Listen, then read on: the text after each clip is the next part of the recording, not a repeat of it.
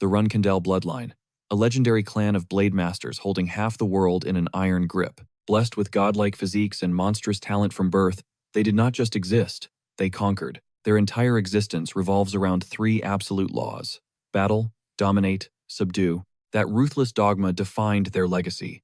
And into this empire of steel, Jin was born as the youngest son of the supreme Runkandel family. During the sacred selection ceremony that seals a child's destiny, baby Jin reached out and grasped the patriarch's personal blade, a weapon meant only for the absolute ruler. A rare smile crossed his father's face, eyes burning with massive expectations. His booming voice echoed, "You chose perfectly, my son. The founder's sword, the absolute symbol of the Runkandel might. A flawless start, right?" Jin truly believed his path was paved with glory, but a brutal reality check completely crushed those dreams. Because fate played a cruel joke, the boy had absolutely zero talent for the blade. Soon, the golden child became the center of endless, suffocating whispers. "Look at him stumble. Is that really Runkandel blood?" The whispers quickly evolved into a permanent title: The Shame of the Runkandels, a living disgrace, a walking insult to their supreme standards, the most pathetic failure to ever carry their terrifying family name. While Jin was sweating buckets, swinging a battered wooden sword in solitude, twin shadows loomed over him. The Tona brothers. "Hey, Jin, still playing with that pathetic twig?" The other twin sneered, dripping with venom. "Oh, come on, let the loser dream. Our little genius only wields special blades, remember?" Cruel laughter sliced through the training grounds. Their eyes screamed absolute superiority. Where would garbage like him even find a legendary weapon? Yeah, where is Barasada? Why is the chosen one hugging a piece of firewood? Jin swallowed his pride, desperately focusing on his agonizing swings. He locked his jaw, letting their poison bounce off him. But ignoring bullies only makes them mad. One twin stomped forward, ego totally bruised. "Hey, are you deaf when your superiors speak? Look at me." The verbal abuse instantly turned physical as a brutal kick slammed into Jin's gut. The impact sent him crashing into the dirt. The second twin towered over his fallen brother, a sickeningly arrogant smirk plastered on his face. "Useless piece of trash." Coughing for air, Jin dragged his bruised body forward, his trembling fingers reaching out for his dropped weapon. But before his fingertips could brush the wood, a heavy boot slammed down directly onto his hand. The twin leaned his weight in, whispering with malice, "Why are you so obsessed with this garbage? You are useless." With every word, the heavy boot twisted and ground down harder, threatening to shatter the bones in Jin's hand, right along with the hilt. Veins popped on Jin's forehead. He swallowed the agonizing screams, refusing to give them the satisfaction. Suddenly, the other brother snatched something from Jin's pocket. A wicked grin spread across his face. "Oh, wow, what is this garbage? Basic sword theory?" He crushed the worn pages in his fist, glaring down with pure disgust. "Hey, idiot, do you seriously think reading some stupid manual will magically fix your trash genetics?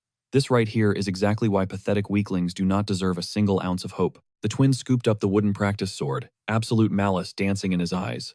Realizing the devastating intent, panic finally broke through Jin's calm. He screamed out in pure panic, "Stop it! Hand it back!" But his desperate pleas fell on deaf ears as a loud snap echoed through the yard. The sword was destroyed. That sword was his only lifeline. "Wait, please." But the cruelty was far from over. Snapping his only weapon was not enough. The Tona twin mercilessly shredded the theory book, tossing the pieces like confetti. "You completely forgot your place, insect." Jin remained frozen in the dirt, forced to watch his tormentors literally trample his hard work into the mud. Stop it. In mere seconds, those two demons had snuffed out his burning determination. But the boy just could not let go. Shock paralyzed his body as his hollow eyes stared at the shattered wooden splinters scattered across the ground. "You did not have to go that far." But before the words fully left his mouth, vicious fingers tangled into the back of his hair. Yanking his head back with brutal force, the demon whispered right into his ear. "What was that? We are literally helping you face reality. Why is your mouth still moving? Did your pathetic nanny teach you that attitude?" The moment that name dropped, a spark of defiance returned to Jin's eyes. Gilly has absolutely nothing to do with this, but his spark of resistance only added fuel to their twisted fire. "Oh, look at the garbage talking back. I guess a serious lesson in respect is long overdue." Staring up from the dirt, those were not his flesh and blood anymore. They were absolute monsters, dragging a battered and broken body, systematically crushed by his own bloodline. Yet, muscles screaming in agony, he forced himself back up. His iron will simply refused to shatter completely. His internal monologue screamed, "Let my brothers torture me. Let the whole world mock my worthless talent. I do not care. I just have to bleed, sweat, and try harder. If I just push past my limits, the clan will finally see me. I will earn the name Runkandel. That was his naive, desperate religion. But reality is devastatingly cold. Every drop of his blood and sweat amounted to absolute zero. Ironically, under a gorgeous blue sky and golden sunshine, the final, ruthless judgment fell upon him. Jin Runcandle, as of this exact second, you are officially banished from this family. Standing like a ghost before the massive, intimidating iron gates of his home, the boy did not scream. He just stood in absolute silence, releasing a heavy, soul-crushing sigh. Decades of torturous persistence, rivers of sweat, the burning hunger to belong. It all evaporated into thin air like it never even mattered. Remembering his agonizing journey, Jin's fists clenched so hard his knuckles turned stark white. Pure, concentrated frustration twisted his features. But what could a powerless boy do? He had no choice but to swallow the devastating reality of his exile. And just like that, the curtain fell. Stripped of his name at age 25, the failed prodigy turned his back on the only world he knew, stepping into the absolute unknown. It was not until he met his enigmatic master that the truth finally hit Jin. He was not some worthless failure. He possessed a terrifying talent for magic, a power strictly outlawed within his legendary bloodline. Fast forward 3 years. Hidden away in his dimly lit study, Jin obsessively decoded ancient spells. He mastered the art of weaving nature's mana with his own core, amplifying his energy to an insane degree. But while completely lost in the flow of his aura, a sinister shadow materialized right behind his back. The darkness pulsed like a living, breathing entity. Before his survival instincts could even scream danger, reality literally shattered. He was dragged into a void of absolute nothingness. Suffocating darkness swallowed him whole, forcing Jin into an immediate battle stance. He demanded into the void. "Who are you?" A towering silhouette radiating a bone-chilling pressure answered. "I am Soldaret, the Lord of Shadows. Jin, I have come to forge a pact. Bind your soul to the God of Shadows, and you will not just wield absolute dominion over the abyss. You will also obliterate any curse cast upon your existence." With a mere pulse of dark energy, a massive, spectral blade violently materialized. It hovered right at Jin's throat. The deity scoffed. "My future contractor, it seems someone has fiercely despised you since your very first breath. Your legendary potential was chained down by a pathetic, low-tier hex." Jin, already reeling from the sudden dimensional kidnapping, felt his entire world crash down at those words. He stammered out, "A curse?" Soldaret simply nodded, exposing the grim reality. "Precisely. They call it the Blade of Illusion, a parasitic spell designed to devour your physical talent and cripple your sword path. It is a vile taboo that absolutely disgusts the proud Runcandle name." The visual shifted, revealing a glowing orb locking down a phantom sword, suffocated by heavy iron chains. Blazing crimson energy surged from the core, aggressively trying to melt the blade into ash. Soldaret slowly extended a dark, misty hand, grazing the violently glowing prison. Snap by snap, the divine being casually ripped away the unbreakable chains. "Fascinating. This tragedy is exactly why destiny pulled me to you. From this very second, no hex will ever dare touch your flesh again." The moment that godly decree echoed through the void, the fiery prison, and the restraints choking his innate swordsmanship violently exploded into a million shimmering shards. Jin stared in absolute shock, his pupils shaking, at the overwhelming godhood flexing right in front of his face. The sequence of events fired off so rapidly, his brain practically short-circuited. Having obliterated the chains of fate, the shadowy deity prepared to fade back into the abyss. The rest of the journey is yours to conquer. Rise as the ultimate magic swordsman, Jin. It will be an absolute thrill watching your legend unfold. With those final chilling words, Soldaret dissolved, violently pulling Jin back to reality. Standing alone in his dusty study, the young master froze like a statue, his mind scrambling to digest the absolute insanity he just witnessed. After what felt like an eternity, his pulse finally kicked in. Desperate to prove it was not a hallucination, Jin sprinted toward his personal blade, gripping the hilt as he stormed out into the open courtyard. Without a single hesitation, he unleashed a fierce slash. Channeling years of repressed knowledge, he tested the waters. The impact was instantaneous. The second the steel cleared its scabbard, a monstrous dormant aura erupted. The very tip of his blade birthed a violent tempest, viciously shredding the air and scattering the debris around him. The shadow god was not bluffing. With every single rotation of his wrist, Jin felt his limits shattering into dust. He plunged into an absolute trance of martial arts. This sensation was completely alien to him. It feels weightless. The heavy resistance is entirely gone. My blade feels like a natural extension of my own flesh. Flashes of his miserable, humiliated past ignited a massive fire in his soul, pushing his body to the absolute brink. The so-called ultimate trash of the legendary Runcandle family was now throwing arcs of pure, devastating destruction. This was the peak physical dominance he had craved his entire life. Out of nowhere, a crazy, risky thought crossed his mind. Wait, what if I infuse my mana into the steel? Will this manifest an actual aura blade? He did not hesitate for a microsecond. Jin instantly chanted a spell, aggressively merging magic with his raw kinetic strikes. The synergy was straight up apocalyptic. A casual swing generated a shockwave that roared like a raging thunderstorm, violently threatening to vaporize everything in its path. Breathing heavily, Jin smirked at the catastrophic crater. Finally, my blood, sweat, and tears are actually paying off. But his hype was tragically cut short. Watching from the shadows, an elite patrol of knights had witnessed his entire monstrous display. They were quietly analyzing this terrifying anomaly. Suddenly, a vicious wave of vertigo smashed into Jin's brain. When his blurry vision finally focused, pure apocalyptic hell surrounded him. Blood-curdling screams echoed from every direction.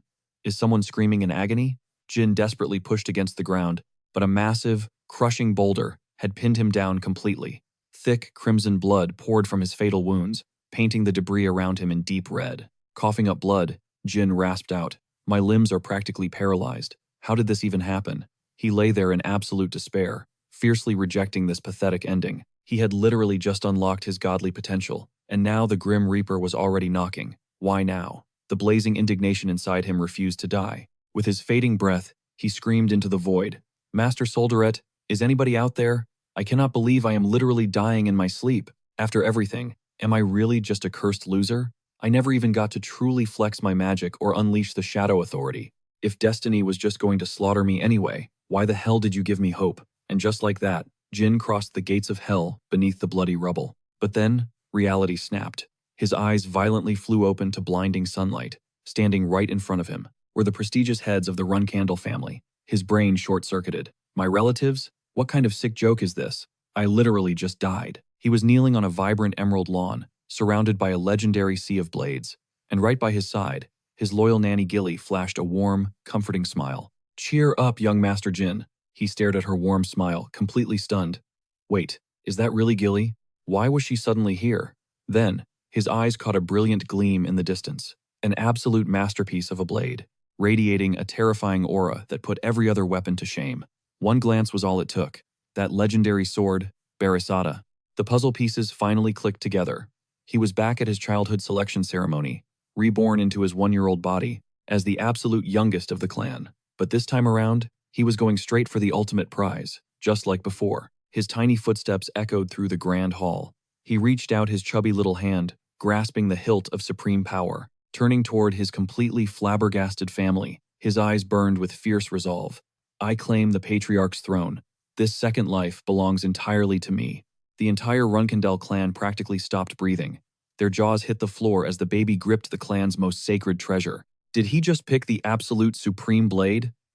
Total chaos erupted across the hall, until a booming voice sliced through the madness. The Grand Patriarch laid down the absolute law. "The youngest has claimed Barasada. This selection ceremony is officially over. Escort him immediately to the Storm Castle." Fast forward exactly 6 years later, a massive thunderstorm violently raged outside the fortress walls. Savage lightning relentlessly tore through the pitch-black sky. Deep inside the insanely massive Grand Library, our reincarnated prodigy struggled desperately to grab a high-tier manual. Cursing his tiny 6-year-old stature, he dragged a heavy wooden stool over, muttering under his breath. 6 incredibly long years trapped in this gloomy castle. Thanks to the clan's ironclad traditions, I am stuck in this VIP prison until age 15. 3 more years of absolute boredom. But before he could complain any further, a blood-curdling shriek violently ripped through the silent hallway. Jin instantly snapped into combat mode, his eyes darting toward the heavy doors. What on earth just happened? He found his personal maid completely paralyzed by terror, her legs giving out. "Inside your private quarters, young master. Someone slaughtered a bird." Jin kept his cool and marched straight into the crime scene. A pristine white dove lay brutally sliced wide open, crimson blood absolutely soaking its pure feathers. A downright sickening display of cruelty. His eyes narrowed into dangerous slits. He already knew exactly which twisted psychopaths pulled off this sick prank. The only trash in this castle capable of such garbage. And right on cue, the absolute menaces swaggered into the room. Catching the maid's traumatized face, they burst into toxic giggles. "Oh my goodness. Would you look at that pathetic mess?" Watching them practically radiate villain energy, Jin suppressed a heavy sigh and calmly turned his back. to properly dispose of the innocent creature, his absolute nightmare of older brothers. The first Tona twin cackled like a maniac, faking disappointment. Such a total shame. The servant girl completely ruined our surprise. The second twin flashed a pure psycho grin, eagerly backing him up. Exactly right. We personally prepared this bloody masterpiece just for you. How do you like our little brotherly present? About to cry your eyes out, baby brother? Jin glared silently at the ruined feathers, his past life memories violently resurfacing. These absolute scumbags. I remember exactly how they transformed into legendary cold-blooded executioners later on. But right now, they were just twisted little brats, barely 9 years old, butchering a defenseless animal just to get under my skin. Misreading his deadpan silence as pure terror, the bullies laughed even harder, their obnoxious giggles echoing off the stone walls. The older twin leaned in with a totally punchable smirk. Aw, do not tell me you are actually going to bawl. I was the one who sliced it. When Jin literally gave zero reaction, their cocky smiles vanished. Yo, are you seriously ignoring us right now? Do you think you are untouchable just because you grabbed the big boss sword? How does a totally useless wimp like you dare to breathe without practically kissing our boots? Jin's invisible patience meter officially hit 0. He let out the heaviest, most exhausted sigh. The bully fiercely stepped up, getting right into Jin's personal space. Speak up, loser. Your pathetic little whispers are way too quiet for me. Without warning, he aggressively grabbed Jin's collar, winding up a massive, full-power haymaker, aiming to absolutely flatten the 6-year-old. But the script aggressively flipped. Jin's reflexes were completely otherworldly, catching the heavy fist effortlessly with one tiny palm. A terrifying wave of pure mana exploded from Jin, making the bully's eyes bulge out in absolute horror. He was staring straight at a literal monster in human skin. Jin locked eyes with his absolute nightmare gaze. You two are way too obnoxious. Keep your filthy mouths firmly shut. Bam! A lightning-fast counter-jab exploded against the twin's jaw, sending him violently flying backward. The stunned bully furiously scrambled on the floor, his toxic ego blinding his survival instincts. You little rat! But before another word could leave his mouth, Jin teleported into his blind spot, delivering a brutal second strike. He crashed down instantly. 2 absolute critical hits, and the older brother was completely out cold. The absolute rage bubbling inside Jin demanded he teach these future psychopaths a permanent lesson. I am absolutely done playing nice. A devastating uppercut to the gut literally launched the kid into the air. Gravity took over, violently slamming the bully face first into the cold stone floor. After completely demolishing his toxic siblings, Jin finally let his roaring mana fade, dusting off his tiny hands. Consider this a permanent warning. You better practically vanish whenever I step into the room. Just then, heavy armor clanked at the doorway, as an elite knight rushed in to witness the absolute carnage. Young master, what exactly happened here? Khan demanded, his eyes darting around the chaos. Jin didn't miss a beat. He smoothly tucked his hand behind his back, hiding the dark magical energy still crackling across his fingertips. I ask again, young master Jin, what is the meaning of this? Khan's gaze locked onto the absolute wreckage in the corner. There lay the 2 meathead Tona brothers, totally battered and knocked out cold. Jin threw a freezing glare at the unconscious duo on the floor. They just barged in out of nowhere, he lied with a straight face. And then, they started throwing hands at each other. Khan was not buying a single word of that. Excuse me? They what? He pressed. Jin spun around to face the knight, letting a heavy sigh of pure annoyance escape his lips. Are you deaf? I said. They brawled, until they both blacked out. Khan scanned the brutal injuries, painting the twins' bodies, his mind racing to connect the dots. The apple truly does not fall far from the tree, Khan realized. Even the youngest run candle has that ruthless killer instinct. But outwardly, the knight kept his mouth completely shut. Is that how it happened? Understood. I shall transport the young masters to the infirmary immediately. But Jin's voice sliced through the room like ice. Skip the doctor, Khan. My dear brothers have another destination tonight. Without missing a beat, Jin commanded the veteran knight to drag the beaten twins outside. Follow my lead. Outside, a savage storm was absolutely flooding the courtyard. Stopping in the torrential rain, Jin pointed straight at a massive tombstone, gesturing for Khan to dump them right there. Drop them on the stone. Khan hesitated, clearly stressed by the unhinged order. Young Master Jin, are you seriously leaving your own blood out here in this weather? The hurricane is only getting worse by the second. Tucked beneath his heavy raincoat, Jin let his mind drift back to the endless torment these two had put him through. His heart was pure ice. Forgiveness was not even in his vocabulary anymore. He stared down at them with a completely deadpan expression. My beloved brothers are about to learn a very harsh lesson about consequences. Catching the absolute zero aura radiating from the boy's eyes, Khan bowed his head. I will follow your will to the letter, young master. Jin spun on his heel, and vanished into the pouring rain. But as Khan watched the boy's shadow fade, his sharp senses picked up a lingering, unnatural vibe in the air. The veteran knight's eyes went wide with shock. Wait, this heavy pressure, that is not sword aura. Is he wielding mana? If that is true, this just went from a sibling rivalry to a clan-level crisis. The Patriarch needs to hear about this immediately. Khan whipped his head toward a soaked guard standing watch. You there! The startled soldier snapped to attention. Yes, Sir Khan?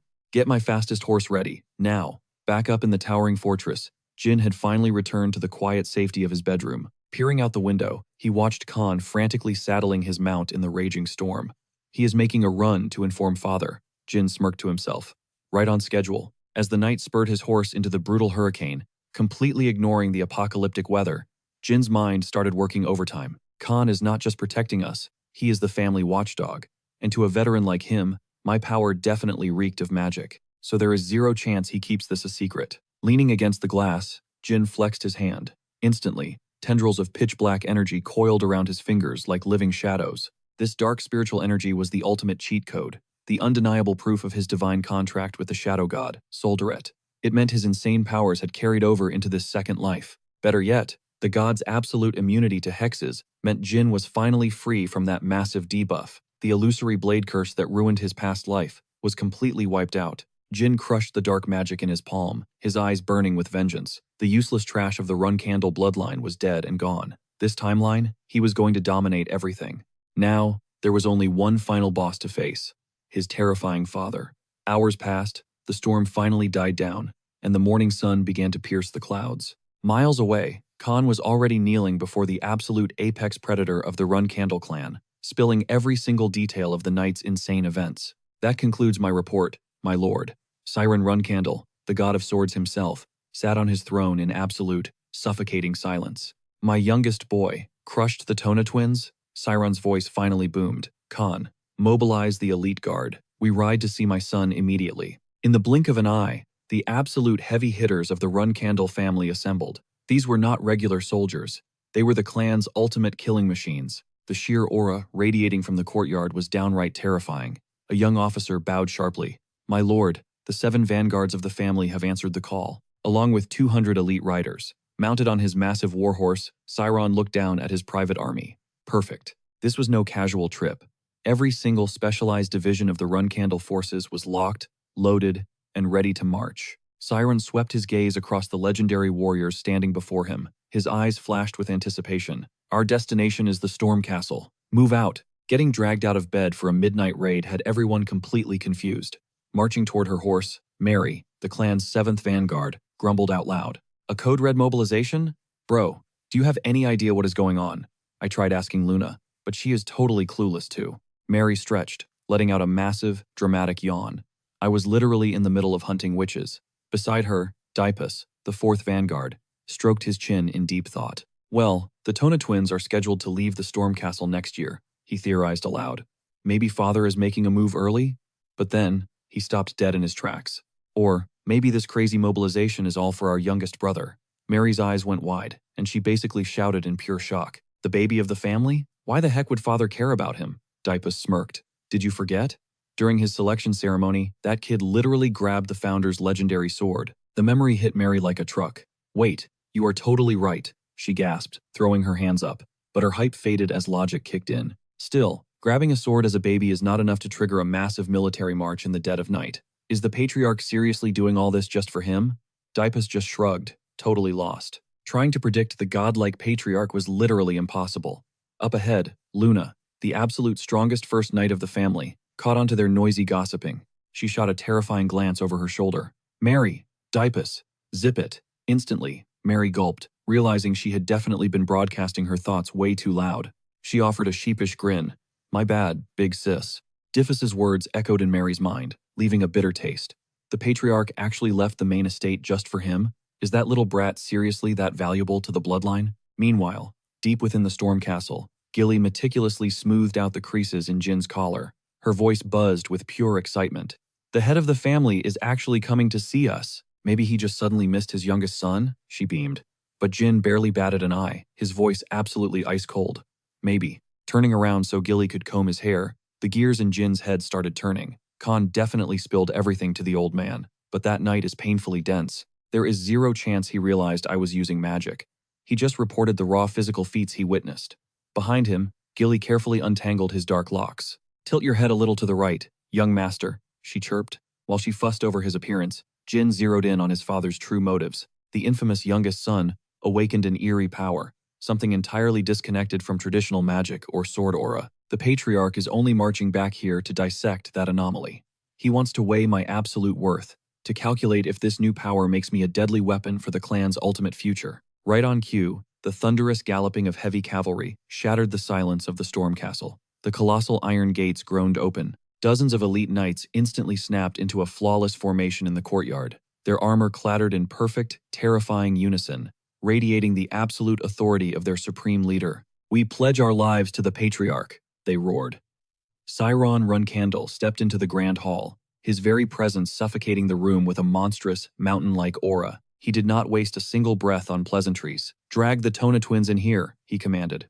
Moments later, the two brothers were violently forced to their knees before the apex predator of their family, Daytona. "Hey Tona." His voice was a heavy blade dropping on their necks. The usually arrogant bullies violently slammed their foreheads against the marble floor, trembling like absolute cowards. "Yes, father," they squeaked out. But before they could even beg for mercy, his crushing interrogation began. "Word has it, you clashed with Jin. Speak. What exactly did you two screw up?" Their eyes bulged in pure, unadulterated terror. Cold sweat drenched their backs. After agonizing seconds of silence, their panicked brains finally spat out a pathetic defense. "We did nothing wrong. It was Jin. He was the one who viciously attacked us."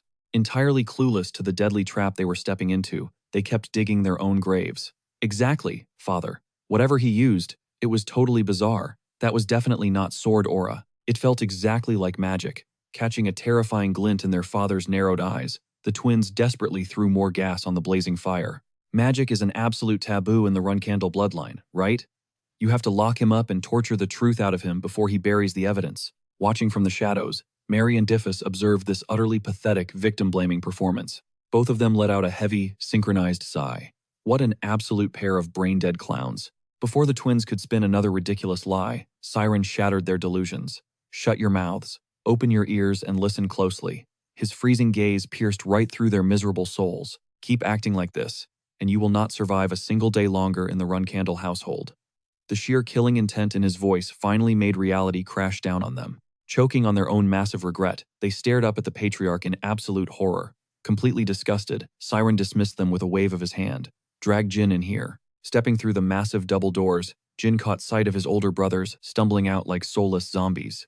He instantly connected the dots. Sciron Runcandle, my biological father, the absolute strongest, and without a doubt, the most cold-blooded monster I have ever encountered in 2 lifetimes. The world worships him as the Genesis Knight, a being standing at the absolute summit of demigods. But long before that legendary title, he was simply mortal flesh and blood. Reaching that godlike realm burned away his humanity. Every trace of warmth vanished, leaving behind a ruthless machine programmed solely for the eternal glory of the clan. That is exactly why, in his terrifying eyes, a swordless failure like my past self was absolutely nothing but disposable garbage. Jin squeezed his eyes shut, grounding himself in the present. The script has flipped. In this second life, absolutely nobody gets to look down on me. That fierce resolution ignited a roaring fire in his chest. The suffocating pressure of his father's aura suddenly felt like a gentle breeze. He marched into the lion's den with absolute royal grace. No trembling, no cold sweat, just pure, unbreakable confidence. The entire hall gasped in utter disbelief. Whispers erupted as the elite guards stared at the shockingly composed 7-year-old. Even the ever-critical Mary widened her eyes. She leaned entirely over the balcony rail, captivated by this brand-new version of their youngest sibling. Diffus clicked his tongue at her blatant fascination, but Mary completely ignored his sour mood. Surrounded by the heavy stares of the clan's absolute elite, Jin finally reached the center of the grand hall.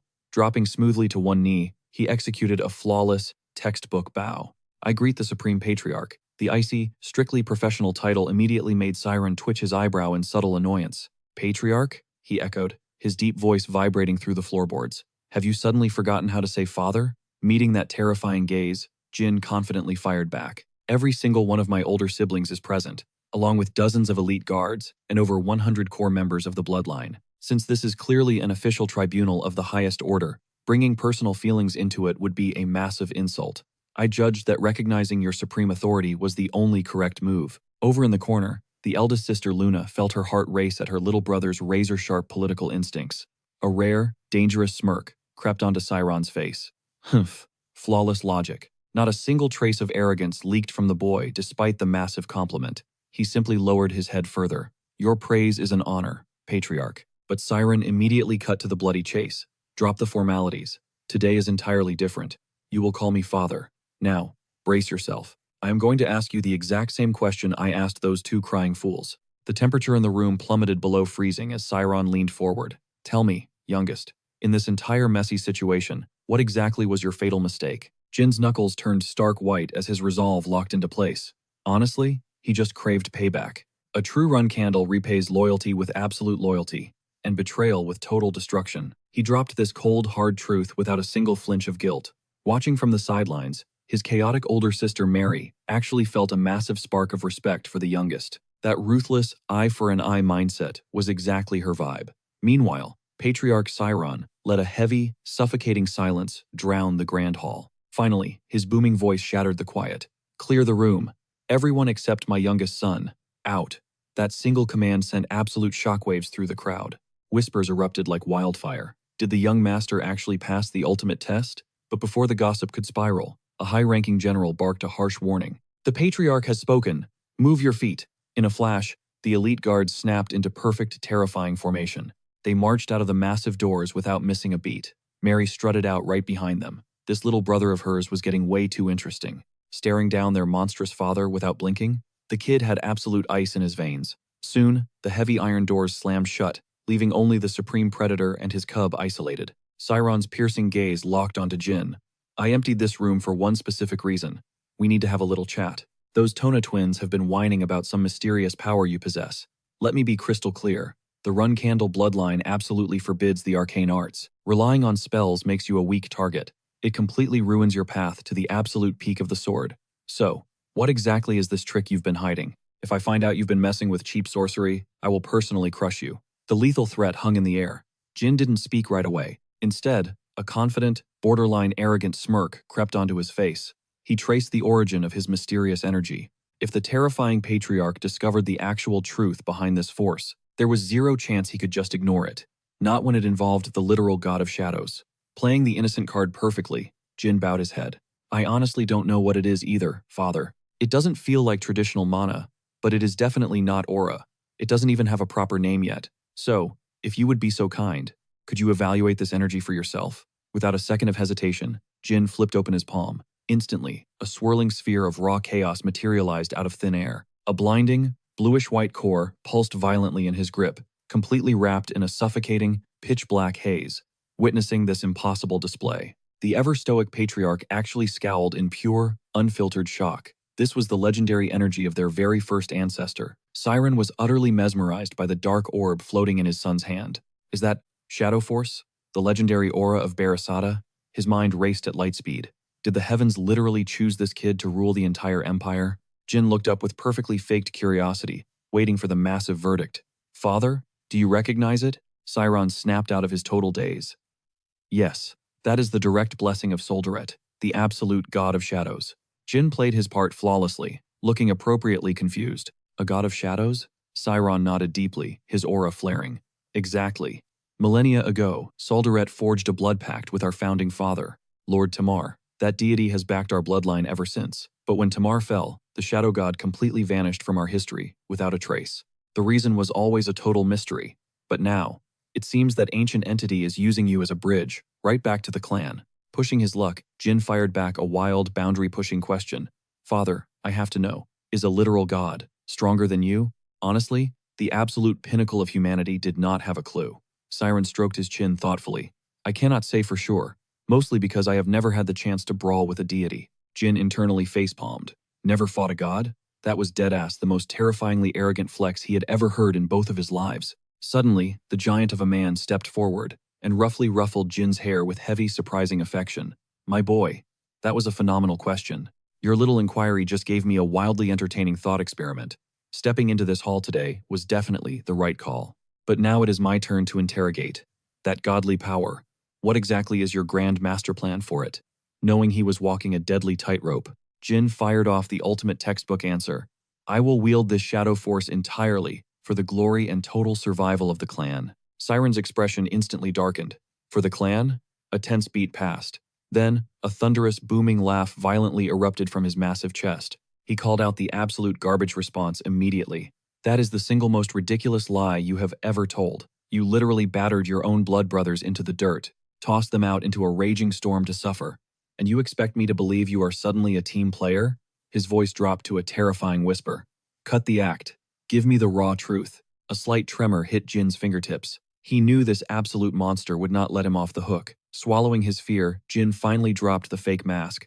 I am going to use this power purely for myself. The tension was totally suffocating. But wildly enough, that raw, selfish honesty hit exactly the right note. Perfect. I respect a man who does not hide his ambition. Siron turned his massive frame to leave, tossing one last chilling warning. I will be keeping a very close eye on you, kid. The second the massive doors clicked shut, all the air rushed out of Jin's burning lungs. The crazy adrenaline crashed, and his legs nearly buckled beneath him. Holy crap, he actually survived. Securing a free pass to spam shadow magic however he wanted was literally the ultimate jackpot. But now, he had a massive target on his back. Siren was expecting a legendary show. Things were spiraling way off script, but honestly, this timeline was a million times better than his tragic past life. Jin squeezed the dark power in his fist, letting a truly villainous smirk cross his face. He was rewriting his entire destiny from scratch. But wait, flashing back to just before the room cleared out earlier, his crazy sister Mary had whipped back around. Yo, little bro, catch. She had chucked a ridiculously ornate, heavily wrapped mystery box straight at him. Startled, Jin had completely fumbled. Wait, Sister Mary, what even is this? But the battle junkie didn't do returns, instantly shoving the massive package toward his loyal nanny. Here, Nanny Gilly, you carry it. It weighs a total ton. The poor maid had practically scrambled, throwing out both hands to catch the dropping weight. Handle this with care, Mary smirked, tapping the ornate chest. Consider this a little welcome present, straight from yours truly. Her lips curled into a dangerously playful grin as she shoved the heavy container into his tiny hands, leaning in to whisper her absolute conditions. Boil it down, chew every last bite, and level up your strength as soon as possible. Understand? Without waiting for an answer, she spun on her heel and strutted right back to her armored squad. Catching her empty hands, Diffus raised an eyebrow. Where did your baggage go? Mary just flashed a nonchalant smirk. Oh, I dumped it on the kid. Watching the elite knights fade into the distance, Jin was left totally baffled. Out of everyone, why choose me? But the moment he cracked the lid open, boom! A blinding blast of rose gold aura erupted from within, completely bathing both him and Gilly in its majestic glow, freezing them dead in their tracks. Their jaws practically hit the floor. A literal phoenix heart. Jina Yuro's mind raced. Handing a mythic tier artifact to a 7-year-old toddler, Sister Mary had totally lost her marbles. But then again, this was Mary Runkindell we were talking about. An absolute beast of a 6-star knight. She ranked as the 7th blade of the legendary Runkandel family. Most feared her as Stormwind Mary, but she carried a much darker, underground title. The absolute psycho of the Southern Territory. And her motive for tossing me this insane loot? Crystal clear. She wanted me to grind my stats and become her ultimate rival. Consuming this flame core at my age wouldn't just grant me top-tier fire immunity. It would act as a permanent power buff, multiplying my base stats as I grew older. And the craziest part? This very core was the exact catalyst a 6-star mage needed to safely summon a mythical firebird. In this second life, summoning an actual phoenix wasn't just a pipe dream anymore. While he was busy hyping up his future build, his loyal nanny Gilly had already sprinted to the kitchen, professionally brewing the artifact into a meal. Young master, did I keep you waiting? Snapping back to reality, Jin stared at the steaming masterpiece plated perfectly before him, absolutely speechless. Whoa, you're a lifesaver, Gilly. Setting the bubbling broth down, her eyes shined with pride. Lady Mary has truly blessed you with an unimaginable treasure. Please, dig in before the magic fades. Jin picked up his spoon, but then let out a heavy sigh, tossing a side-eye toward the shadows. Look, before I down this, you two, spit it out already. Lurking in the darkest corner of the room, the infamous Tona twins were practically foaming at the mouth, their eyes locked onto the glowing broth. Busted.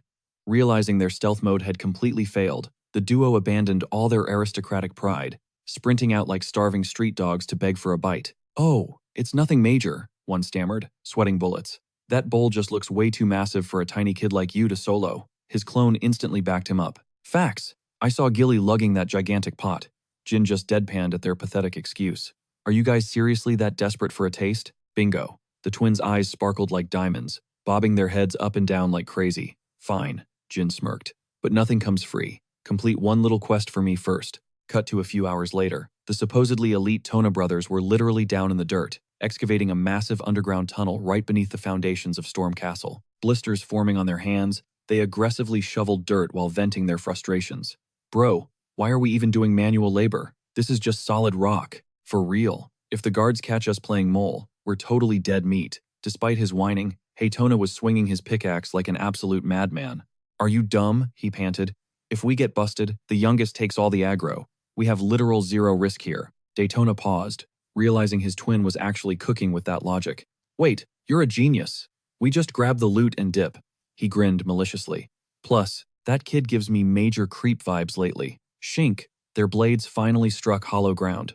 They had perfectly breached the exact coordinates Jin calculated, directly above the hidden sanctuary. Deep down in the shadows of that forbidden chamber, an enormous stasis tube glowed faintly. Trapped inside, floated the terrifying silhouette of a jacked, mysterious warrior, radiating an overwhelming, heavy aura. Quest complete. The aristocratic brothers dragged themselves back to the dining hall, looking completely wrecked, their fancy clothes drenched in filth and sweat. Gilly practically choked on air, her eyes bugging out at the sight of the muddy disasters.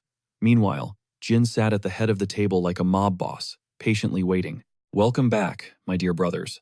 Hard day at work? Triggered by his calm tone, the twins snapped, barking back with serious venom. Zip it, pipsqueak. We carried out your stupid chore, now fork over the premium buff. Playing the gracious host, Jin casually gestured forward. Relax. I've already served your portions. Their exhaustion instantly vanished. Adrenaline pumping, they charged the table like starving beasts. No cap, but as they frantically scanned the elegant woodwork, reality hit them. There was no massive pot, no overflowing bowls. Where is it? Resting dead center on a massive silver platter were two pitiful, microscopic droplets of broth. Absolute, crushing despair shattered their souls. Their faces darkened into pure shadows as they stared at the microscopic scam, boiling with rage. But far too weak to actually fight Jin, they had no choice but to swallow their pride and take the ultimate L. Bro, isn't this a literal scam? Jin didn't even blink, completely unbothered by their whining. I promised you a taste, he stated coldly. I never signed a contract on the portion size. A deal is a deal, isn't it? Now be good boys, and enjoy your meal. The Tona twins glared at their pathetic single drops, grinding their teeth so hard they nearly cracked. Yeah, thanks for absolutely nothing. Later that night, a brutal thunderstorm rolled in. Slipping into his dark raincoat, Jin vanished into the pouring rain, heading straight for the newly excavated drop zone. Peering down into the pitch-black abyss, Jin couldn't help but smirk. I fully expected those idiots to botch the job, but color me surprised, they actually dug a perfect shaft. Running his hands along the damp earth, he analyzed the structural integrity. Just a thin layer left. A basic one-star spell will easily blow this wide open. The stone barrier was fragile enough for a targeted blast. My mana core has been overflowing lately anyway. Might as well burn off some of this crazy energy. Channeling his raw power, a crackling sphere of sheer mana formed in his palm. Without hesitation, he slammed it straight into the bedrock. Kaboom! The blast wave shredded the final earthen seal to absolute dust, finally unveiling the legendary hidden sanctuary right before Jin's very eyes. Excitement coursed through his veins. The legendary hidden vault of the Runcandle bloodline finally stood before him. Gazing at the massive doors, memories flooded his mind. In my previous life, this place was an absolute forbidden zone. Standing here now feels completely surreal. But to unlock this vault, he needed the exact password. A sharp smirk crossed Jin's face. He knew exactly what to say. Taking a deep breath, he chanted the ancient phrase. The blood of Runcandle descends to dominate Morrikan. Heavy stone groaned as the massive gates finally parted. Stepping into the shadows, Jin scanned the breathtaking space. This wasn't just a room. It was a graveyard of defeated legends, hoarding the ultimate martial arts manuals of every clan Runcandle had crushed over a millennium. A sacred ground strictly reserved for the clan's absolute elite flag bearers. Jin's eyes widened in sheer awe. This place is absolutely massive. Flashbacks of his past life hit him. His arrogant older brother had once bragged about this vault, mocking Jin for being too weak to ever care about it, claiming a failure like him would never earn the title of flag bearer. Jin chuckled darkly. Thanks for running your mouth, big bro. You literally handed me the master key. Time to claim what is rightfully mine. But, as he ventured deeper into the dusty archives, a bizarre sight stopped him dead in his tracks. A mysterious man was suspended inside a colossal glass containment unit. What in the world is this? Leaning in closer, an ominous, pitch-black aura pulsed from the glass. Complex, ancient cursed marks crept across the sleeping figure's face. Jin squinted, his mind racing. Is this really a human being? He cautiously pressed his palm against the icy barrier. The sheer pressure of the dark energy inside sent shivers down his spine. How could something this powerful exist here? Then, the realization struck him like a bolt of lightning. Wait a second. The password to open the main gates. The blood of Runkindel descends to dominate Murakhan. If his terrifying theory was correct, the monstrous entity hibernating right in front of him was none other than the legendary Black Dragon, Murakhan. Myths claimed this cataclysmic beast was utterly crushed by the very first Runkandel patriarch, sealed away in an eternal slumber. Jin always brushed it off as a bedtime fairy tale. Yet here he was, staring absolute destruction in the face. Holy crap, the myths were actually true. Shaking off his shock, Jin quickly regained his laser focus. A sleeping dragon could wait. I do not have time to stare at museum exhibits. I need those supreme martial arts scrolls right now. But entirely unnoticed by the young Swordmaster, the sealed entity faintly twitched. A single finger shifted within the dark abyss. Completely oblivious, Jin scavenged through the endless aisles until he struck absolute gold. Jackpot. Towering shelves packed with forbidden knowledge loomed over him. His heart raced as he scanned the ultimate combat techniques of ruined empires. Let us see what we have here. I should prioritize the elite martial arts factions, since my path is bound to the sword. Skimming through the ancient diagrams, Jin frowned. This is way more complex than three-star magic theory. Snatching these scrolls would be amazing, but smuggling them out is a pure death sentence. Whipping out a blank journal, a calculated grin appeared. I will just manually copy every single technique, night after night. When dawn broke, Jin seamlessly slipped back into the storm castle. Playing the perfect, innocent child, he spent the day quietly reading beside his loyal nanny, Gilly. But the second midnight struck, his real work began. Like a phantom, he navigated the underground maze back to the archives, hungry for power. On one particular night, his pen fiercely danced across the pages. Suddenly, an echoing thud shattered the dead silence. Jin instantly leaped to his feet, combat ready. Who goes there? Melding into the shadows behind a massive pillar, he held his breath, scanning the dimly lit corridor. This makes no sense. It is physically impossible for anyone from the castle to bypass those wards. Suddenly, a bone-chilling voice echoed. Hey brat, show yourself. Stepping out of the darkness was the unthinkable. The Black Dragon Murakhan, fully unleashed. Jin's mind completely short-circuited. His body locked up in pure, unadulterated shock. Murakhan? How in the world did this calamity wake up? Throughout my entire past life, this monster never once opened its eyes. Get a grip, Jin. Breathe. He is supposed to be the Runkindel family's divine guardian. If I play the innocent, well-mannered descendant card, I might survive this encounter. Forcing his wildly beating heart to calm, Jin immediately bowed deeply. With perfectly faked reverence, he declared, This humble child of Runkandel pays the highest respects to our noble guardian. Instead of mercy, a deafening, manic laughter shook the room. The title of guardian had completely triggered the beast. Did you just call me a guardian? Jin swallowed hard as explosive. Murderous intent suffocated the air. You disgusting Runkandels. A guardian? How dare you reduce a being of my magnitude to a pathetic watchdog? Curse your entire bloodline. You dare insult my pride? The dragon gritted his teeth, visibly holding back his destructive urge to vaporize the boy. Just looking at you arrogant humans makes my blood boil. After a terrifying tantrum, Murakhan aggressively plopped onto the floor, letting out a massive groan. Damn it all, damn it. So freaking annoying. But wait, my senses are picking up something incredibly nostalgic. Among the stench of a weak human child, Murakhan suddenly invaded Jin's personal space, sniffing the air around him like a predator. Is it coming from you? Jin stood absolutely petrified as the ancient being inspected his soul. The young boy stammered out, Sir? Murakhan's eyes narrowed dangerously, locking onto Jin's core.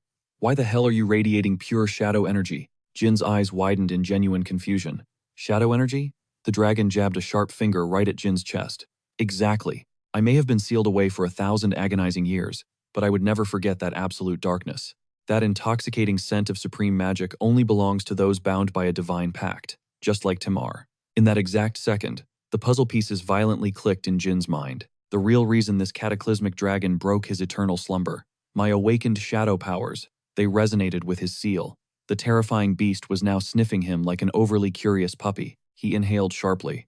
That distinct energy, where was it leaking from? A dangerous idea sparked in Jin's mind. Time to roll the dice. A sly smirk crossed Jin's face. Lord Murakhan. The massive entity spun around. his face lighting up with absolute hype. Ah, hitting the nail on the head. You are hiding something, aren't you? Without hesitation, Jin let his shadow aura explode.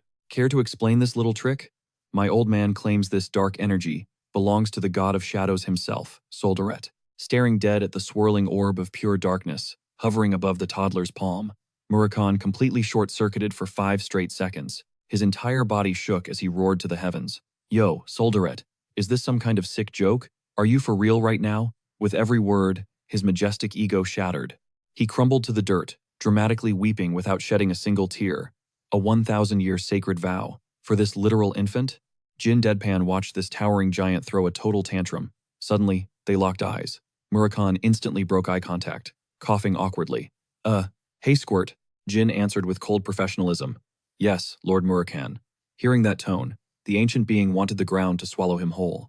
Look, I made a blood oath with Soldret back in the day, and it looks like I need your help to actually fulfill it. You are the guy. Jin froze in his tracks. An oath with the Shadow God? Murakhan suddenly got dead serious. I will drop the heavy lore on you later. My brain is literally fried from centuries of sleep right now. Plus, a toddler like you wouldn't grasp the gravity of it anyway. But I guess I gotta do the formal intro for Soldret's chosen contractor, right? With a heavy sigh, the eccentric man rose to his feet. And boom! His body shifted into the awe-inspiring form of a colossal black dragon. I am Murakhan, the absolute proxy of Soldaret, his oldest comrade, and the sole surviving heir of the primal shadow beasts, bound by the Millennium Pact. I am now tied to your fate. Jin's pupils dilated in pure shock. His brain struggled to process the legendary myth, breathing right in front of him. Tied to my fate? The massive pitch-black leviathan glared down at the boy with piercing eyes. State your name, chosen one of the shadows. Jin stared straight into the abyssal dragon's eyes, a triumphant smirk curving his lips. He boldly pressed his tiny hand against the beast's massive scale. Jin Runcandle, the 13th and absolute youngest bloodline of the Runcandle clan.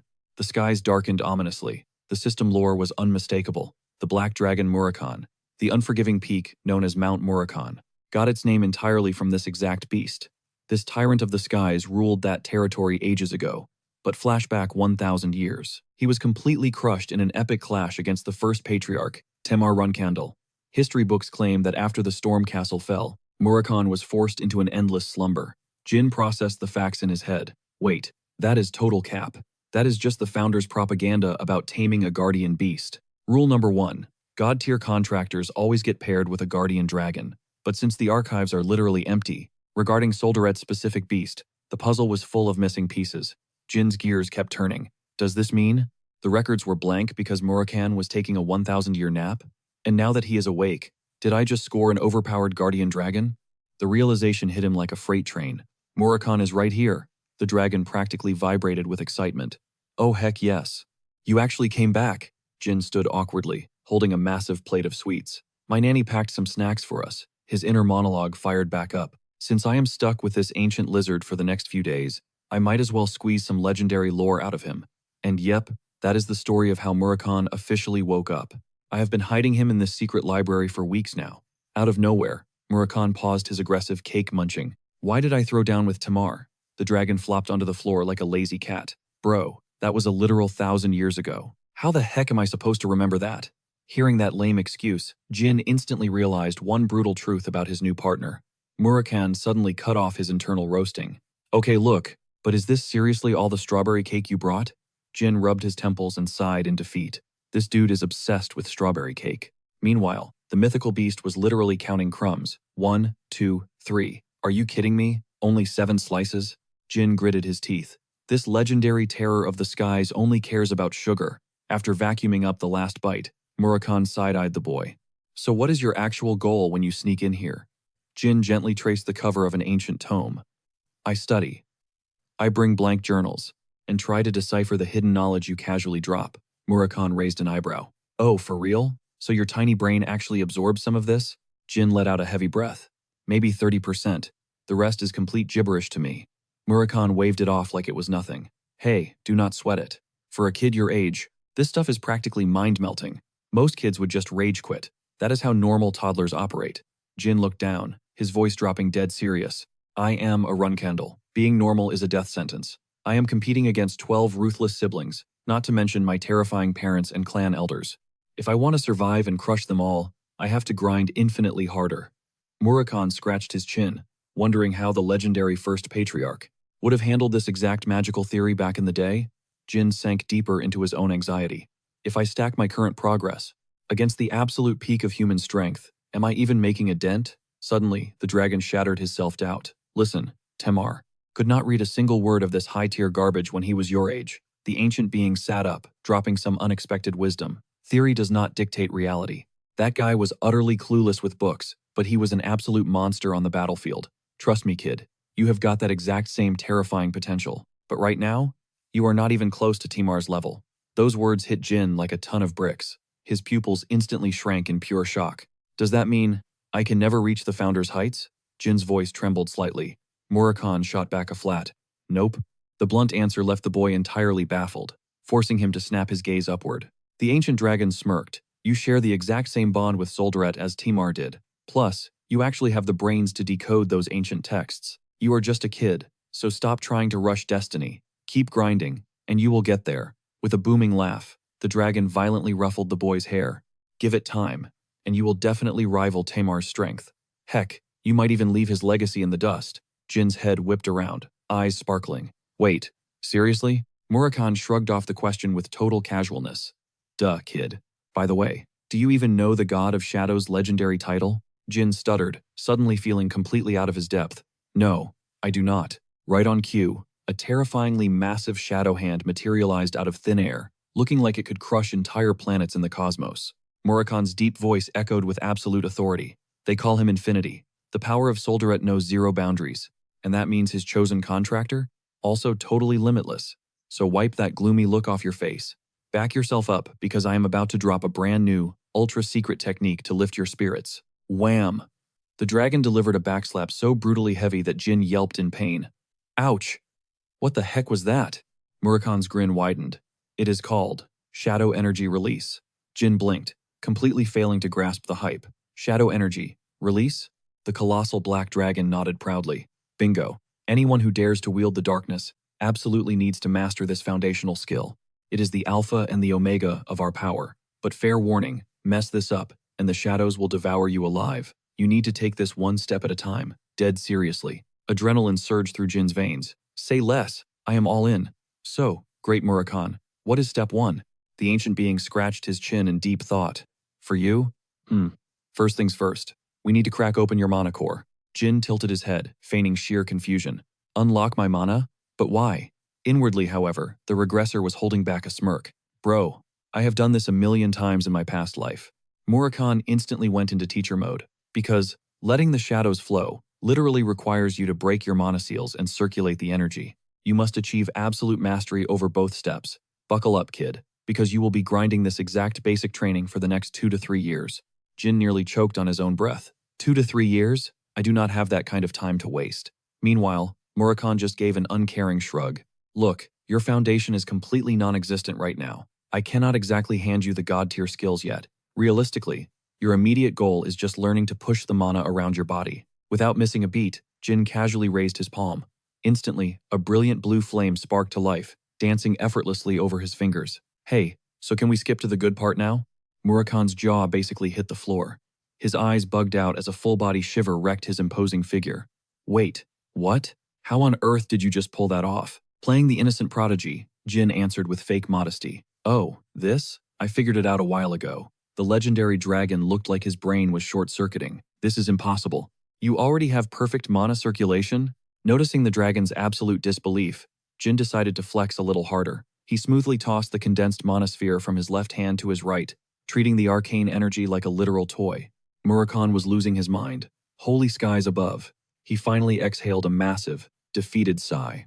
A mastery level like that is reserved for the most insane prodigies in history. You really are a totally ridiculous monster, kid. Fine, forget the basics. Let us dive straight into the shadow energy release. Jin gave himself a massive mental high five. Hook, line, and sinker. Out loud, he simply nodded. Ready when you are. Murakami's tone shifted, growing dangerously serious. True shadow energy is born from the absolute abyss. Every single patch of darkness you see, that is Soldaret's domain. Suddenly, eerie shadows began slithering across the training grounds like living snakes. He is the undisputed sovereign of all the gloom in this world. And as for his one and only chosen contractor, without warning, a pitch-black void erupted right under Jin's boots. A primal wave of pure terror spiked through the boy's spine. The menacing abyss exploded in intensity.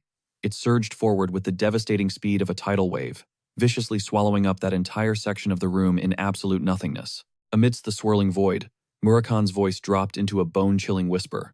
It means, you have the divine right to command every single shadow on this planet. How is that for a power trip, kid? A terrifyingly awesome smirk plastered itself across Murakan's face. Behold, this is the true release of shadow energy. Jin stood entirely paralyzed by the sheer epicness, before slowly turning around. Flash forward, cut to an absolute scene of carnage. Deep in a blood-stained forest, a massive, terrifying dragon crash-landed right at the feet of a stunning silver-haired girl. A heavily armored knight sprinted up to the battlefield, saluting sharply. Lady Luna, this sector is completely wiped out. Just 5 more zones left, and our subjugation mission is a wrap. Luna glanced over her shoulder, her aura radiating terrifying calmness. Naturally, 4 months is more than enough time for this little warm-up. Order the vanguard to stand down and recover. Her piercing gaze drifted off into the distance, completely ignoring the agonizing monster screeches echoing in the background. She did not even flinch. Luna was a literal force of nature. Actually, there is one more critical issue, she muttered. The elite soldier stiffened, bracing for a brutal combat order. Yes, my lady? What are your commands? Luna's deadly serious expression cracked just a fraction. What exactly does a 9-year-old boy want for a present? Time skip. 6 months after the fateful encounter with Murakan, it was finally time for Tona to ditch the storm castle. Tona waved from the carriage. We are heading out now. Catch you back at the main estate. Jin shot back a bored farewell. Yeah, take care out there. As the carriage disappeared, he finally enjoyed some sweet peace and quiet. But suddenly, a familiar voice shattered the silence. Young master. He spun around, completely caught off guard by the sudden ambush.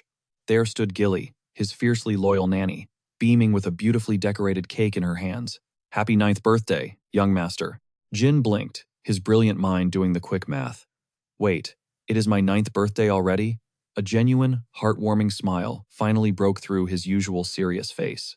Guys, thank you all so much. Gilly, go ahead and slice this masterpiece up for the whole crew. Her eyes crinkled with pure joy.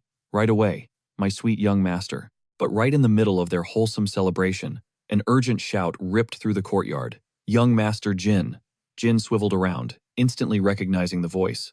Khan, what is he doing here? The elite knight rushed over and immediately dropped his head in deep shame. Forgive me for crashing the party, sir, but we have a major situation. Jin's eyes narrowed dangerously as he asked, What in the world? Khan muttered. Just then, a girl with striking white hair stepped into the room, her expression entirely unreadable. As those gorgeous flowing white locks drew closer, Khan literally forgot how to breathe.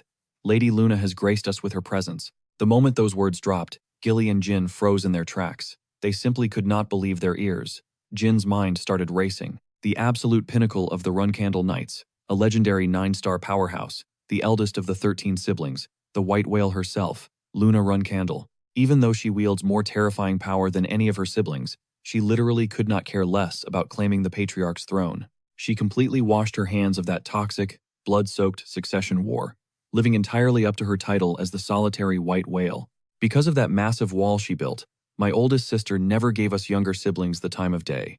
Honestly, calling us absolute strangers would be way more accurate than calling us a family. That was the massive void between us. Yet, here she was, crashing the storm castle. Zero warning, zero notice. Did some catastrophic disaster hit the main family? Or worse, did she discover my secret little trips down into the hidden library? Shaking off his mounting paranoia, Jin cautiously spoke up. Sister Luna?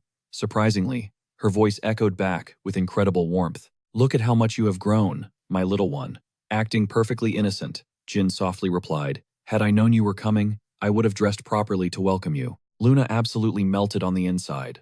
What an incredibly sweet kid. Does a big sister really need an invitation to visit her adorable baby brother? Hearing that affectionate tone, Jin was completely mind-blown. But then, her gaze softened with worry. Goodness, you look so pale and exhausted. She gracefully dropped to one knee, gently resting her armored hands on his tiny shoulders to inspect his face up close.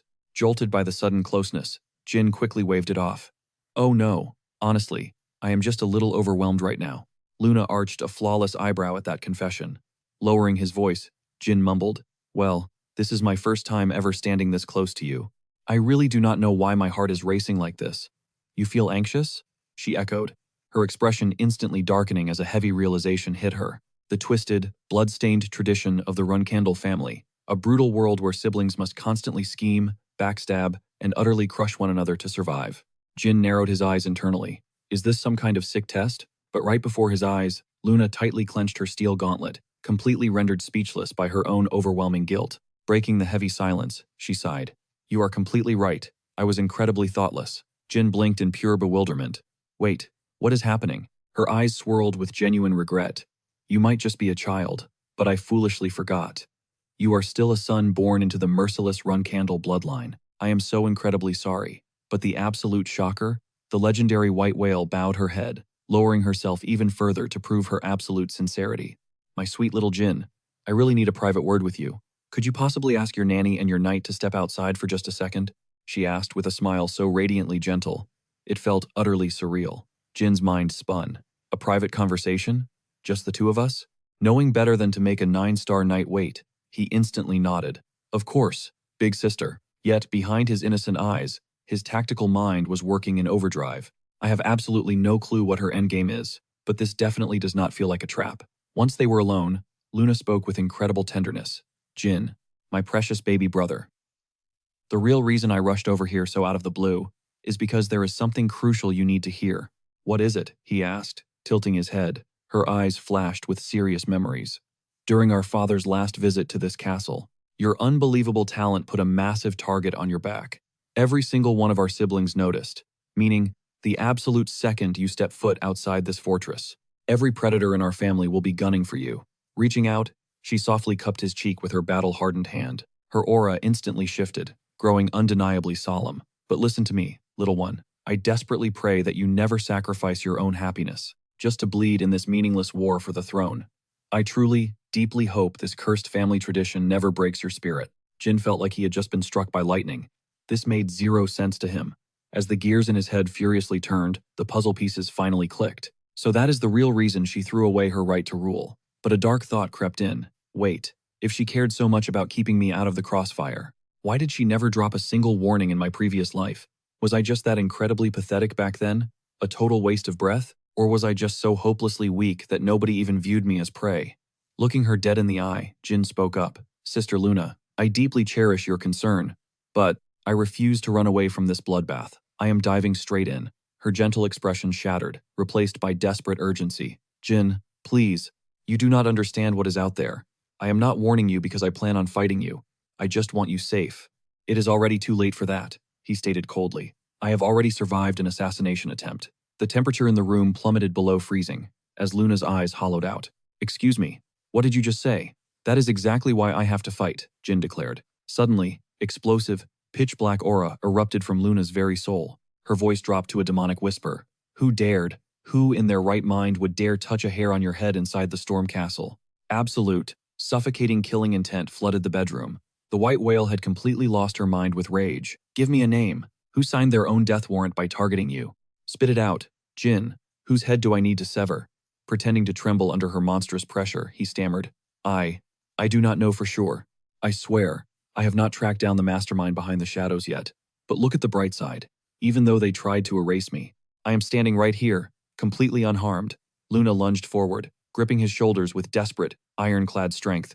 Listen to me. Not everyone in this cursed family wants you dead. Hearing you say that actually warms my entire soul. A wave of sorrow washed over Luna's face. Jin, my precious baby brother, she whispered, pulling him into a bone-crushing embrace. Jin completely froze, his mind short-circuiting at the sudden affection. Her voice cracked with genuine agony. You being dragged into this bloodthirsty family war. It absolutely breaks me.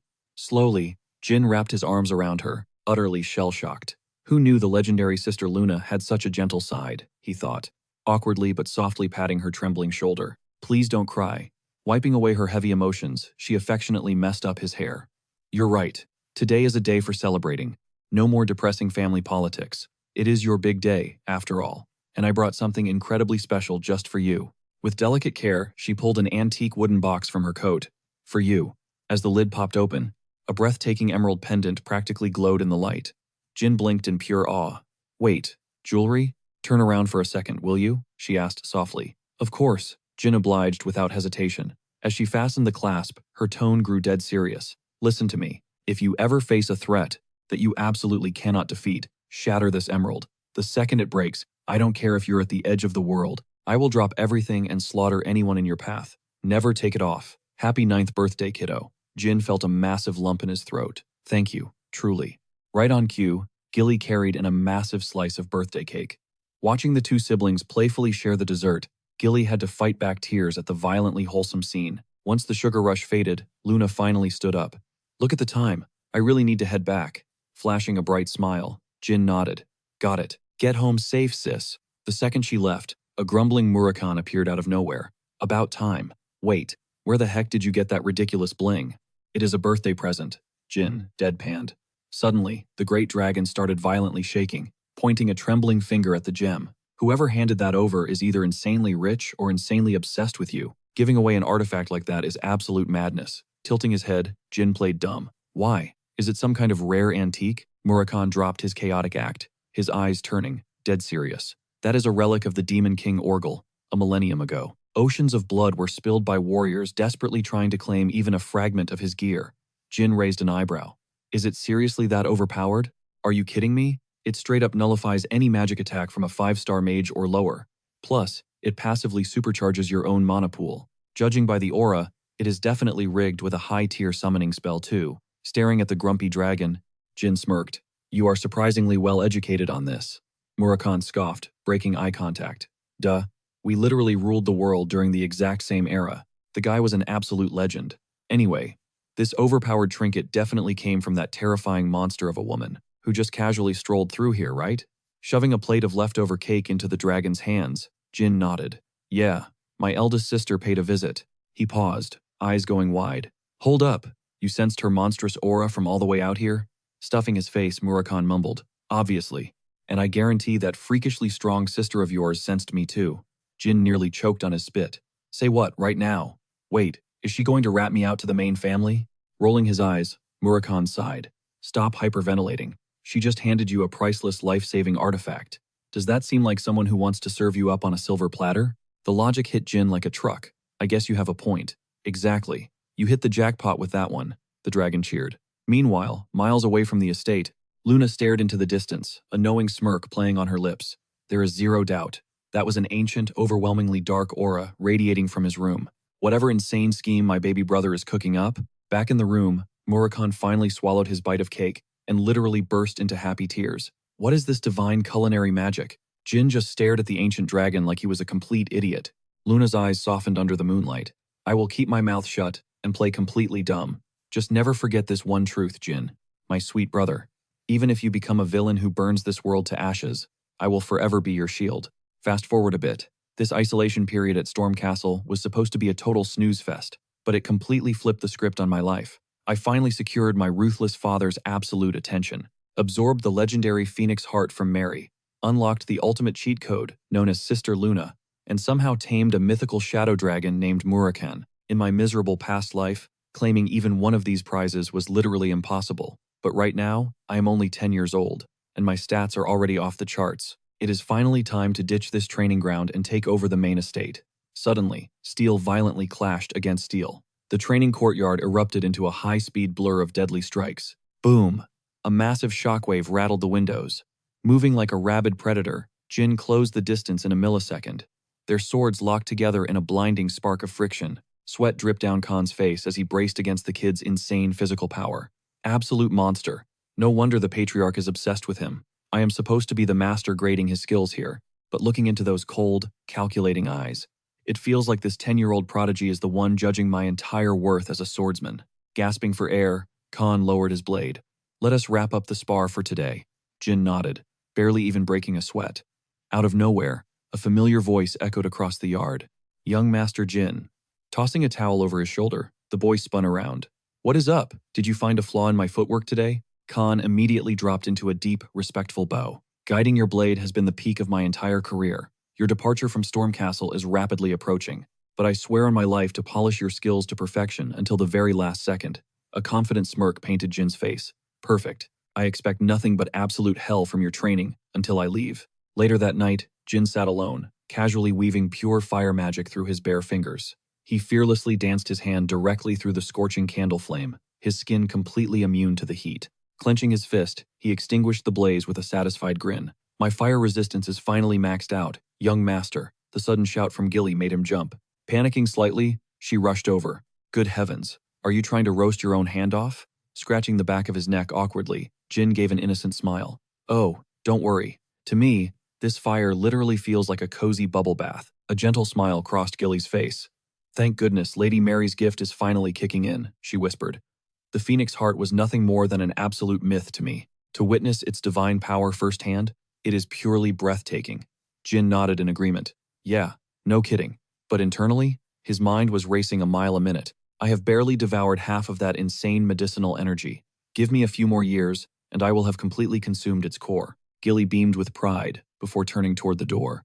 Rest up, young master. Our carriage departs the castle at the crack of dawn tomorrow. Shout if you need a single thing packed. Jin gave a chill thumbs up. But just as she stepped out, her eyes locked onto a stack of highly suspicious ancient tomes. Pausing, Gilly raised an eyebrow. Young master? Want me to safely stash these dusty old books? Jin quickly waved her off. Ah, nope. I need some light reading for the bumpy ride. She bowed gracefully. Crystal clear. Need anything else to kill the time? Jin shook his head smoothly. Just the books will do the trick. Muttering to herself, Gilly headed for the kitchen. Got it. I will whip up some killer strawberry shortcake for your road trip cravings. Jin nervously cleared his throat. Actually, do not sweat the snacks, Gilly. I desperately need to clear my head with a late-night stroll. Gilly whipped around, totally baffled. Wait, what? Pitch black outside, and you want to walk? Jin was already bolting. My bad. Be back in a flash. Slipping into the shadows, Jin hissed. Murakhan. Yo, Murakhan, wake up. A massive silhouette stirred. Took you long enough, kid. Jin stepped closer. Do not forget, we are ditching this fortress tomorrow. The great beast scoffed with absolute arrogance. Obviously. Do you have any idea how many centuries I have been rotting here, waiting for this exact moment? Jin crossed his arms. Okay, genius. How exactly does a giant dragon secretly tail me? Murakhan let out a booming, prideful laugh. Kid, do not sweat the small stuff. I am the one and only legendary black dragon. Sure, my power took a massive nosedive, but sneaking around is pure child's play. I will ghost through blind spots those human weaklings cannot even fathom. Jin froze, his eyes narrowing. Wait, hold up. You got weaker? How do you just casually drop a bombshell like that and not tell me? Murakhan rolled his gigantic eyes. Bro, I was in a magical coma for centuries. You expect me to wake up at peak performance? Jin gritted his teeth. Tell me you can actually reclaim your former glory.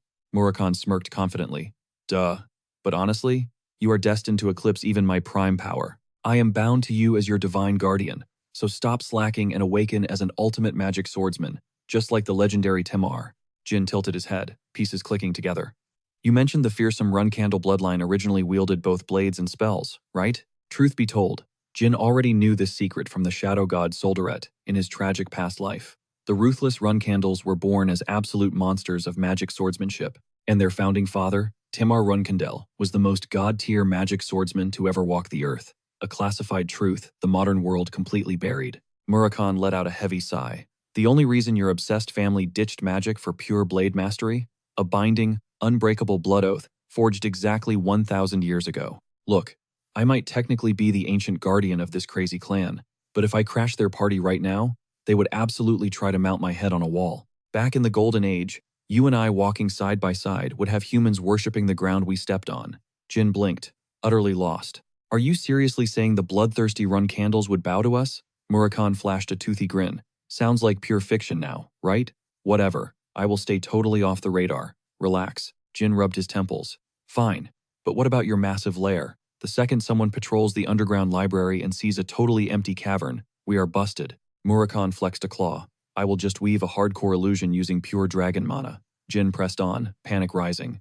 And if your cheap parlor trick shatters? Murakhan snapped, smoke pluming. Kid, do not insult the King of Shadows. Bending reality is literally my middle name. We are golden. Look, my core is still running on fumes. Murakhan sighed, his aura flickering.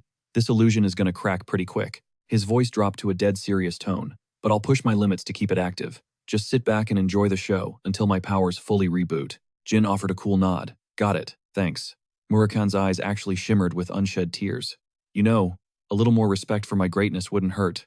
Deep down, you're just a massive softie. Jin awkwardly rubbed his neck before pulling out a hidden package. Anyway, I actually sneaked in some epic loot today. The ancient dragon's curiosity piqued instantly. Epic loot? Spill it, kid. Jin unveiled a flawless cake, absolutely glowing with the season's rarest crimson strawberries. Plus, some exclusive wine straight from my personal stash. Murakan's jaw basically hit the floor. Wait, seriously? Jin immediately shot him a death glare. Just don't get totally wasted and spawn cursed illusions. The legendary being completely lost his chill, acting like a hyped-up kid.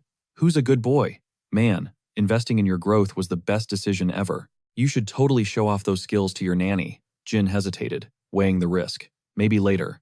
Meanwhile, Gilly's expression turned incredibly heavy. Young master, the Garden of Swords isn't some safe haven like Storm Castle. The main estate is an absolute snake pit. You've been grinding relentlessly here, I know. But the trials at the main base will completely shatter your current limits. Your schedule is going to be totally brutal. I won't be able to just casually bake for you anymore. Jin shot her a warm, reassuring smile. Hey, relax. I'm ready for this. I'll dominate the main castle just like I did here. Overwhelmed, Gilly dropped to one knee, placing a loyal hand over her heart. And I swear to serve as your ultimate shield. Suddenly, a booming voice echoed through the courtyard. Young master. Two heavily armored knights stepped up in perfect sync.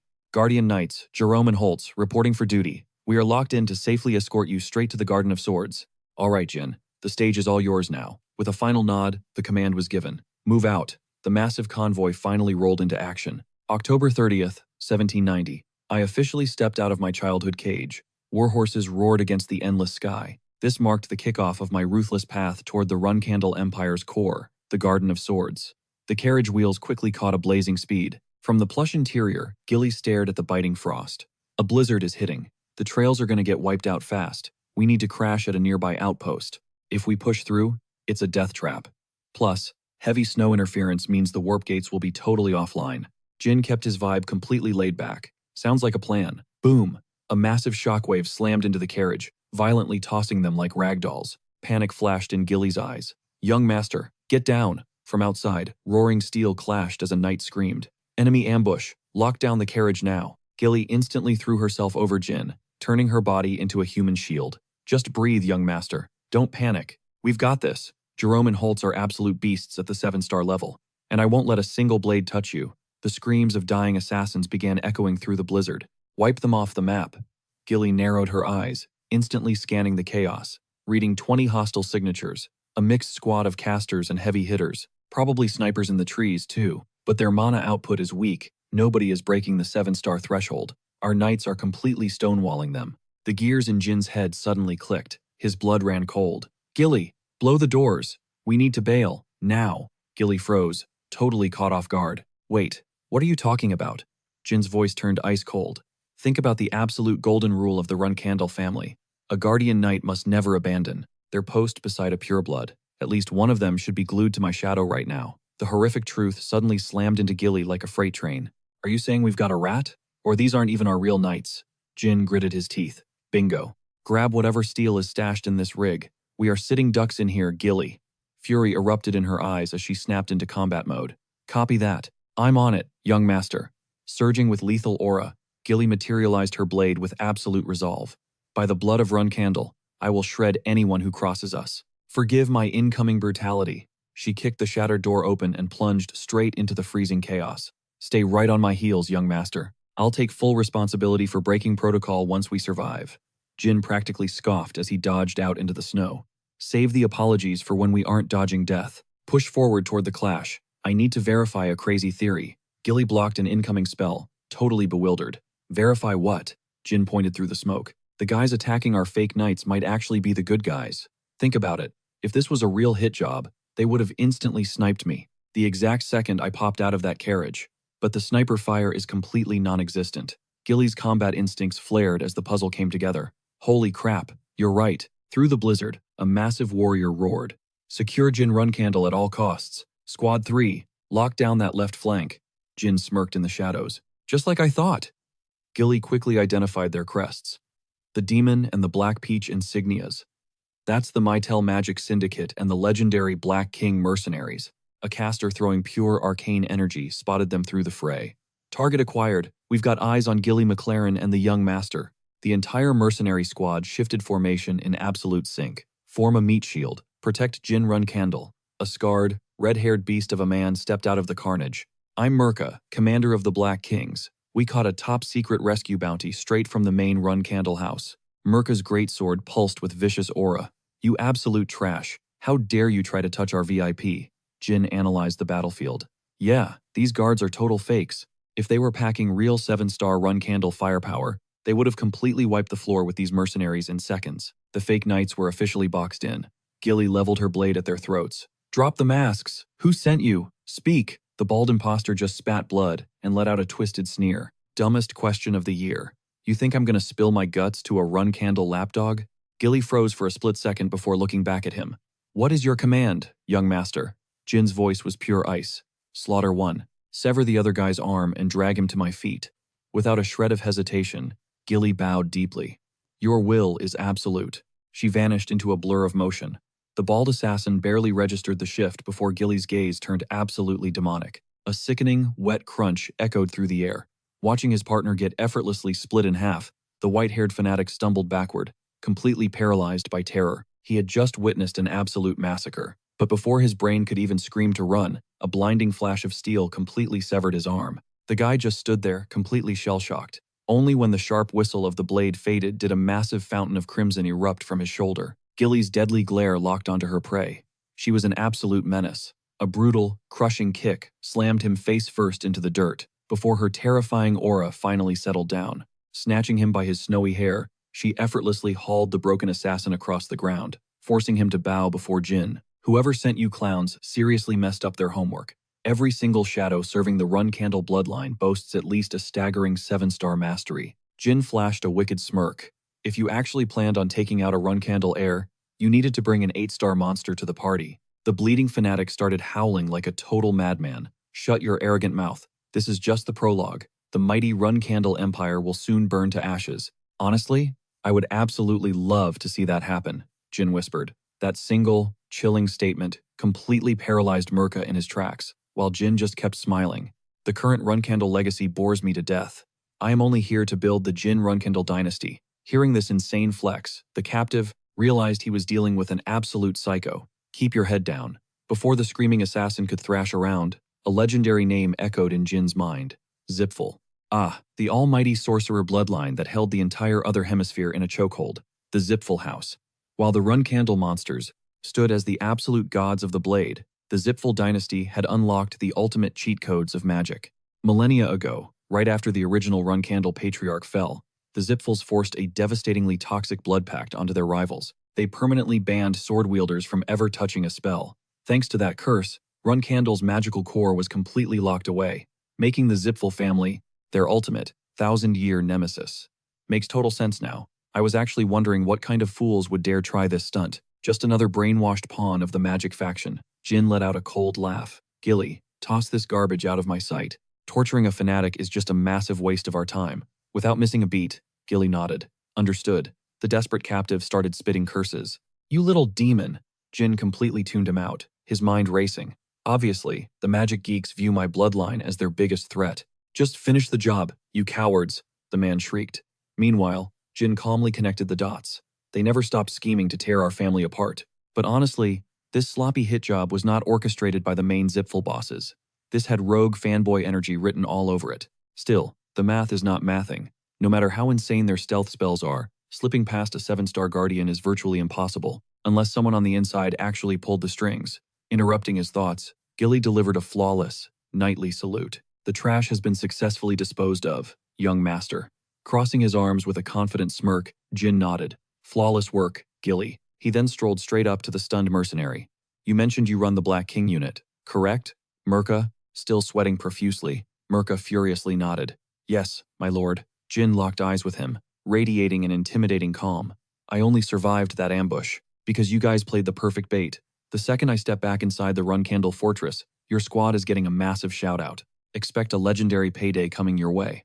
Now, get that teleportation gate fully operational. Merca immediately snapped into a deep, respectful bow. Consider it done, sir. But internally, Merca was completely losing his mind. How does a literal kid from that terrifying family survive out here like it is nothing? The boy was only 10 years old, yet he oozed the overwhelming presence of a veteran warlord. Swallowing hard, Mirka realized something terrifying. That crazy speech from earlier, the image of Jin's unshakable swagger burned into his brain. I am forging the path that will crown the era of Jin Run Candle. A massive chill ran down his spine. The kid was not just bluffing, he is dead set on conquering the world. Spinning around, Mirka barked at his crew. You two, wait, no, every single one of you, listen up.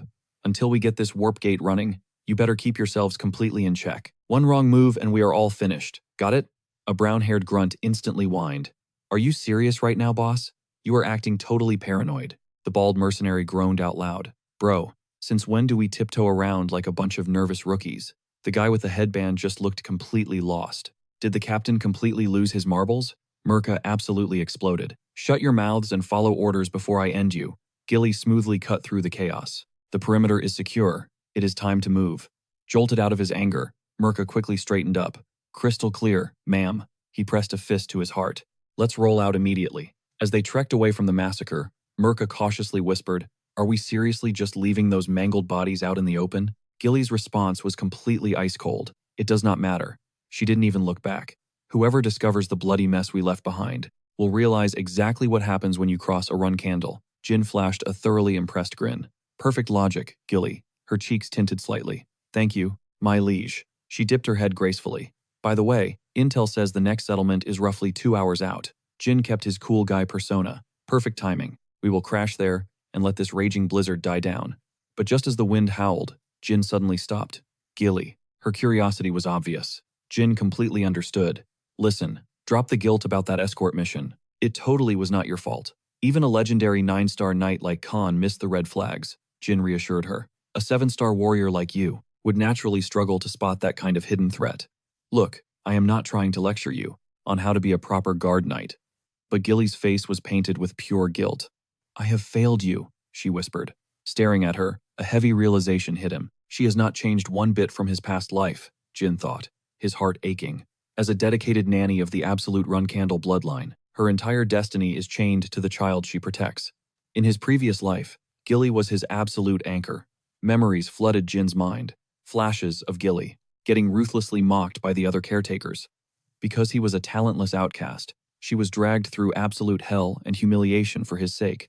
Yet, she never threw a single ounce of blame his way. On that doomed day when the Run Candle clan banished him, Gilly was tossed out into the cold right beside him. And even then, her only words were, Young master, I am so completely sorry.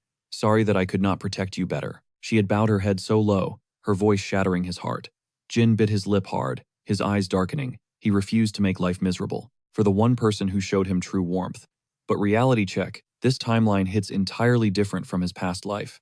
Gilly seriously needed to level up her mental armor. Her knuckles turned white as she tightened her fists. Young master, I will gladly accept whatever brutal punishment for this massive failure. Jin's voice sliced through the tension.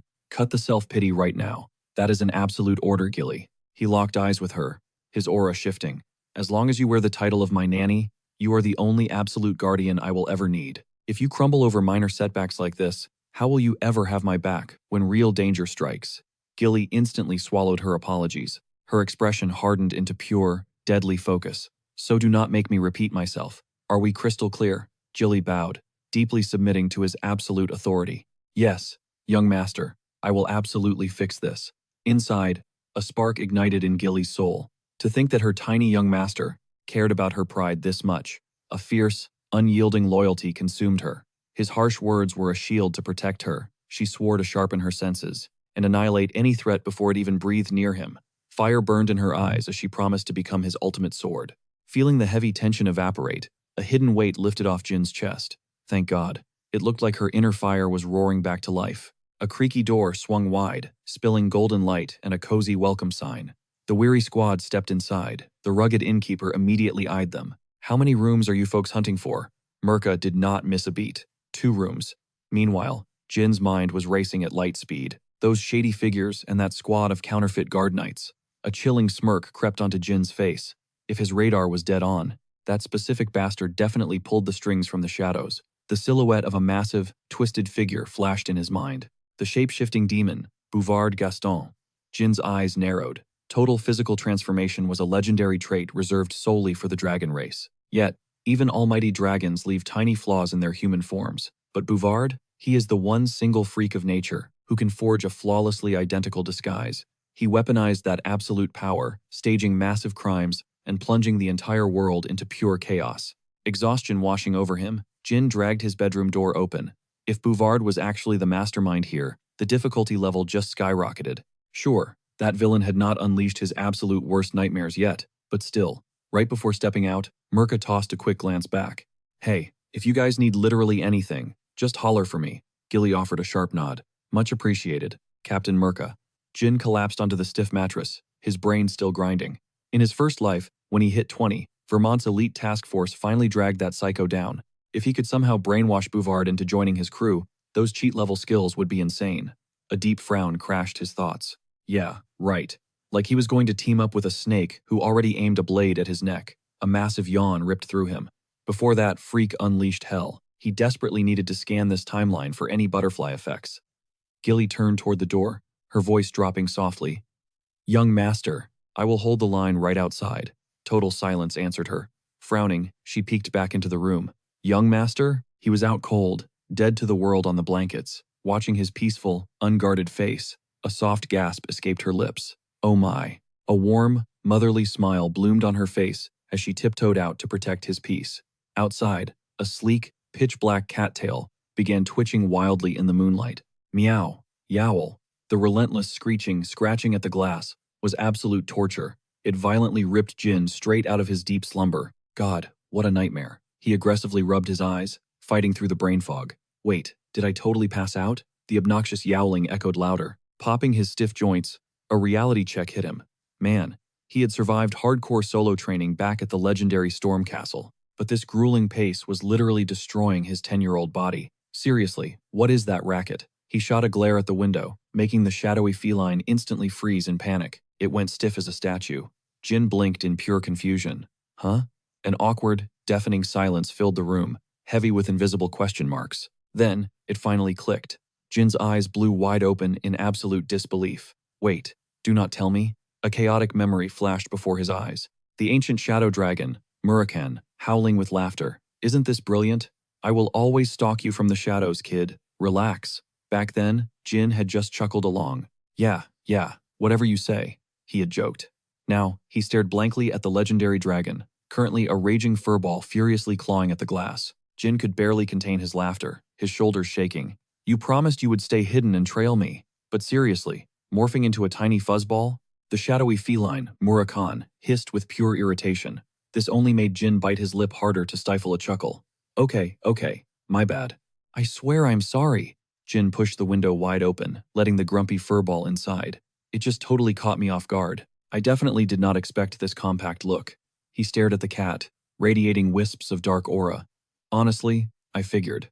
You would just shapeshift into some random servant, maybe a stable boy. Boom. Murakan snapped back into his human body, absolutely fuming. Listen here, kid. If I tried pulling that off, your family's psycho knights would sniff me out in a heartbeat. The dragon's ego was clearly bruised.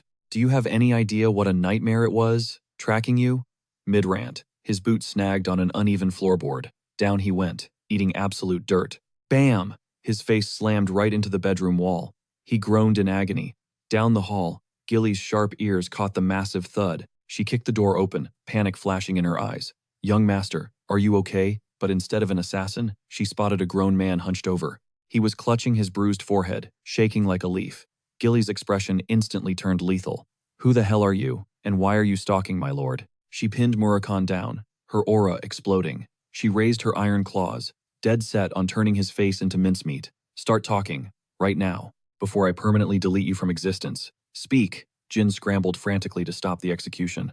Hold up, Gilly. Stand down. This guy is… Murakan froze, his eyes locked on her. Gilly? Wait, is that actually Gilly? He instantly shot to his feet, cheeks burning bright red. Oh wow, my sweet strawberry shortcake. Destiny has finally brought us together. Gilly reeled back, her face twisting in pure, unfiltered disgust. She looked at him like he was a cockroach on her shoe. Strawberry, what now? Murakan puffed out his chest, oozing unearned confidence. I have literally dreamed of this moment. She blinked, completely utterly lost. Excuse me? Jin just facepalmed, watching this absolute train wreck unfold. Great, this is a total disaster. He sighed, deciding to rip off the band-aid. All right, let us do introductions. Gilly, meet Murakhan. He is actually the legendary guardian deity of the Runkandel bloodline, the great black dragon himself. Jin then gestured toward his loyal nanny. And Murakhan, this is Gilly. But before Jin could even drop her last name, Murakhan aggressively cut him off. Oh, I know exactly who she is. She is my adorable little pastry, right? Instantly, Gilly dropped into a deep, formal bow. Her voice shook slightly as the gravity of the situation hit her. This lowly servant of the Runkandel household begs for mercy. I deeply apologize for threatening our guardian god. Please spare my life. Seeing her cower, Murakhan threw his head back and belted out a booming laugh. Chill out, my sweet strawberry shortcake. You are totally fine. I would never hold a grudge against a face like yours. Still entirely weirded out, Gilly cautiously raised her head. Lord Murakhan, sir. Why exactly do you keep calling me a baked good? Murakhan hit her with his most charming, entirely unsolicited smirk. Because you are breathtaking, gorgeous, and your strawberry cakes hit different. Gilly's jaw dropped to the floor, absolute realization washing over her. Hold on a second. Is this guy the real reason you demanded those cakes every single day, young master? Jin threw his hands up in surrender. Can we all just sit down? Let me explain. Gilly's intense gaze softened, a hint of genuine sadness creeping into her voice. There is a whole hidden universe inside you, young master. Secrets I was completely blind to. Jin met her disappointed eyes, guilt gnawing at him. I am so sorry for keeping you in the dark, Gilly. She quickly shook her head. Please, do not apologize. I always knew your potential was terrifying, but mastering magic, binding with Soldaret, and keeping a literal dragon as a pet? It is just a lot to process, but honestly, I am incredibly proud. A spark of awe lit up Gilly's eyes. Jin smiled warmly, shifting to business mode. Look, Gilly, you are officially in our inner circle now, but the main house cannot find out that Murakhan is awake or that we are partnered. This stays strictly between us, understand? Gilly nodded firmly, her loyalty unshaken. Crystal clear, young master, my lips are sealed. Murakhan suddenly shoved his way in front of Jin. He puffed out his chest, trying way too hard to impress her. Zero stress needed. Shortcake. The great Murakhan has this kid's back, 24/7. Gilly forced a polite, deeply uncomfortable smile. Your generosity knows no bounds, Lord Murakhan. Then something clicked in Gilly's head. Wait, that massive crash earlier, was that the recoil from your epic dragon transformation? Jin opened his mouth. Actually, no. He glanced sideways at the mighty deity. That was just him being aggressively clumsy. Murakhan desperately leaned in and hissed into Jin's ear. Shut your trap, kid. I tripped on a dumb plank. Trying to save face, the dragon suddenly jolted upright, projecting a thunderous, super fake laugh. Gilly watched this supposedly legendary being act like a total clown. She shot Jin a deeply concerned side-eye. Young master, is this guy actually going to be useful in a fight? Jin stared at the chuckling dragon, zero confidence in his own voice. Honestly, we will just have to pray. Cut to the bustling Metel teleportation gate. Gilly stood face to face with the rugged commander, Mirka. Flawless execution, Black King team. Mirka scanned the area, confused. Were we not tracking a weird cat a second ago? Ignoring him, Gilly pressed on. The Runkandel estate will ensure your pockets are heavily lined for this run. Mirka waved off the promise of gold. The payday is great, but surviving this nightmare was the real prize. Honestly, I am beyond hyped to see what kind of monster your young master grows up to be, especially with you guarding his shadow. Mirka's casual tone shifted, his eyes narrowing with burning curiosity. But hey, I have a burning question for you. Gilly's guard instantly went up. Spit it out. Mirka leaned in. A prodigy like you, why walk away from the legendary McLaren bloodline? Just to play babysitter for a Runkandel kid? The air grew heavy as Gilly completely froze. Refusing to answer, she spun on her heel, shooting him a final, icy glare. Our business has officially concluded. Goodbye. Realizing he had stepped on a massive landmine, Mirka nervously scratched his head. My bad. Crossed a line. Without another word, Gilly vanished into the crowd. The grand doors glided open. Stepping into the expansive terminal, the receptionist's eyes immediately locked onto Gilly and Jin. Welcome to the central teleportation hub. Papers for the Hoofister Alliance, please? She scanned the documents, and her breath suddenly hitched. Wait a minute. The Runkandel bloodline. Her posture instantly snapped into a deep, trembling bow. It is an absolute honor to serve you. Right this way, please. We have prepared our exclusive VIP lounge for your utmost comfort. Everything will be handled instantly. Departure is scheduled in roughly 2 hours. Please rest well. As the door clicked shut, Gilly's voice dropped to a nervous whisper. Young master? Jin shifted his gaze toward her. Anxiety heavily shadowed her usually calm features. Honestly, as your loyal servant, My nerves are completely shot right now. If Lord Murakan's true identity slips out, the fallout would be catastrophic. Jin smirked slightly. You mean my hidden magic? Obviously, a spellcasting run candle is pure heresy. Relax, Gilly. I know the stakes, and my lips are sealed tight. Suddenly, heavy footsteps echoed behind them. The air instantly shifted. Both of them whipped around, sensing an uninvited presence. That obnoxious golden dragon crest. The Zipful clan. A smirking, white-haired teenager strutted forward, flanked by two massive, aura-radiating bodyguards. Jin's eyes narrowed, analyzing the threat. Who is this guy? That face screams trouble. Wait, Varadin Zipful. The rival heir shot Jin a glaringly arrogant look. Man, my intuition was spot on. I just knew today's trip to Hoofester was going to be a total drag. Didn't expect to run into such annoying pests here. Gilly shot Jin a desperate warning glance, but Varadin's attention had already drifted to the furball. Not going to lie, the cat is pretty adorable. Varadin carelessly reached out to pet the disguised dragon. Come here, little buddy. Big mistake. The magical feline lashed out instantly, ripping a bloody scratch across Varadin's hand. The mage yelped in pain. Young master. The guards roared, drawing their weapons at the beast. You filthy animal! But Varadin just waved off his furious escorts. Stand down, guys. It is just a pet. I probably startled the poor thing. Besides, flashing steel in front of a run candle? Not exactly a smart move. Varadin shot a calculating smirk toward Jin and Gilly. Honestly, I was just bored and wanted to test the waters. Poke the bear a little. But zero reaction? That is actually pretty disappointing. Looks like the notorious youngest run candle has some absolute ice in his veins. Stepping up, he declared, The name is Varadin Zipful. My bad for acting like a total jerk a second ago. Jin's gaze remained completely deadpan. Varadin Zipful, the highly acclaimed prodigy of magic, the absolute frontrunner for the Zipful throne. Basically, the ultimate idol for every rookie spellcaster out there, dripping with pure talent and endless hype. In my past life, his magical prowess totally eclipsed mine. But that was the old me. Crossing paths with him now, on a completely leveled playing field? This adrenaline rush is absolutely insane, right? Jin casually stroked Murakan's fur, radiating zero fear. Honestly, I was curious about the rumors. Good to see you are not completely brain-dead. Varadin chuckled, highly amused. Oh? And what is your official verdict? Jin leaned in slightly. Even with your prodigy status, if your attack dogs pulled their blades, you would be touring Hoofster completely solo. Oh, and you would probably be missing a few fingers too. Varadin burst into a hysterical fit of laughter. Damn, your sense of humor is completely unhinged. Jin did not even crack a smile. His aura visibly darkened. Do I look like I am joking? A real chill ran down Varadin's spine as he met Jin's dead predatory eyes. Okay, message received. But let me drop some free advice on you. Next time you bump into a Zipful, or find yourself in a tense standoff like this, maybe do not jump straight to amputation.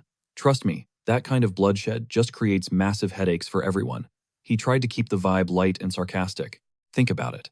The legendary Siron Run Candle, and my old man, Keliark Zipful. You really think those titans care about a teenage turf war? For a split second, Varadin's confident facade cracked. Then he threw his head back and howled with laughter. Fair point. You completely nailed it. They would probably just throw some hush money at the problem. Listen, you actually taught me a solid lesson today. I definitely owe you one. Jin's voice dropped to a freezing monotone. Do not hold it. Cash that favor in right now. Varadin blinked, clearly thrown off balance. Sure thing. Name your price. Jin did not miss a single beat. I would be incredibly grateful if you just shut your mouth. Keep it down until the gate opens, and stop ruining my nap.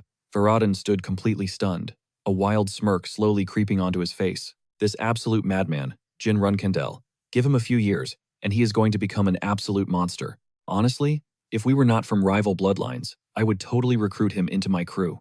Varadin's eyes were glued to Jin with sparking interest. It got so intense, his giant guard leaned in with an awkward whisper. Young master, please maintain your image. Suddenly, an explosive idea hit Varadin like lightning. Hold up. He is a top-tier run candle. Does that make him my fated ultimate arch-nemesis? This is so epic. The massive guard just face-palmed heavily. Young master, I am begging you to chill. Jin watched the prodigy practically vibrate with excitement and let out a tired, mental groan. What an absolute headache. His hand is literally dripping blood, and he is completely spacing out. Are all Zipfuls secretly unhinged? Pure lunatics, the whole lot of them. Suddenly, a magical broadcast echoed through the hall. Thank you for your patience. The teleportation gate is now powering up. Brace for minor spatial nausea and vertigo. All cleared passengers, please approach the glowing portal. Out of nowhere, Varadin smashed his fist on the table. Jin, Jin Runkandle, this was insanely fun. See you on the battlefield next time. I'm good. Let's never cross paths again. Jin shot back, his voice absolute ice. The scene shifts. Jin finally stood before the legendary Runkandle estate. Petro, the estate's second butler, bowed so low his nose nearly brushed the dirt. We've been expecting your arrival, young master. It is my absolute honor to officially welcome you home. I am Petro, your second butler. Your journey must have been grueling. Allow me to warmly welcome you to the beating heart of the Runkandle bloodline, the Garden of Swords. This wasn't just a garden, it was a sacred graveyard. Only those who bled and died for the clan's supreme prosperity earned the right to plant their blades here. It stood as the ultimate flex of Runkandle honor and ambition. But Jin, he just strolled right past it, his eyes completely deadpan. In his past life, planting his sword in this dirt was his ultimate dream. Before my regression, he thought, I was totally pathetic, a complete zero. Zero talent, zero leadership. Why was I dumb enough to think that just grinding hard could actually cheat fate? But this time, everything hits different. He locked his gaze on the massive fortress looming ahead.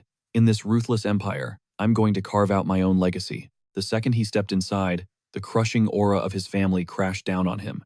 Standing there was Rosa Runkandle, the terrifying Black Panther herself. The absolute matriarch of the clan glared at Jin with eyes that could freeze hell. It has been a while, my youngest son. Jin didn't flinch. Yes, mother, he replied with perfect posture. Rosa just let out a sharp, arrogant scoff. Suddenly, the black cat in Jin's arms locked eyes with the final boss of the family. Siron Runkandle's voice boomed. Did you drag in some random stray? Unbothered, Jin casually scratched the cat's ears. I adopted him, father. That totally caught Siron off guard. The absolute powerhouse rubbed his chin, intrigued. Adopted. Instead of just picked up? Your manners have certainly sharpened. Exactly.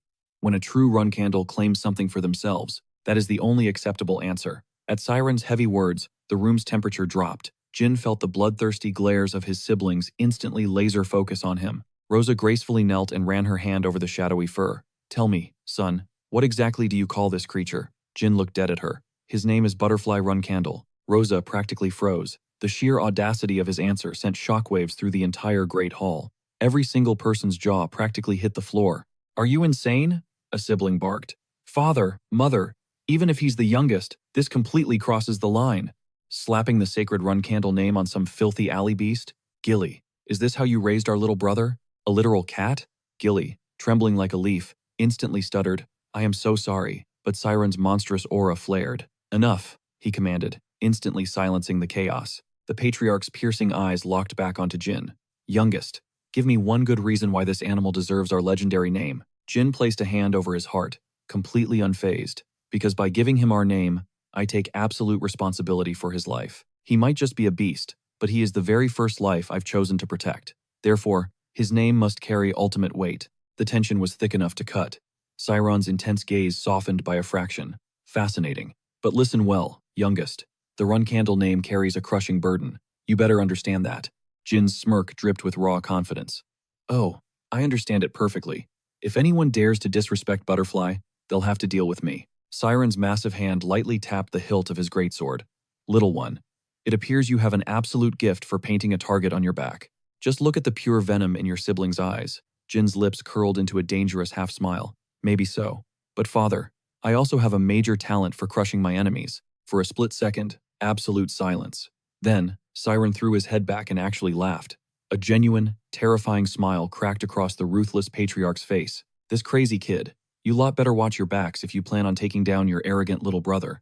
With that massive mic drop, Siren spun on his heel and vanished, leaving Jin surrounded by an ocean of pure sibling hatred. Fast forward 4 years, early summer, 1794. Our boy Jin Runkandle just hit 14, already flexing as a 2-star knight, blending in as a low-rank military cadet. He stood panting in the training yard, chatting up his instructor. Young master, we'll wrap up your brutal session right here. You absolutely crushed it today. Jin raised an eyebrow. Wait, we literally only sweated through the morning routine. The instructor chuckled. Did you already forget? Lady Luna specifically blocked out time to train with you this afternoon. This guy was Garon Altamiro, a junior drill instructor for the Runkandle Cadet Meat Grinder. Jin casually tossed his training blade back on the rack.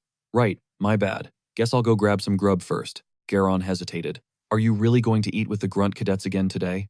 Madame Rosa is getting seriously annoyed by this habit. Jin let out a heavy, tired sigh. Let her be mad.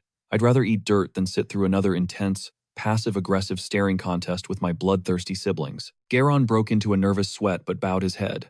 Crystal clear. Young master, I'll relay the message. Later, Jin was just chilling in isolation when a chipper voice broke the silence. Young master, I brought your absolute favorite. Jin glanced up. Oh, sweet. Good looking out. Bellop. The kid beamed with pure golden retriever energy. Don't even sweat it, boss. This hyper kid was Bellop Schmitz, a total underdog in the Run Candle Guard ranks. Jin quietly observed the kid, who was absolutely inhaling his food like he hadn't eaten in days, and let his mind race with past life memories. Bellop Schmitz, 13 years old, a total commoner. In my previous timeline, this kid failed the brutal trials and got totally kicked to the curb. Jin snapped back to reality, watching him chew. Hits the spot, right? Bellop's eyes went wide. Heck yes. Then, like he suddenly remembered who he was talking to, he shot up out of his chair like a rocket. I mean, I am forever blessed by the endless grace of the Run Candle family. Man, this steak hits different. And seriously, young master, you are an absolute legend for always sliding your extra portions my way. But before Bellop could keep yapping, Jin threw his hands up. Okay, hit the brakes. You literally spouted that exact same script yesterday. Did you memorize it or something? Caught red-handed, Bellop just rubbed his neck with a goofy, awkward chuckle. Look, Bellop, you need to step up and act your age. Honestly, running your mouth non-stop just makes you an easy target for everyone else. Bellop blinked, totally clueless. Wait, for real? Jin shot him a dead serious glare. Yes, for real. Fix your posture and start acting like you own the place. You are a cadet of the legendary Run Candle Guard Knights. Act like it. But Bellop just shrank back. Easy for you to say, my grades are absolute trash. I haven't even cracked the 1-star realm yet. He let out a heavy, defeated sigh. Surviving the cutthroat Run Candle Academy was basically a death game. Listen to me. Even sitting at the bottom of our class, you still wipe the floor with any other 13-year-old out there. Understand? Yes, sir, Bellop muttered, immediately retreating back into his food. Watching him, Jin couldn't help but mentally facepalm. This kid was way too soft for this brutal world. It was no shocker that his own ruthless family painted a massive target on his back. But it still messed with Jin's head. How did this golden retriever of a kid eventually become the Empire's attack dog, morphing into a cold-blooded, phantom assassin in his past life? In Jin's previous life, hearing Bellop had made the Royal Guard was a massive shock. But the news of his tragic suicide, that completely shattered him. Had Jin's past negligence pushed him over the edge? Shaking off the dark thoughts, Jin stabbed a juicy cut of steak and tossed it straight onto Bellop's plate, making the poor kid jump. Whoa, young master. Before Bellop could launch into another worship session, Jin cut him off. I am full. Just eat it. Bellop's eyes literally sparkled like he had just been handed the Holy Grail. You are the best. Jin just stared at the aggressively innocent boy in front of him. His inner monologue hardened with pure resolve. I am absolutely not letting you get expelled this timeline. Living one lifetime in total misery was more than enough. Later that day, Jin casually swaggered down the Grand Palace corridors, completely lost in his own thoughts. He was running a mental stat check. Shadow energy at 2-star, mana capacity hitting 4-star, and raw swordsmanship sitting at 2-star.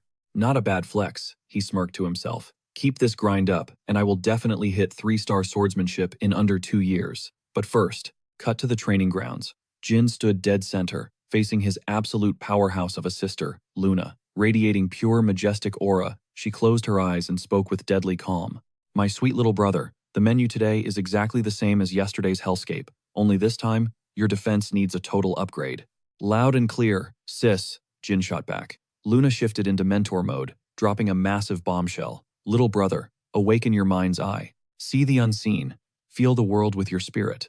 On the outside, Jin looked like the perfect, focused disciple absorbing her wisdom. But internally, his brain was screaming, what kind of main character nonsense is this? I have literally never heard of this training method in my past life. Pierce the veil with your soul's vision, Luna commanded. For those of us who walk the bloody path of the sword, mastering the soul's gaze is the ultimate key to survival. She sharply snapped at him. And whatever you do, keep those eyes shut tight. Jin followed orders, squeezing his eyes shut, but his thoughts were spinning out of control. The mind's eye? Really? That was an absolute god-tier realm strictly reserved for 7-star monsters, and she was casually dropping this on a puny 2-star rookie like him? Worse yet, unlocking the mind's eye required channeling massive amounts of aura. Since he was banned from using aura during this session, it felt completely impossible to grasp. Still, Jin gripped his training blade until his knuckles turned white, hyping himself up. Trust the process. Luna is a legend, and she knows exactly what she is doing. Just lock in and focus. Keep grinding, and eventually, this crazy puzzle will click. Hours of grueling, blind endurance finally wrapped up. Instantly dropping her terrifying instructor vibe, Luna beamed at him. You absolutely crushed it today, Jin. Class dismissed. Hit the showers. Jin rubbed the back of his neck, flashing a tired but genuine smile. Thanks for the carry, Luna. Watching him walk away, Luna replayed his flawless stances in her head. I always knew my little brother was built different, but breaking my expectations daily, that is insane. His hyper-focus and muscle memory completely shatter the ceiling of a normal 2-star knight. With raw talent like that, he will definitely crack the mind's eye code in just a couple of years. Her eyes softened with pure, sisterly pride. Keep evolving, Jin. The world isn't ready for you. Bam. The scene transitions straight to the cadet sparring arena. Instructor Garon stood tall, blocking Jin's path.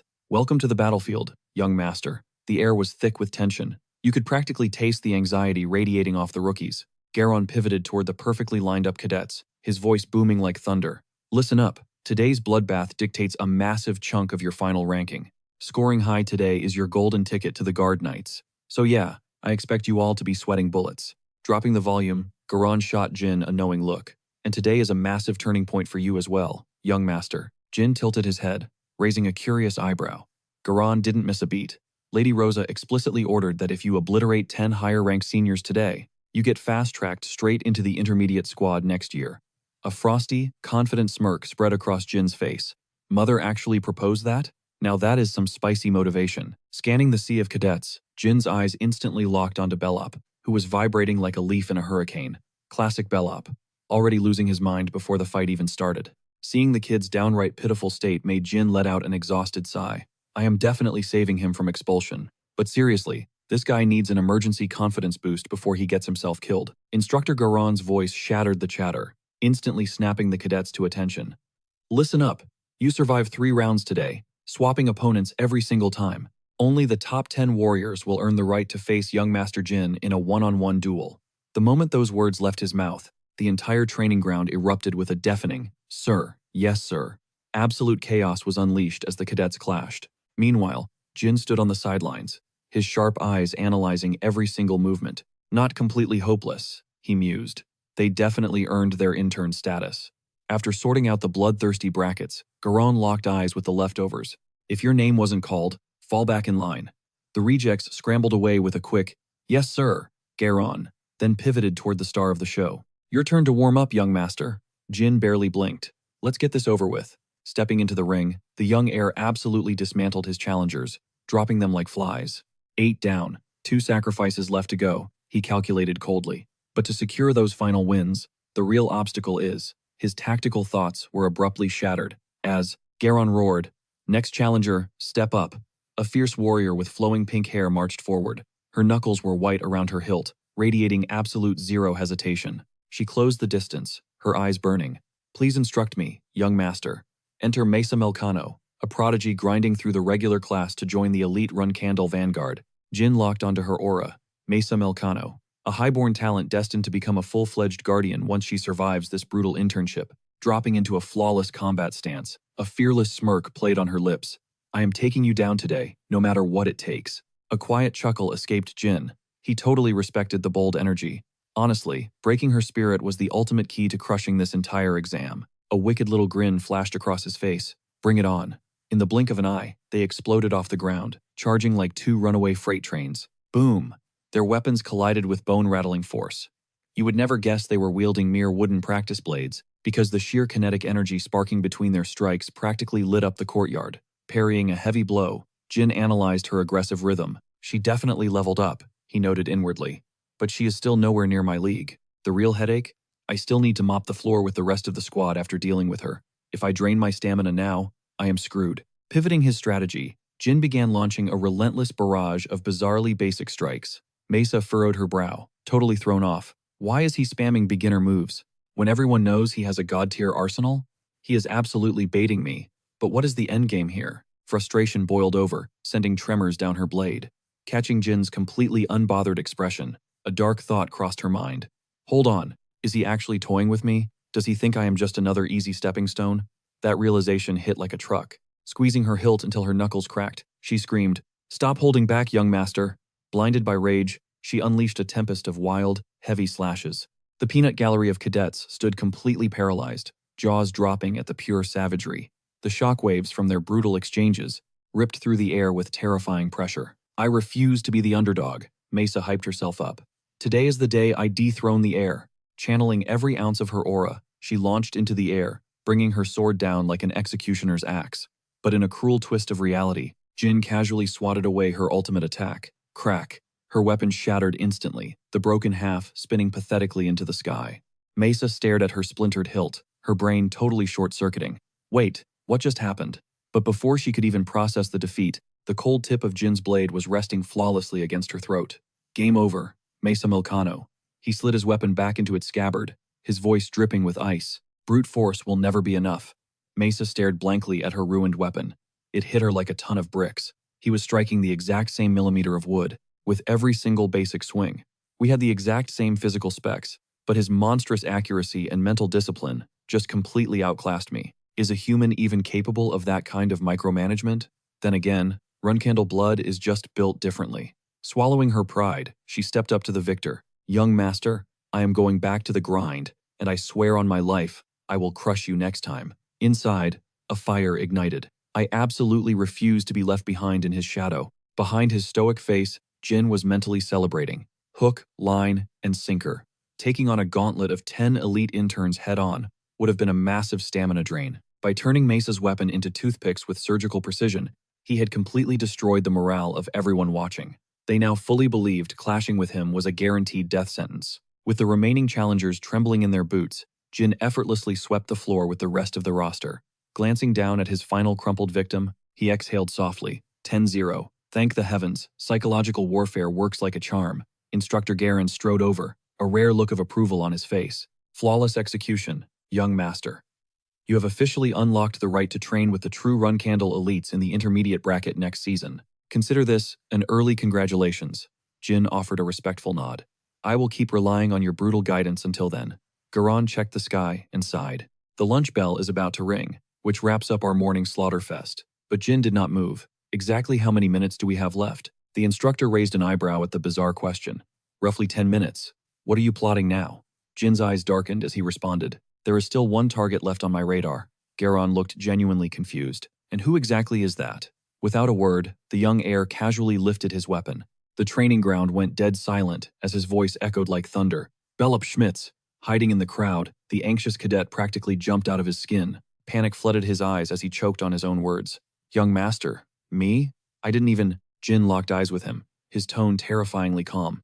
Get in the ring. We are fighting. The poor kid trembled like a leaf. But wait, he didn't even get to finish. Bellup, front and center, Jin barked, leveling his blade straight at the terrified cadet's chest. You'll never survive the Runcandle family like this. Step up right now and face me. I'm going to crush you. Every single step felt like dragging heavy lead, but that crushing weight wasn't coming from his training armor. It was pure, suffocating dread. Bellup looked completely shattered, barely managing to drag his wooden training sword toward Jin. Thousands of judgmental eyes burned into his back, watching his every move. Meanwhile, Jin, he stood there like an absolute boss, oozing an overwhelming, untouchable aura. Once Bellup finally dragged himself into striking range, the terrified cadet forced his blade up into a shaky combat stance. His entire body was literally vibrating with fear. Why did the young master single me out? Is it because I'm bottom tier? Does he just want an easy punching bag? Staring down at Bellup's panicked, sweaty face, Jin's expression remained colder than ice. Bellup. The sudden name drop jolted the cadet like a lightning strike. He snapped to attention so fast, his messy blonde hair literally spiked up. Yes, young master, he squeaked out loudly. That highly nervous, embarrassing reaction instantly triggered his fellow cadets. A wave of brutal, mocking laughter echoed from the peanut gallery. Jin's voice cut through the noise, dripping with a dangerously calm edge. I'm actually pretty drained from soloing 10 guys back to back. But you look completely fresh. Yet, even on 0 stamina, I can easily crush you. That's exactly why you're my next target. Pure survival instinct kicked in. Bellup instantly threw his sword up in a desperate guard. Wait, what? He stammered. What are you talking about? But the sentence died in his throat. Jin Runcandle exploded forward like a raging wildfire. The sheer pressure of Jin's aura warped the very air around them, painting the training ground in a blood-red haze. Caught completely off guard, Bellup barely managed to block a bone-crushing downward strike. Panicking, He burned every ounce of his strength just to shove the young master back. His boots dug deep trenches into the dirt as he desperately fought to keep his balance. Total panic consumed him. Why young? Young master, why are you doing this? Silence was his only answer. Jin instantly launched another devastating assault. And this time, he wasn't holding back. The brutal clash of their wooden blades sparked violently in the air. Flashes of kinetic energy crackled around them like a high-voltage storm. This wasn't just a spar anymore. It was a relentless, high-speed execution. Jin unleashed an absolute hurricane of strikes. Bellop was hopelessly trapped on defense, desperately parrying every blow. Surprisingly, this stubborn survival instinct actually earned a nod of approval. Solid defense, Jin muttered, his eyes narrowing in calculation. But Bellop, looking like a cornered prey, shook violently as he locked eyes with his predator.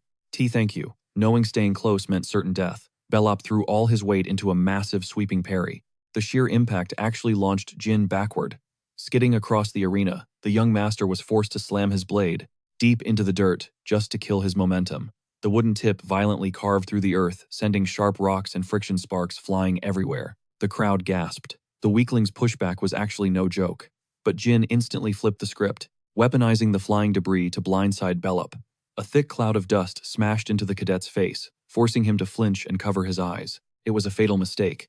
As Bellop stumbled blindly backward, Jin dropped low into a devastating sweep kick. A sickening thud echoed out as Jin's heel shattered Bellop's stance. The cadet crashed hard into the unforgiving ground, groaning in agony. Gritting his teeth against the searing pain, the poor kid desperately tried to scramble back to his feet. But hot, humiliated tears were already welling up. Curling up beneath Jin's towering, monstrous shadow, Bellop looked absolutely pathetic. He stared up, trembling like a leaf. Young master, why are you going this far? Jin glared down like an absolute tyrant. Did you really think I called you out here for a friendly spar? I brought you up here to end your life. The harsh midday sun glinted off Jin's blade as he aimed it dead at Bellop's throat. His voice was absolute zero, his gaze completely devoid of any human empathy. Seeing his target still cowering in the dirt, Jin roared, "Get on your feet! I am only giving you one free pass." Something snapped inside Bellop. His knuckles turned white as he gripped his hilt. Using the battered wooden sword as a crutch, he slowly forced himself upward. The sidelines immediately erupted into chaotic whispers. Some cadets looked away in horror, while others silently prayed he would actually fight back. The tension in the arena skyrocketed to an absolute breaking point. Then, the impossible happened. A massive surge of raw energy violently channeled into Bellop's blade. The dull wood suddenly erupted in a blinding, majestic golden light. The entire crowd's jaws dropped to the floor. Mesa screamed at the top of her lungs. "No way! Is that aura?" The trembling coward was completely gone. In his place stood a warrior radiating pure, undeniable dominance. That blazing golden brilliance transformed his entire presence into something legendary and awe-inspiring. Panic instantly hijacked Mesa's brain. She whipped her head toward her instructor, totally freaking out. "Master, you have to stop this fight right now. If he attacks, the young master could actually die." The instructor was too utterly paralyzed by shock to even move. But before anyone could intervene, Jin's booming voice commanded the arena. "Master Garon Altemia, consider this a direct order. Whatever you witness here today, take it to your grave." Every single syllable dripped with pure, suffocating bloodlust. His eyes were locked dead ahead. He didn't spare a single glance for Mesa or the instructor. The real battle had finally begun. Her eyes shifted to a piercing, electric blue. Instructor Anmia let out a heavy sigh, utterly defeated. "I understand." Beside him, Mesa stood completely paralyzed. Fear gripped her as she could do nothing but frantically nod her head. Golden hair clinging to his battered face, Bellop glared upward. "Is this truly what you want, young master?" Staring down at him, Jin's voice was dangerously flat. "Exactly. If you know how to manifest aura, stop hiding like a coward." The young master raised his blade, eyes cold as ice. Pushed to his absolute limit, Bellop ground his teeth together. It was time to unleash his true strength. "You made a massive mistake, young master. If you wanted a real deathmatch, you should have come straight for me." With a roaring battle cry, Bellop launched himself forward. His blade carved through the air, trailing a blinding surge of raw, explosive energy. His irises erupted into a glowing, mystical emerald.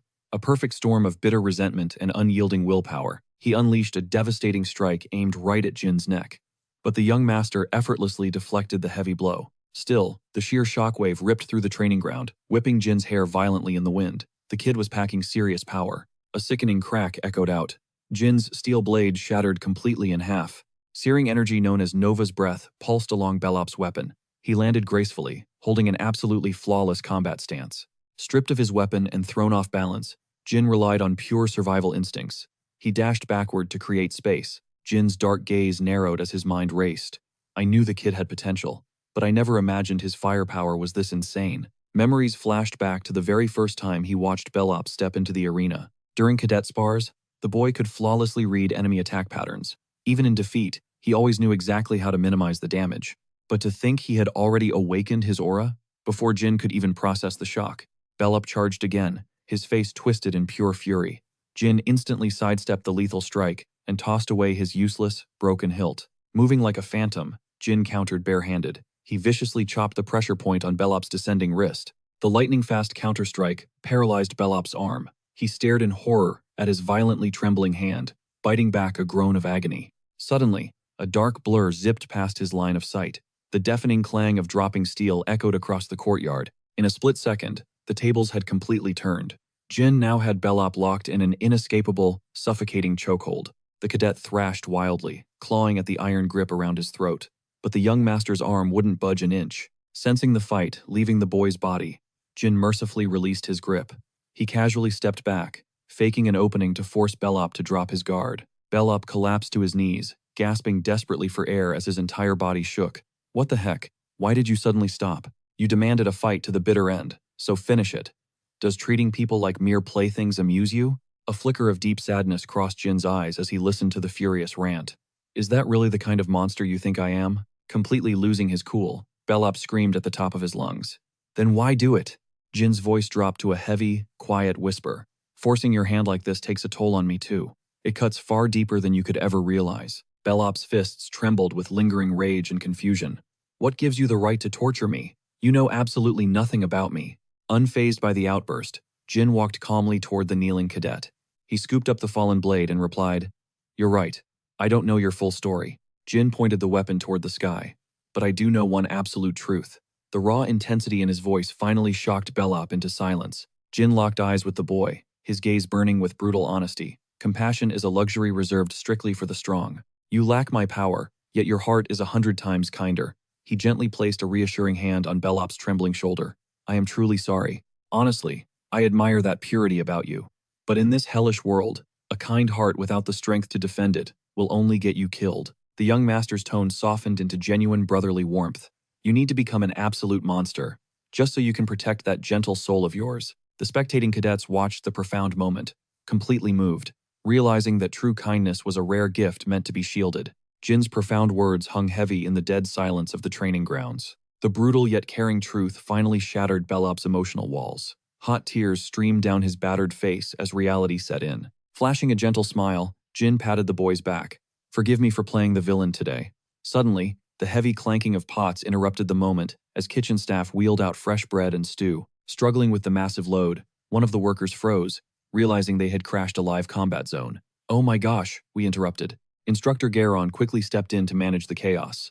The combat drills are still active. Return the rations to the mess hall. Watching the exhausted staff fumble with the heavy crates, Jin casually waved them down.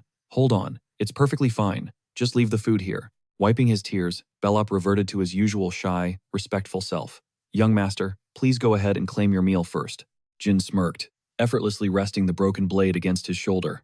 All right, I'll go grab both of our plates right now. As he walked toward the sunlight, an ethereal glow seemed to wrap around him, crowning him in undeniable majesty. So that explains my youngest son's bold claim. Khan bowed deeply, delivering the latest report on Jin's unexpected moves to Patriarch Siron. Exactly, my lord. The heavy silence shattered as Siron suddenly spun around, his booming laughter echoing through the grand hall. The kid has finally chosen his path, has he not? The Patriarch grinned. He actually plans to shield the weak by crushing everything else with absolute power. If that is his game, let him play it. Let us see just how far his ambition reaches. Siren's eyes gleamed with terrifying anticipation as he gave his order. Return to the boy. Tell him everything. Khan respectfully lowered his head to the cold stone floor. It shall be done, my lord.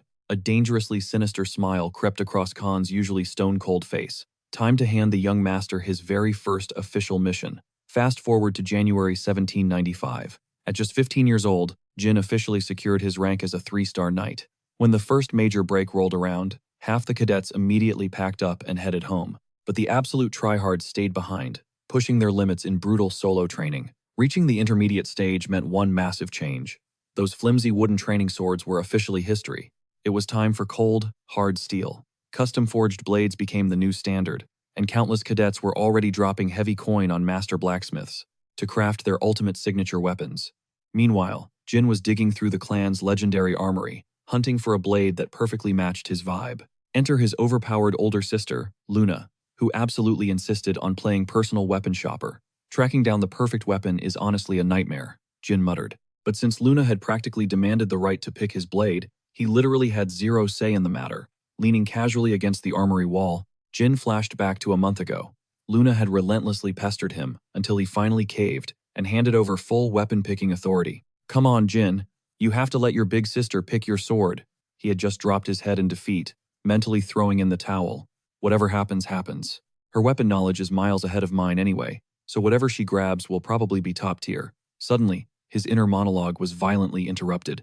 Luna confidently marched out of the vault, casually lugging a ridiculously gigantic greatsword. Dion just stood there in the background, his jaw literally dropping to the floor in pure shock. Beaming with pride, Luna presented the massive chunk of metal. This bad boy is called the Slaughtering Veil. It was my absolute favorite weapon back when I was your age. A colossal, razor-sharp monster of a blade. I figured a growing boy like you needs something exactly like this. She gazed down at the terrifying weapon with pure nostalgia. Honestly, it is basically the prototype of my main weapon, Granal. Then, her eyes locked onto Jin with intense expectation. So, what is the verdict, little brother? Do you love it? Talk about the ultimate trap question. Jin scrambled to find words that would not instantly break her heart. Sister Luna, I am seriously super thankful you went out of your way for me, but I really do not think I can swing this absolute unit. Instant critical hit. Luna's bright expression completely shattered into visible disappointment. She had genuinely poured her soul into this choice. Oh, I see. No worries. I was totally just messing with you. Dion, sensing her painfully obvious sad vibes, sweat dropped. Yeah, she was 100% not kidding. Luna gave the giant blade a casual, effortless swing, muttering under her breath. But the Slaughtering Veil is ridiculously overpowered. Sure, it is slightly heavy, but barely. She glared at the massive weapon as if it had offended her personally. Staring at the rejected blade resting on the ground, she let out a heavy, defeated sigh. Fine, I hear you loud and clear. Let us go find something that actually fits your combat style. Hearing those magic words, Jin practically exhaled his entire soul in relief. Pushing the heavy vault doors open again, Luna murmured, I really did pour my whole heart into that first pick, you know? Stepping deeper into the ancient, dust-filled treasury, her voice shifted to dead serious. A blade destined only for your hands, and this is my final answer. When Jin saw the weapon she was holding, his eyes widened in pure shock. Since you instinctively reached for the legendary Barasada back when you were a baby, this is undeniably the perfect match for you. Jin stood completely frozen, watching Luna slowly slide the pitch-black blade from its scabbard. His mind was racing. That is the twin blade to Barasada, the personal weapon of our clan's very first patriarch, Bradamante. Jin gripped the legendary hilt, an electric thrill shooting down his spine. You are totally obsessed with this one, are you not? She smirked. Absolutely, Jin replied without a single second of hesitation.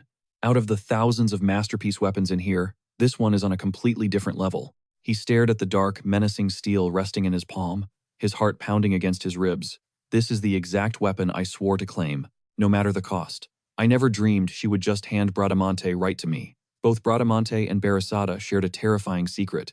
They were the absolute ultimate conduits for wielding forbidden shadow energy. If I had boldly demanded this blade myself, the other siblings would have rioted and ruthlessly forced me to surrender it. An overwhelming wave of gratitude washed over Jin. His eldest sister had literally just handed him the ultimate cheat code. Literally every single one of our siblings would kill to own Bradamante, Jin said softly. So, I honestly have no idea how I can ever repay you for this. Luna's gentle smile faded slightly as she tilted her head. That sounds a bit too formal, Jin. You are still keeping those emotional walls up around me, aren't you? She looked down, a genuine shadow of melancholy crossing her stunning features. It actually breaks my heart a little. Jin panicked, wildly waving his hands in pure defense mode. Wait, no, that is not it at all. I swear I am being 100% sincere. Luna suddenly leaned in close, poking his chest playfully. Really now? Because I am still super pouting. So, it is your job to comfort this poor, wounded little heart of mine. Jin's brain completely short-circuited. Wait, what? Before he could process, Luna ordered him to shut his eyes tight. All right, Jin, it is time to officially kick off your training. You track exactly what I am saying, right? Loud and clear, Sister Luna. Perfect. But before we clash blades, I have one critical lesson to burn into your brain today. Jin blinked in pure confusion. A lesson? Luna firmly gripped both of his shoulders, her eyes piercing his soul. Our family might be a ruthless bloodbath of backstabbing and rivalry, but we are also the only ones who will love you fiercely and unconditionally. Her voice carried the weight of a legendary warrior. Carve those words deep into your soul, little brother. Without warning, Luna's grip clamped down on Jin's shoulders like a vice. And don't you dare be sad, she barked. Startled, Jin practically jumped out of his skin. Message received. I get it, my bad. Her intense energy instantly vanished, replaced by a heavy, hushed tone. Listen to me, she whispered. Long before you even existed, I survived a completely isolated life within this very bloodline. I am absolutely sick of that suffocating existence.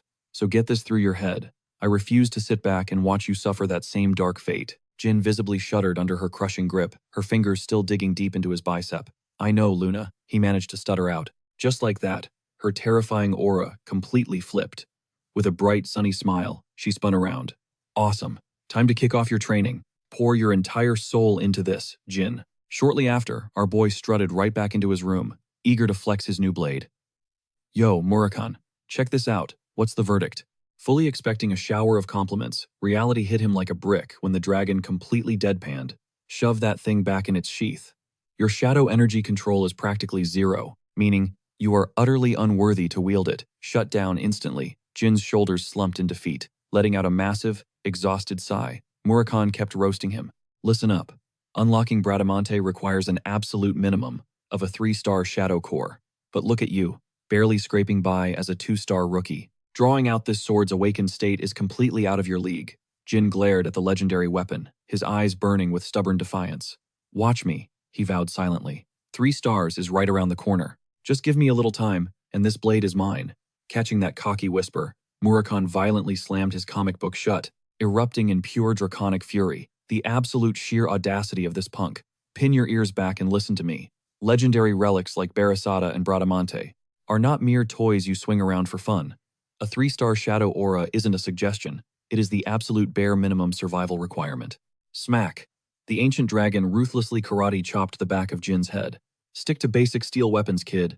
Don't even breathe near this thing until you hit 5-star shadow power. Do we have an understanding? Rubbing his bruised skull, Jin shoved the dragon's claws away. A wicked, defiant smirk crossed his face. Come on, old man. You know, patience isn't exactly my vibe. Long story short, I just gotta smash through to the 5-star realm this year, right? Hearing this utterly delusional flex, thick, throbbing veins literally popped across Murakan's forehead. Snatching Jin by the scalp, he hissed through violently gritted teeth. Listen here. Even if you completely dominate the Shadow Arts tournament, mastering that tier in 1 year is mathematically impossible. I am dropping this harsh truth bomb to save your life. It is so insanely ridiculous. Even the absolute top tiers would laugh you out of the room. If they heard this absolute garbage coming out of your mouth, cut the delusional nonsense right now. As the ancient beast continued his epic, spit-flying rant, Jin's hand stealthily crept toward the discarded comic book.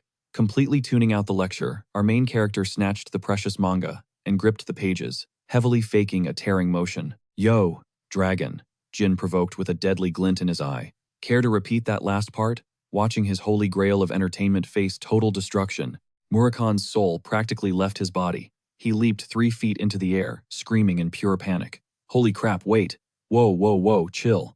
Drop the book. I repeat, release the hostage. Right at that chaotic second, the door burst open. Gilly sprinted into the room, her voice urgent. Young Master Jin. Whipping his head around, Jin dropped his threatening stance. Gilly, what's the panic? Did something go down? Instantly exploiting this golden window of distraction, Murakan dive-bombed and successfully rescued his precious manga. Catching her breath, Gilly delivered the intel. Instructor Garon is demanding your presence immediately. He planned to brief you here in person, but he's currently buried in topographical maps. He needs you at the command center right now to break down the tactical summary.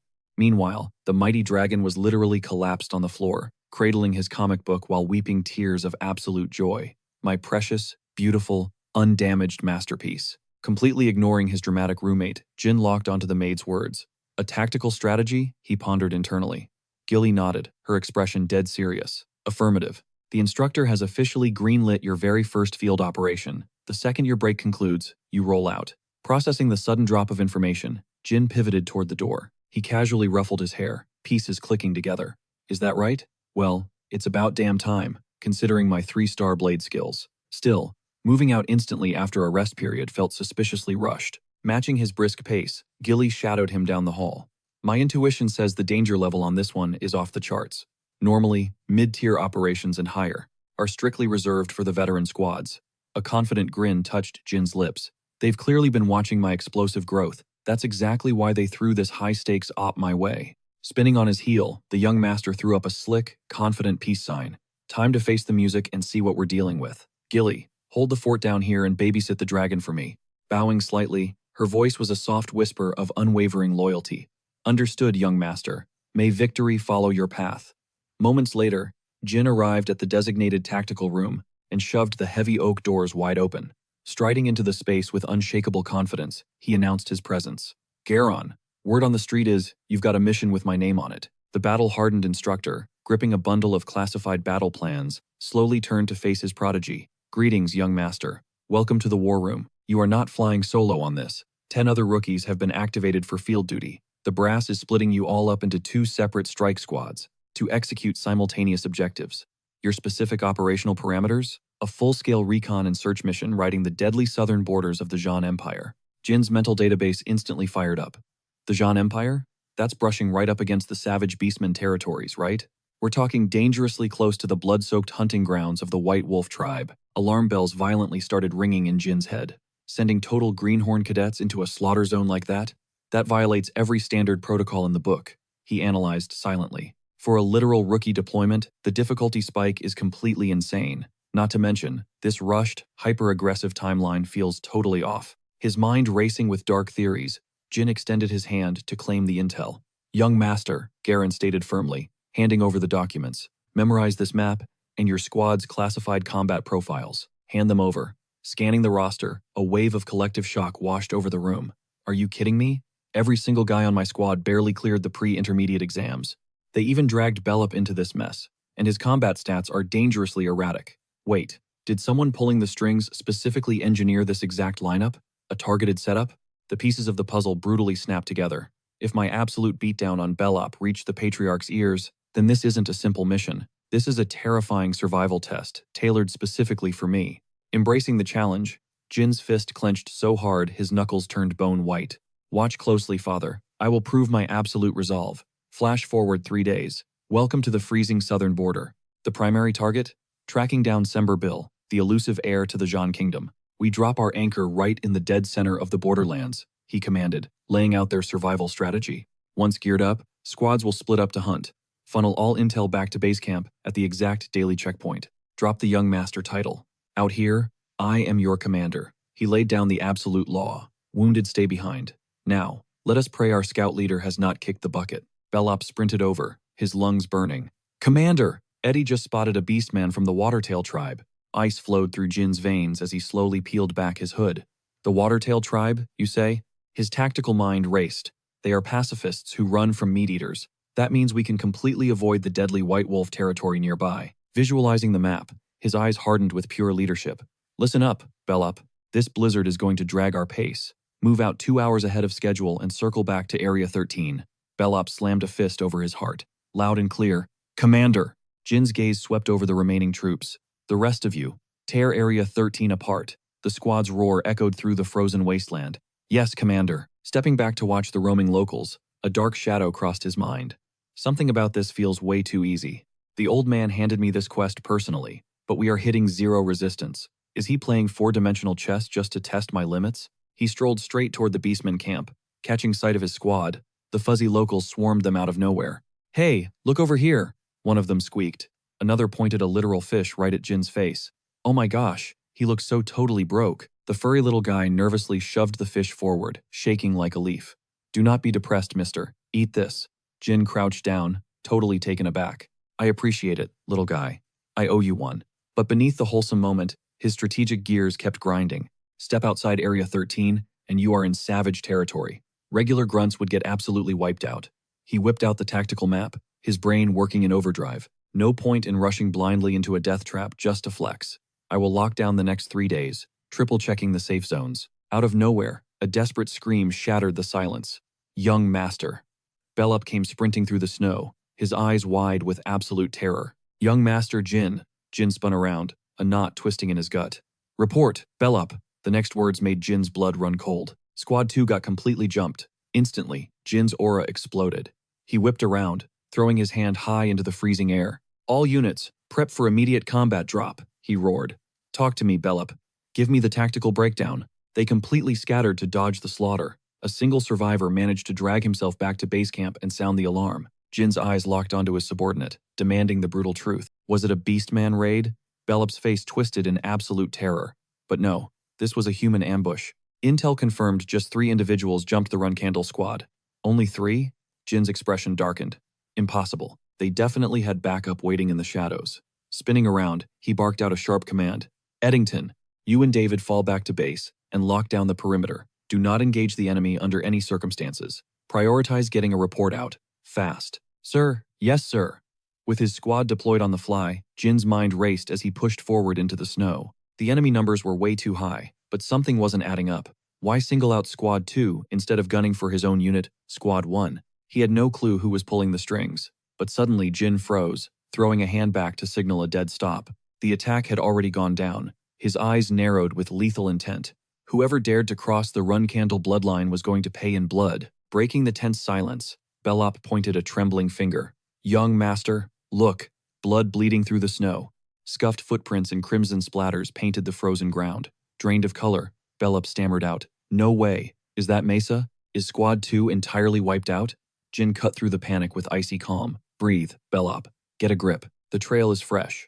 Dropping to one knee, Jin meticulously scanned the tracks. No signs of anyone collapsing or losing limbs. A scuffle broke out, and Squad 2 made a tactical retreat. These prints belonged to a lone attacker. Suddenly, Sierra's voice sliced through the wind. Young Master, I spotted a discarded bandage. Looks like standard Hoopister issue. Jin locked eyes on the blood-soaked, white linen gripped in Sierra's fist, nodding in approval. Solid find, Sierra. What was the exact location? She quickly answered, due west. Rolling the fabric between his fingers, Jin projected a mental map of the terrain. So, caught mid-triage. During a ruthless pursuit, they took a hit from a hidden sniper and bolted west. Springing back to his feet, Jin instantly commanded Sierra to rendezvous with Eddington's unit for backup. We're moving out, Bellup. Snapping to attention, Bellup didn't hesitate. Right behind you, young master. The duo vanished into the blizzard. Slipping behind solid cover, Bellup hushed his voice. There they are. Squad 2. Young master. Jin gave a curt nod. I see them. But as he analyzed the squad's battered formation, grim reality hit him. Mesa was missing in action. Worse, the enemy count had ticked up. Now there were 2 hostiles. Flipping a throwing dagger into his palm, Jin issued his next directive. Bellup, shut your eyes tight. Give me exactly 2 seconds, then blitz the target on the left. Dropping into a crouch, Bellup unsheathed his blade. On it. Jin instantly tapped into a lethal art, channeling the sinister shadow energy, passed down by Murakhan. Coating a weapon in this pitch-black aura, violently amplified its razor edge and raw destructive output, letting it rot away anything it touched. Launching from the shadows, he hurled the dagger. A streak of dark energy blasted forward. The direct strike caught one of the thugs totally blind. He was vaporized in a split second, leaving the squad. 2 recruit utterly speechless. Without missing a beat, Bellup vaulted out of stealth to rush the second hostile. What the? The enemy whipped his head around, only to find Bellup bearing down on him. At the exact same moment, Jin unsheathed Bradamante. The instant the guy braced to parry Bellup's slash, Jin blitzed him from his blind spot, burying his sword right into his spine. A massive geyser of crimson erupted, painting the frost pure red. Pinning the bleeding assassin to the dirt, Jin locked eyes with his crew. Status report. Is everyone breathing? Though heavily battered and bruised, the cadet gritted his teeth, desperate not to burden. Jin, we're holding up, young master. But they took Mesa. I'm so sorry. Forget it, Jin fired back. Patch yourselves up. That's top priority. Underneath Jin's crushing grip, the captured enemy glared up with pure, unadulterated hatred. Yet, terrified of kicking the bucket, he started groveling for mercy. Staring down at the pathetic sight, Jin's voice dropped below zero. Begging for a pass? Looking at your sloppy work? You've got to be one of Zipful's brainwashed zealots. I'm offering you 2 options. Jin angled his blade right at the fanatic's throat. Option 1. You spill your faction, your endgame, and your base. Then get a quick, painless out. Option 2. Keep your mouth shut and endure pure agony before joining your dead buddy. Catching the skepticism in the fanatic's eyes, Jin knew the guy thought he was bluffing. I don't break my word. I am Jin Run Candle. I swear this on the absolute honor of my bloodline. Realizing he was doomed, the fanatic squeezed his eyes shut and surrendered. Fine. Just leave my family out of this. I'm part of a revolutionary syndicate called Kinzello, the assassin choked out, trembling with doubt. Kinzello? That name hit Jin like a freight train, unlocking a buried memory. Wait, Kinzello? The exact same terrorist cell that tore the world apart right before his previous death. The globe was plunged into absolute chaos when they assassinated King Din and slaughtered thousands. They masked themselves as freedom fighters, but Kinzello's true endgame was violently crowning their own absolute monarch. Kinzello? Jin's eyes narrowed, pure disgust dripping from his voice. So you're seriously plotting to spark a rebellion in the John Kingdom by slaughtering Run Candle troops? The surviving cultist practically tripped over his own words, shaking like a leaf. Look, I'm just a nobody, a total pawn. I swear I don't know the big picture. I have zero clue where the main headquarters is, but my specific squad is camped right at the border of the Beastman's territory. We've got roughly 20 fighters and 4-star mages on standby. Please, have mercy, he begged, scraping the dirt. Jin's gaze turned icy. One last thing. Why the hell did you kidnap Mesa? The trembling fanatic stammered out. Propaganda purposes. To fuel the hype for our revolution. The higher-ups strictly ordered us to bag a female soldier alive. Bellup snapped, his blood absolutely boiling. You utter scumbags. The hostage threw his hands up, crying, I swear on my life, that's everything. Jin just stared down at him, devoid of any pity. I told you I'd be quick. And with a single, merciless flash of steel, Jin ended it. A dark crimson pool rapidly expanded across the frosted earth. Wiping his blade, Jin asked, Exactly how long has Mesa been MIA? Bellup swallowed hard. Exactly 1 hour. Jin's mind raced, crunching the timeline. Which means they haven't crossed the Beastman's border yet. Patch yourselves up immediately, then haul ass back to base and call in the heavy cavalry. Bellup's jaw dropped, completely terrified by the implication. Wait, are you seriously going solo, young master? Those ambushers are literal 4-star powerhouses. Plus, there's at least 20 of them packing serious heat. Scott grabbed Jin's sleeve, desperate. He's right. Going lone wolf is essentially suicide, sir. We're mere grunts. Bleeding out on the battlefield is just part of our job description. So please, leave her. Before Scott could spit out another word, Jin cut him off with a voice like absolute zero. So you expect a son of the Run Candle bloodline to just sit back while his own squad gets abducted? Listen closely. I pack way more of a punch than any of you realize. Fall in line and follow my exact orders. Any pushback from here on out is straight up treason. Now look at me. Bellup, since Team 2 is completely out of commission, you are officially the last line of defense for these guys. Keep your head on a swivel and stay frosty. Are we crystal clear? Bellup stood tall, fighting back the pain. Loud and clear, young master. Without missing a beat, Jin vanished into the tree line, hunting down the rebel outpost. Horrific images of Mesa, bound and tortured, flashed through his mind. Just hold on, don't let me be too late. Pushing through the brutal, howling blizzard, shrouded in pitch-black darkness, Jin analyzed the grim odds. Facing off against 20 seasoned 4-star elites, he forced his freezing arm upward, swiping cold, anxious sweat from his jawline. Let's be real. My blade skills are currently capped at 3 stars, my mana is at 4, and my shadow release technique is barely scraping level 3. Calculating every possible scenario, the young lord pushed deeper into the suffocating abyss of the woods. Sure, my second stage speed burst is totally cracked, but taking on a whole platoon head-on right now? That's a guaranteed game over. Mission objective number 1. Secure Mesa at all costs.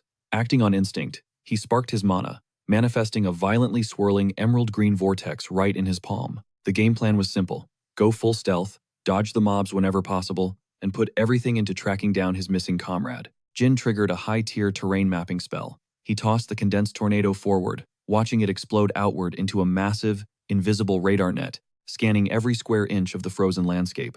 Not stopping there, he channeled another burst of arrow magic. If I stack an extra wind buff on top of this, the combined cyclone mutated into a colossal, spectral serpent, viciously slithering and threading its way through the dense pines. Sprinting right behind his tracking beast, Jin realized the elemental trail was dead-ending straight into an open clearing. He immediately kicked into high gear, trusting his gut instinct. There's zero chance they've made it far. He was absolutely tearing through the snowbank, when out of nowhere, a lethal projectile whistled from his blind spot, dead set on his skull. A whole barrage of arrows followed, but Jin instantly coated his fist in a pressurized wind barrier, deflecting the volley with insane reflexes. It was Muse's ambush squad. The mercenaries charged out of the brush, barking orders. It's the Run Candle brat. Waste him. But Jin was already 2 steps ahead. With mana surging through his veins, he ripped his broadsword from its scabbard, unleashing an absolute bloodbath of razor-sharp slashes. A single, explosive arc cleaved one of the goons cleanly in half. Muse staggered back, his mind blown. Wait, magic! Since when does a pureblood run candle cast spells? But the shock factor faded fast. Muse furiously rallied his panicking crew.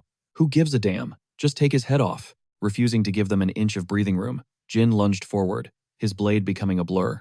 Muse tried to parry, but his strike was effortlessly swatted away like a fly. Watching his leader get styled on, a sorcerer in purple robes ignited a massive fireball at the tip of his staff. Hit the deck, Muse. Muse's barrel rolled out of the danger zone just as the roaring inferno blasted toward Jin, looking completely ready to incinerate him on the spot. But right before impact, the fire violently morphed into blazing magical chains, coiling tightly around Jin's forearm and locking him in place. Thinking he had the young lord dead to rights, a cocky, arrogant grin plastered itself across Muse's face.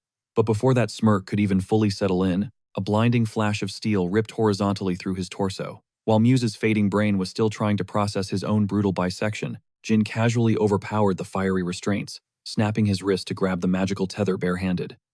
With a savage, violent yank, he pulled the energy cord back toward him. The spellcaster on the other end, completely failing to comprehend the insane power gap, was violently dragged across the snow, right into melee range. Desperation kicking in, the mage shrieked, "So what if my fire failed? I'll just shred you to pieces with frost." A glowing blue glyph instantly materialized, machine gunning razor-sharp icicles at point-blank range. Yet, that deadly frozen barrage couldn't even leave a microscopic dent on Jin's aura. With a lazy, almost bored flick of his wrist, he shattered the incoming ice storm into harmless glitter, leaving the caster absolutely paralyzed with fear. "What the hell are you?" he screamed in pure, unadulterated horror. Those were the very last bitter words to escape his throat before Jin's blade mercilessly took his head. Dust settles. The magic fades. Jin slides his blade home with a crisp click. Those absolute Kinzello scumbags, he thinks to himself, catching his breath. He scans the dirt. These guys didn't even bother covering their tracks. Talk about getting cocky, they seriously thought nobody would come looking. Deep gouges in the dirt, drag marks, footprints overlapping. Looks like a rendezvous point, he deduces. They loaded up a wagon and dipped. Now, the Kinzello syndicate runs on a strict food chain. The big bosses always get first dibs on the premium loot. Jin whips out a crumpled map, his eyes darting across the scorched earth. The gears in his head are spinning. The grunts wouldn't dare lay a finger on VIP cargo. This is it. The perfect, razor-thin window to pull Mesa out of there alive. He traces the parchment. Wait a second. He is riding the exact edge of the Beastman zone. That means their hidden outpost has to be right around the corner. Bingo. Without missing a beat, a spark dances on his fingertips, reducing the map to floating ash. Time to stir the pot. I just need a distraction, and I'll carve a path straight to her. Cut to our boy Jin. His eyes go totally cold, locking onto the target. He lets loose a massive inferno. We are talking absolute hellfire roaring to life like a starved beast, swallowing everything in its path. The night sky literally turns a glowing, toxic orange. But Jin is not done. He flexes his wind magic, whipping up a miniature hurricane. To fan the flames into absolute overdrive, they're gonna have to scramble now. Right on cue, pure panic erupts from the camp. Fire! We got a fire! Where did this come from? Jin melts into the shadows of a nearby structure, watching the grunts absolutely lose their minds. Grab the buckets. We need water, right now. Total chaos. But then, cutting through the static, a booming voice shakes the courtyard. Are you idiots seriously trying to put out a magical fire with buckets? Enter the heavy hitter. This dude looks like a walking tank, built like a brick wall and barking orders left and right. Mages, drop the water and ice spells, now. Jin narrows his eyes from the dark, found the head honcho. While the whole crew is completely distracted by the blazing inferno, Jin goes full ghost mode and blitzes straight for the big boss. It's not working. A second commander catches onto the vibe check real quick. You clowns think a bonfire like this just magically sparks itself. In this humidity, we are under attack. Flush them out. But the main guy barking orders is totally clueless that the Grim Reaper himself, our boy Jin, is already parked right in his blind spot. The commander's spine tingles. He whips around, opening his mouth to yell, but all we see is a blinding flash of blue energy. Down below, the grunts are choking on thick, black smoke, completely blind to the fact that their boss just got folded. Hurry up, get the mages. With the top dog cleanly taken out of the equation, Jin casually flips a shiny brass key in his palm. Jackpot. He slides the key into the lock, and the heavy iron door groans open. The air inside hits different, a damp, bone-chilling draft that instantly raises his goosebumps. Where are they keeping her? His gaze snaps to a shadowy corner of the room, a hidden trapdoor built right into the floorboards. A dungeon. Down in the pitch-black basement, we see her. Long hair spilling over her shoulders, Mesa is bound tight with thick ropes. Suddenly, a familiar voice echoes through the damp walls. Mesa! Her head snaps up toward the light. Young master. Pure anxiety floods her face. Are you crazy? What are you doing here? This place is a total death trap. Jin does not even flinch, his voice super calm. Forget about me. Are your legs working? He slices through her bindings in one smooth motion. She nods. Yeah, but sprinting is definitely out of the question. Jin just gives a reassuring nod. Say less. Lean on me. Boom. Out of nowhere, the ceiling violently quakes, dropping dust on their heads like a literal 5.0 magnitude earthquake. Jin braces her, his eyes darting upward. What the hell was that impact? But Mesa's vibe completely shifts. She goes dead serious. Young master. She locks eyes with him, bearing her absolute soul. I need you to promise me something right now. Reading her mind instantly, Jin presses a finger to her lips. Don't even finish that sentence, Mesa. But she is not backing down. She forces the words out, heavy with resolve. If things go south up there, you drop me and you run. Deal? Your life actually matters. You cannot die in a place like this. But come on, this is Jin we are talking about. Leaving a homie behind? Not in his DNA. He just tightens his grip around her shoulder and pulls her toward the stairs. We're moving. Keep your head down.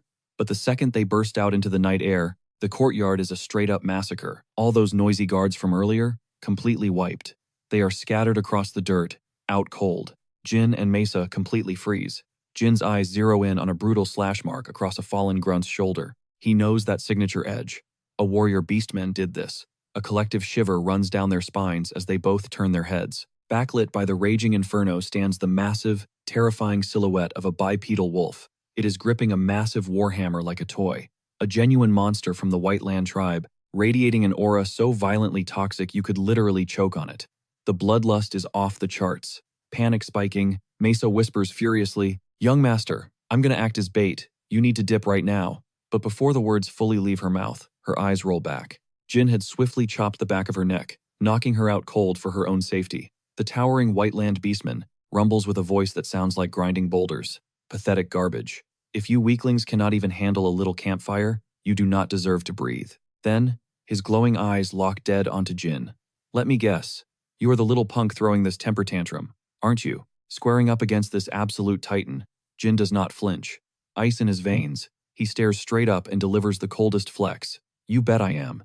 I am the son of Cyron Runcandle. Jin Runcandle locked his gaze onto the guy, eyes dead set, and threw down the gauntlet. Drop your name, beastman. The White Wolf warrior cracked a twisted, sickening grin, his pupils rolling back into pure white. A Runcandle. Your actual Runcandle blood. Flashback to just a few days before the Zhan Kingdom op kicked off. Back at the massive Runcandle estate, a young dude rocking a crisp white robe stepped up, eyes shut tight, gripping his blade. He was practically suffocating the room with this insane, pitch-black aura. That was Jin. His blade was completely swallowed by that dark, glitchy magic. Out of nowhere, Murakan spawned in and absolutely launched a kick right into Jin's back. Murakan was seeing red, his eyes bugging out like he was literally catching fire. You absolute idiot, he roared, totally losing it. Are you trying to catch a death wish? I literally warned you. He snatched Jin by the shirt. You don't have the stats for this yet. If you unsheath that blade, you're gonna get totally consumed by the shadow energy. He yanked him closer by the collar. Unless you want a flatline from an energy overdose, knock it off with the awakening attempts, capiche?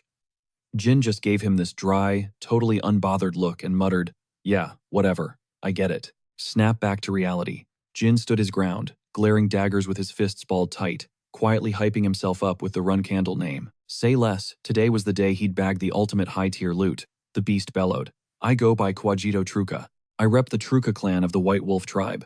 Basically the most notoriously savage, combat-obsessed faction out there. Even their lowest-tier adult hits 6-star warrior status.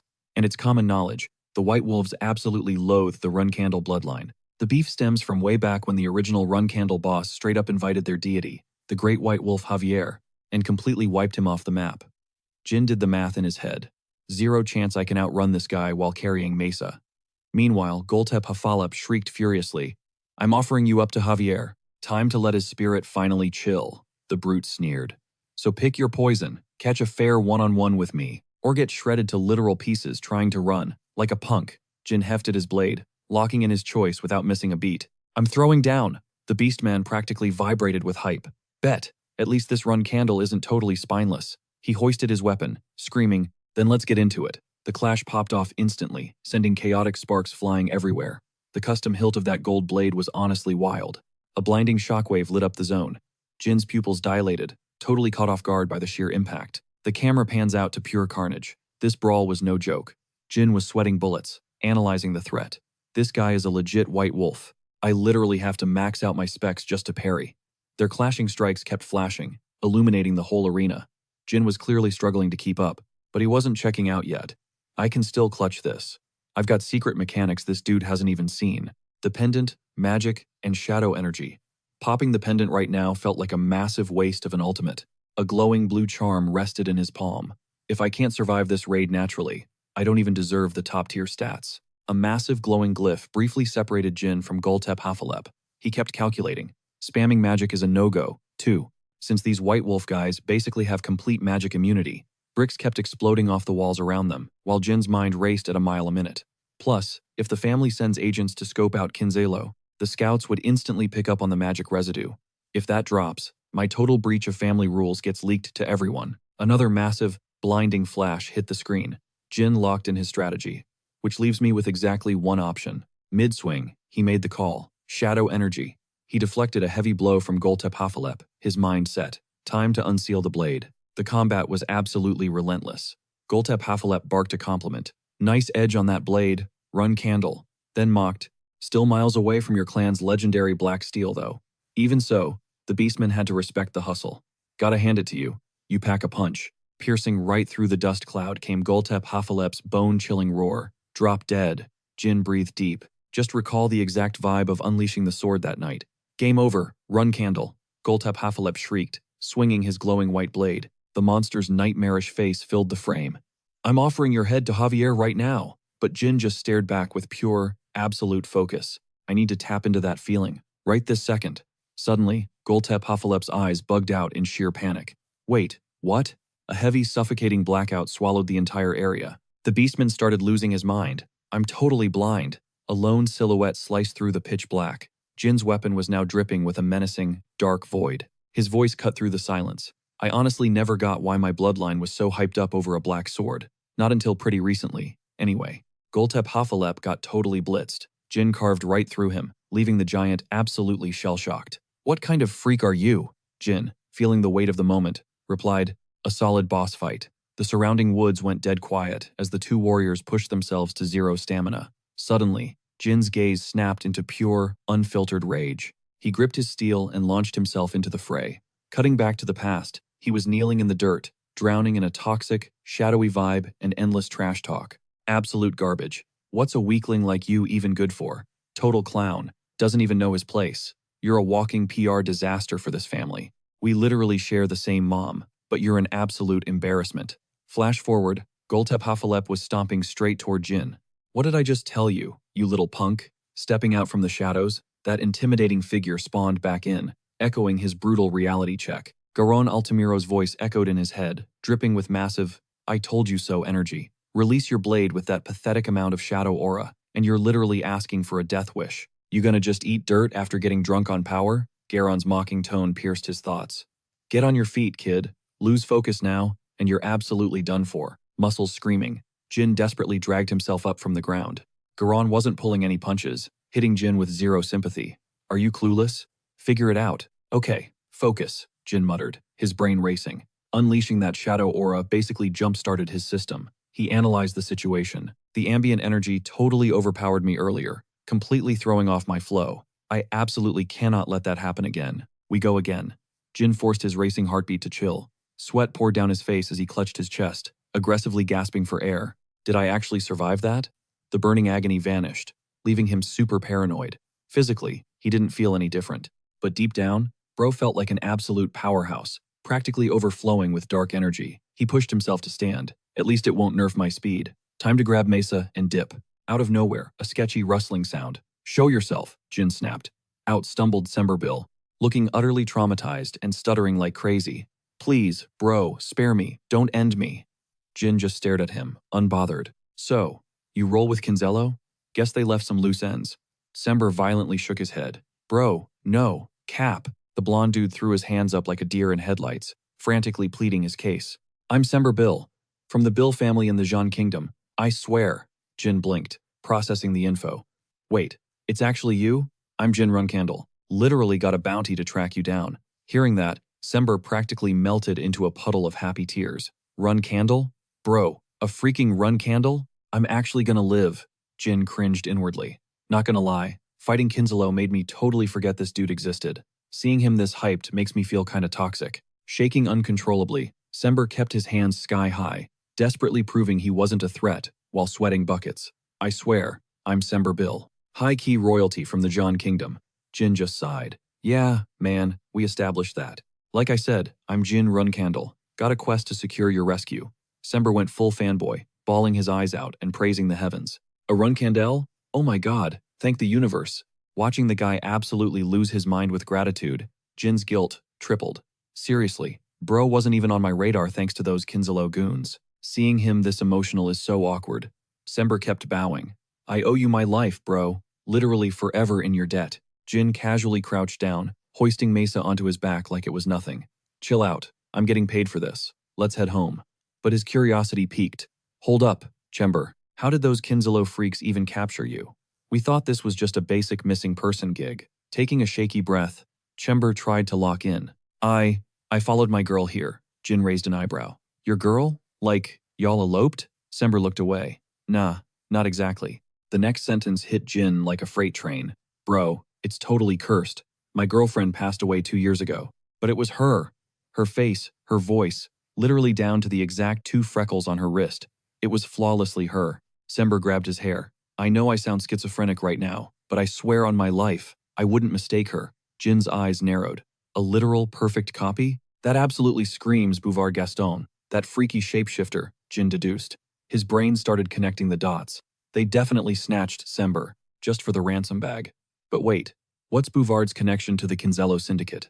This is my second run-in with that creep. Major red flags went up in his mind. I need to corner him and figure out his whole vibe. Jin stared off into the distance, strategizing. His base of operations has to be somewhere in the Curano Duchy capital. I've got to sneak over there, before I graduate from the intermediate training tier. Sniffling, Sember wiped his face, pulling Jin back to reality. Thanks for not treating me like an absolute psycho, bro. Jin nodded. My squad is sending backup soon, so let's move. Before Jin could even breathe, Chember took it the wrong way. Falling again? He cried. You literally called in Royal Knights just for me? Jin just facepalmed mentally. Bro, they're for Mesa, not you. Sit down. Totally oblivious, Chember looked at him like he was a literal god. Lord Jin, I will take this moment to my grave. Jin stared blankly at the dude kneeling in the dirt. Sure, Sember pumped his fist. Anything you need, bro, just say the word. Jin shrugged. Bet. Cut to the manor, where Gilly greeted him with the warmest smile. Huge W on clearing your first mission, young master. Your nanny is incredibly proud. Jin smiled back. Appreciate it, Gilly. She beamed. You've got to be exhausted. I already prepped a hot bath. Jin chuckled. Always coming in clutch. Before the words even left his mouth, a sudden rustle behind him caught his attention. Grinning, he spun around to give Murakhan some head pats. Ayo, look who it is. Did my little Nobby behave while I was out? Instead of purring, Murakhan flashed his razor-sharp fangs and literally chomped down on Jin's hand. Pure instinct kicked in, and Jin yeeted the fake cat across the room, slamming him flat against the wall. Bro, you can't just toss animals. Relax, chat. Murakhan's literally a dragon. He's chilling. Jin furiously massaged his hand. What the actual heck was that for? And honestly, Murakhan looked just as ticked off. Are you out of your freaking mind? Did you drop a few brain cells? Murakhan was absolutely going off, kicking Jin with his stubby little legs while running his mouth nonstop. I explicitly told you to keep your soul energy locked down. How many times do I gotta spell out that this stunt could flat out kill you? I am trying to keep you breathing, and you just tanked that hit. Hold up, listen to me right now.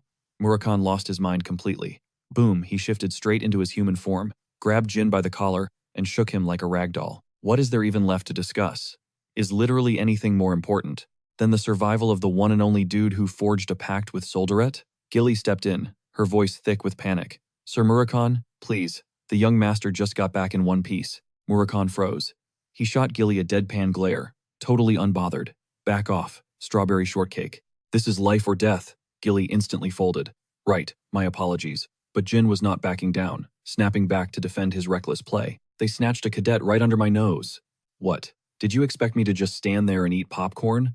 I thought she was a goner. Murakhan was not having it. And the pendant? Is that just some shiny bling to you? The value of that thing is 100 times greater than just throwing it around your neck as a fashion statement. Jin scoffed at the idea.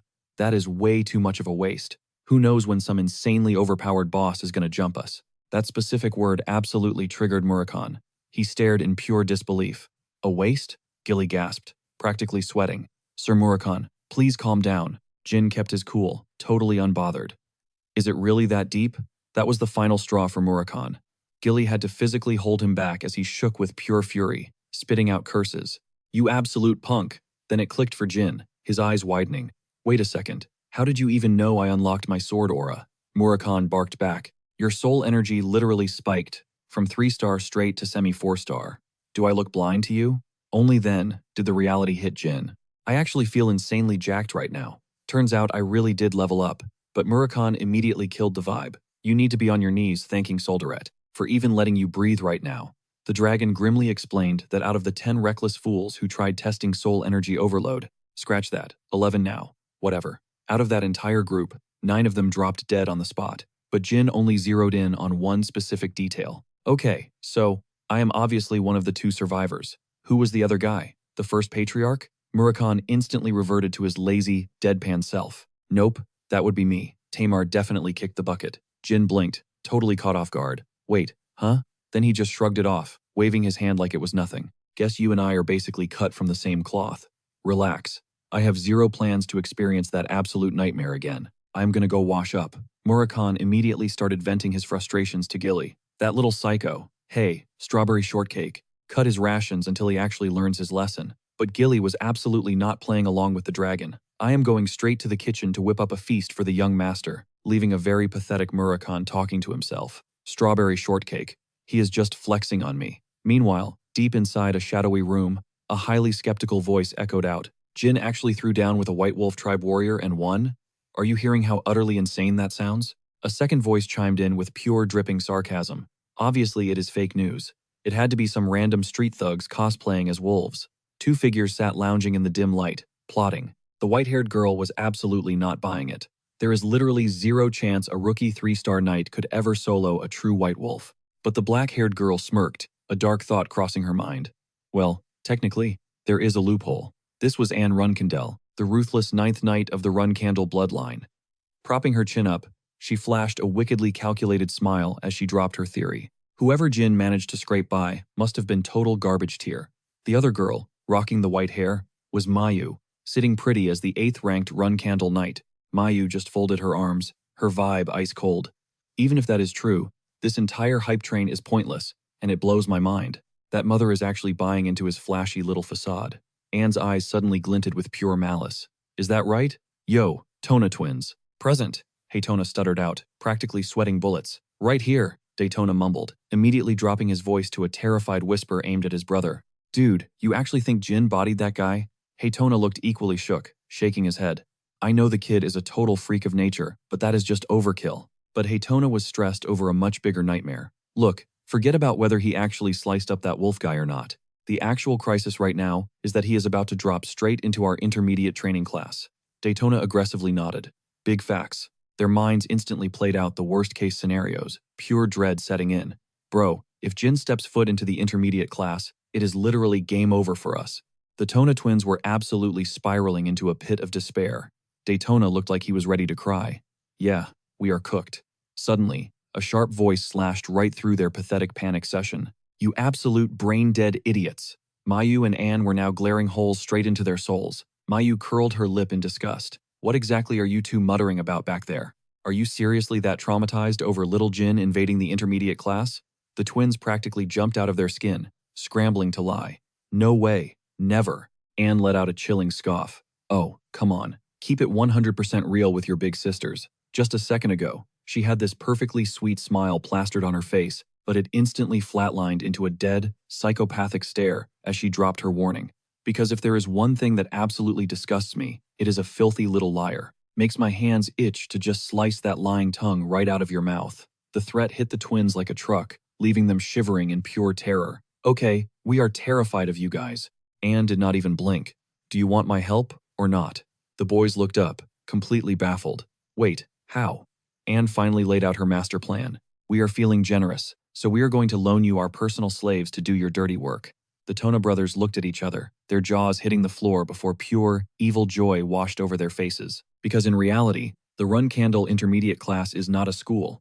It is a brutal, blood-soaked battle royale for the elite, throwing in a bunch of regular cadets just to keep the body count high. We're talking about a chaotic mix ranging from 3-star to 5-star levels, packed with fresh meat and washed-up veterans who had been rotting in this tier for over 10 years. Miu had basically wrangled up a squad of these outcast losers, treating them like her personal punching bags. Deploy them to crush Jin. We completely despise that kid anyway, she iced, flashing a seriously twisted, villainous grin. But you better plan this flawlessly, or you'll be the one paying the ultimate price, my sweet little brother. Cut to Jin's quarters. He was toweling off his damp hair fresh from the shower, but his brain was running a mile a minute. Nailing that first mission meant his golden ticket to the intermediate class was basically locked in. Plus, hitting 4-star soul energy was a massive flex, but Jin was already eyeing the next prize. To actually weaponize this aura, I've got to hit 6-star blade mastery in under 5 years. He did the math. 6 stars meant you were top tier, while breaking into the 7-star realm officially made you a grandmaster. But let's be real, that was only a massive flex for NPCs. Hitting 8 stars, that was the realm of absolute monsters. That was where the real game started. Out of over 2 billion souls breathing on this continent, less than 100 freaks had ever touched 9 or 10 stars. And sitting above all of them, just one literal demigod, the Genesis Knight. Jin's knuckles popped as he balled his fists. In this life, I'm hitting the absolute peak, he vowed internally. No, I'm shattering the ceiling. He was already mapping out his endgame. Step 1, leveling up. The Tona twins were already haunting the intermediate zone, a nightmare he saw coming from a mile away. The second his boots hit that intermediate floor, he'd be dodging daggers from his entire bloodline, not just those 2 psychopaths. He stared down at the absolute feast Gilly had prepped, her warm voice echoing in his head.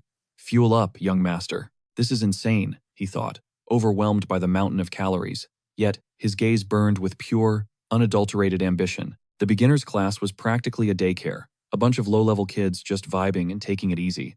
But the intermediate zone, that was a straight-up Shark Tank. Empathy would get you flat-out killed where raw power was the only currency. Only one play here, he muttered to himself. I'm going to violently conquer that entire class. Cut to Rosa's office. She was locked in, scribbling paperwork until she ordered, "Enter." Jin stepped through the heavy doors. "Mother," he greeted, respect lacing his voice. "You summoned me?" Sunlight spilled over her intimidating silhouette. Her pen froze mid-stroke the second he spoke. "I did," she hummed, her tone surprisingly soft. She glanced up with a ghost of a smirk. "Word on the street is you survived your first run. Flawless execution, actually." Jin bowed his head respectfully. "Appreciate it, mother." She flipped a file. Petro's report backed that up. Snapping the ledger shut, her vibe instantly went ice cold. "You also rejected my upgrade for your living quarters." She leaned forward, planting both palms on the mahogany desk. "Listen to me. That suite is strictly reserved for the heir apparent. It's been collecting dust because the youngest was literally still in diapers. It's yours now." Jin casually locked his hands behind his back. "I'm honored, mother, but I'm gonna have to pass." "Excuse me?" she pressed. "It's a high-end suite, sure, but at the end of the day, it's just 4 walls." Jin deadpanned. "Honestly, it's way too extra for my taste." Rosa raised an eyebrow. "You're seriously turning it down?" Jin smirked. "Absolutely. My mind's made up."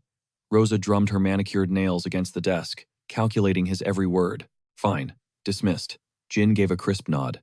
"Understood, mother." The second the door clicked shut, Rosa let out a defeated chuckle. "I genuinely can't tell if my youngest is playing humble or playing God. That suite is the crown jewel," she mused. "The literal throne room for the future boss of the Run Candle Syndicate." Her mind flashed to a brutal image of Jin getting jumped by a dozen blades.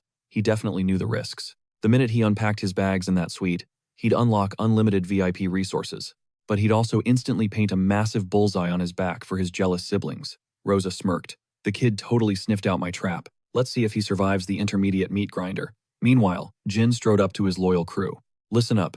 Tomorrow, I'm hitting the intermediate tier. That place is a total war zone of different cliques." Jin's eyes locked onto theirs, dead serious. "You guys are officially my gang now, which means you're going to catch a lot of heat and pure disrespect." A dark, confident grin tugged at his lips. "But don't sweat it. I'm going to make them bleed for every ounce of it." The bullying ends the second I put that entire class on a leash. Jin's voice dropped to a command. Until I do, nobody rides solo. You move in squads of 3, minimum. Even on your days off, do not get caught slipping by yourself. Sir, yes sir, his squad roared in unison. Fast forward to morning, Zed stood tall, hands clasped behind his back, barking out, "Listen up! Meet Zed Runkindel, clan elder, 8-star powerhouse, and Siren's little brother." Taking the stage, his booming voice shook the entire courtyard. 10 fresh faces just signed up, but 27 rookies already rage quit. He flanked the podium with his heavy hitters. Barking at the crowd, Zed laid down the law. You newbies better shadow the upperclassmen if you want to survive the intermediate ranks. I'm just here to judge your blade skills. Unless I'm the one putting you in the dirt, you handle your own damn casualties. Deadpan, Jin scanned the absolute chaos below. Zed roared again. Veterans, what's our golden rule? Like a brainwashed army, the courtyard exploded. The run candles reject the weak. Every single face down there looked completely dead set. We reject the weak. We reject the weak. The sheer volume had Jin's squad sweating bullets. More chanting echoed, but Jin just internally sighed, thinking, man, could they be any louder? The whole vibe was straight up toxic, designed to break their spirits. Jin's eyes locked onto a specific duo screaming in the pit. Well, if it isn't the Tona twins, he mused, but his gaze shifted to the guy flanking them. Looks like a senior meathead tagging along as muscle, Jin analyzed. No way those idiots recruited him alone. My lovely sisters, Mew and Anne, definitely pulled some strings here. Pivoting toward the steps, Jin plotted his next move. They're trying to traumatize the rookies? Bet. Time for a reality check. He casually strolled off the stage, each footstep heavy with pure boss energy as he closed in on the mob. Spotting him, the Tona twins absolutely lost it. Bro, what is happening? Why is that psycho making a beeline for us? Chill. We've got Mew and Anne's backing now. They hyped themselves up. Suddenly, Jin slid his blade from its sheath, catching a blinding glint of sunlight. Without hesitating, he unleashed a vicious swipe right at Kajin, the twins' bodyguard. The dude glared back, looking completely feral, but his reflexes were trash against Jin's speed. The twins stood paralyzed while Zed watched the chaos unfold with ice in his veins. Pure terror washed over Kajin as his own right arm hit the dirt with a wet thud. The entire crowd basically stopped breathing. Collapsing into the dust, Kajin screamed, desperately gripping his bleeding stump. Meanwhile, Jin calmly clicked his sword back into its scabbard. Consider the message delivered. Sweeping his dead-eyed gaze across the panicked mob, he ordered, "Get a medic." He knew this blood was on their hands, not his. Daytona was absolutely shook. Jin, are you out of your freaking mind? Why would you just chop him up? Completely ignoring his brother, Jin tilted his head at his bleeding victim. Hey rookie, what do they call you? Face twisted in sheer agony, the guy choked out, Kajin, Romero. Voice dropping to absolute zero, Jin asked, got any clue why I just dismembered you? Feeling completely disrespected, Daytona shoved his blade in Jin's direction. Stop ghosting us. Pull your weapon. Now. Slowly, Jin shifted his gaze, flashing Daytona, a pair of murderously dark eyes. Big bro, I'm kind of in the middle of a chat here. I'll entertain your little duel in a second, but until then, shut your mouth, you absolute clown. Triggered, Daytona exploded. You hack off my subordinate's arm and then talk trash?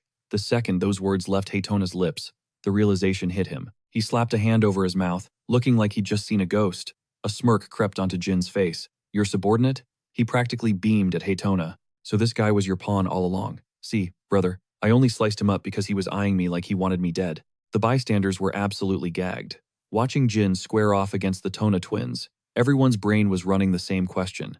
Are we witnessing a full-blown succession war?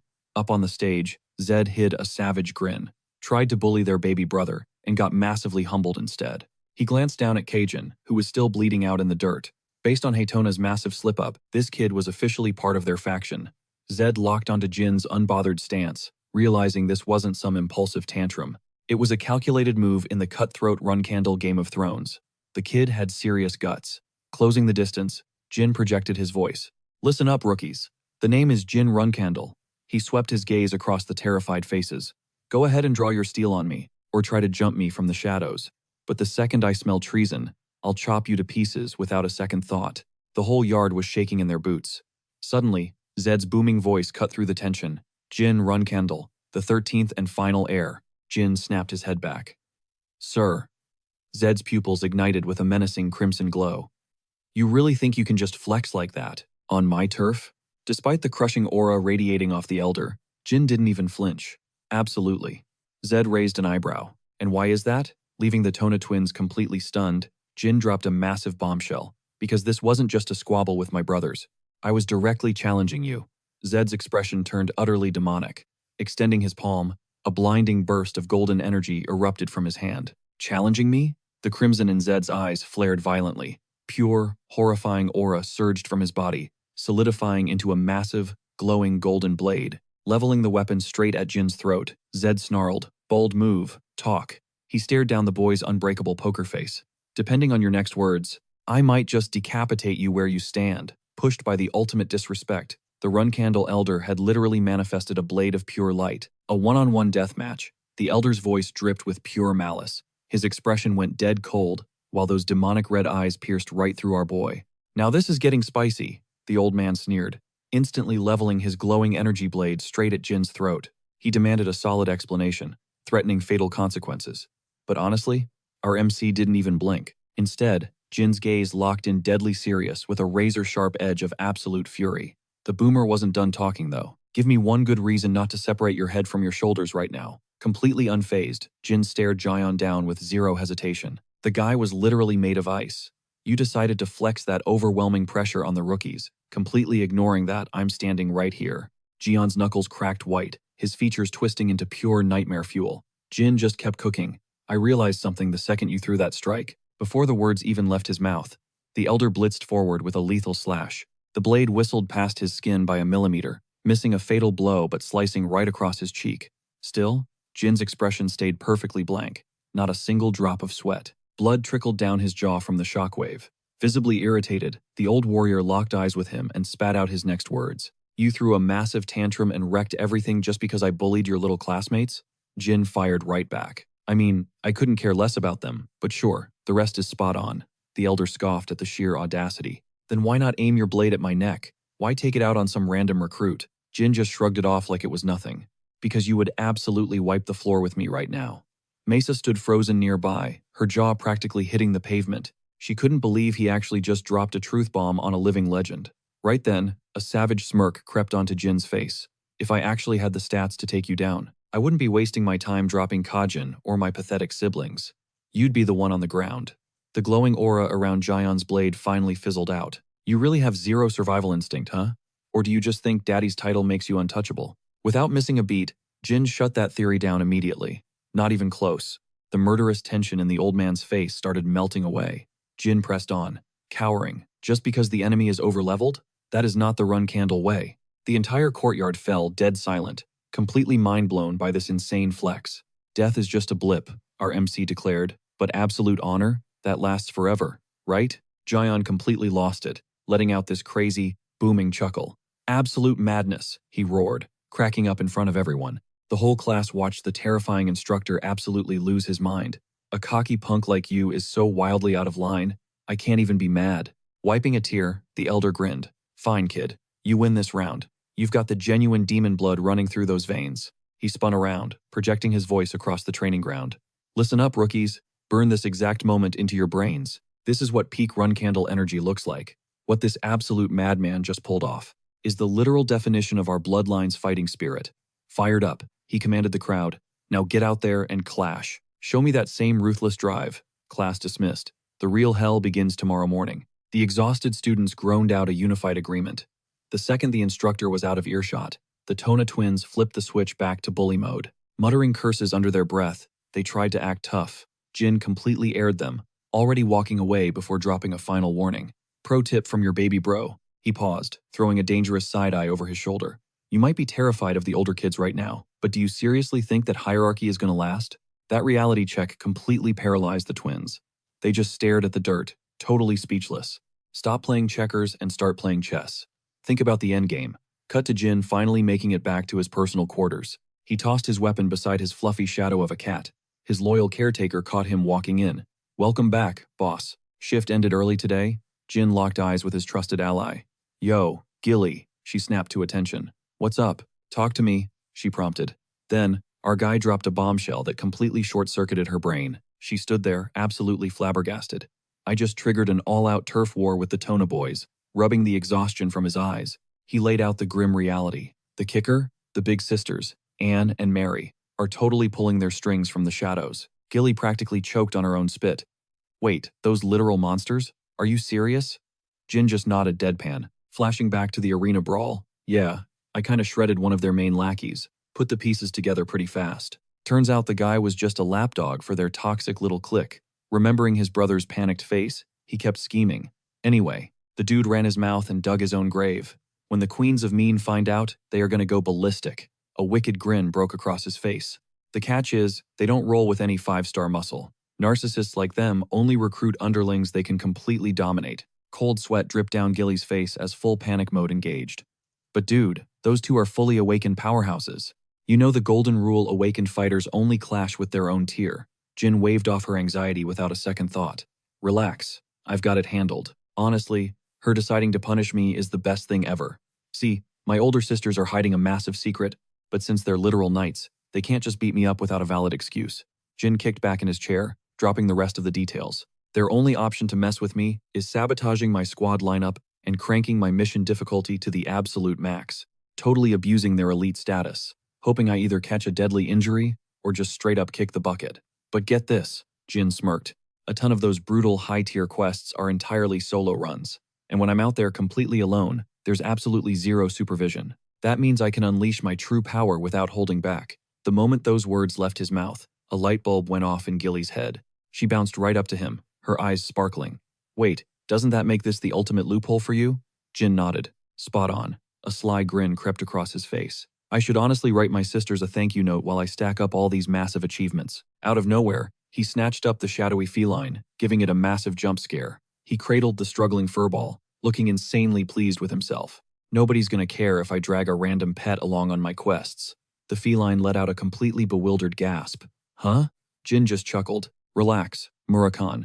You're sitting out the combat phase, because I have a super secret side quest specifically for you. The shadowy furball stiffened, clearly not vibing with the idea, and shot his companion a deeply suspicious glare. A side quest? Like what? Jin just waved him off. I'll drop those details later. Until the timing is perfect, we're staying completely off the radar. Gilly beamed, absolutely hyped. You got it, young boss. Right on cue, a veteran run candle marched into the room. He was completely barking orders at the rookies.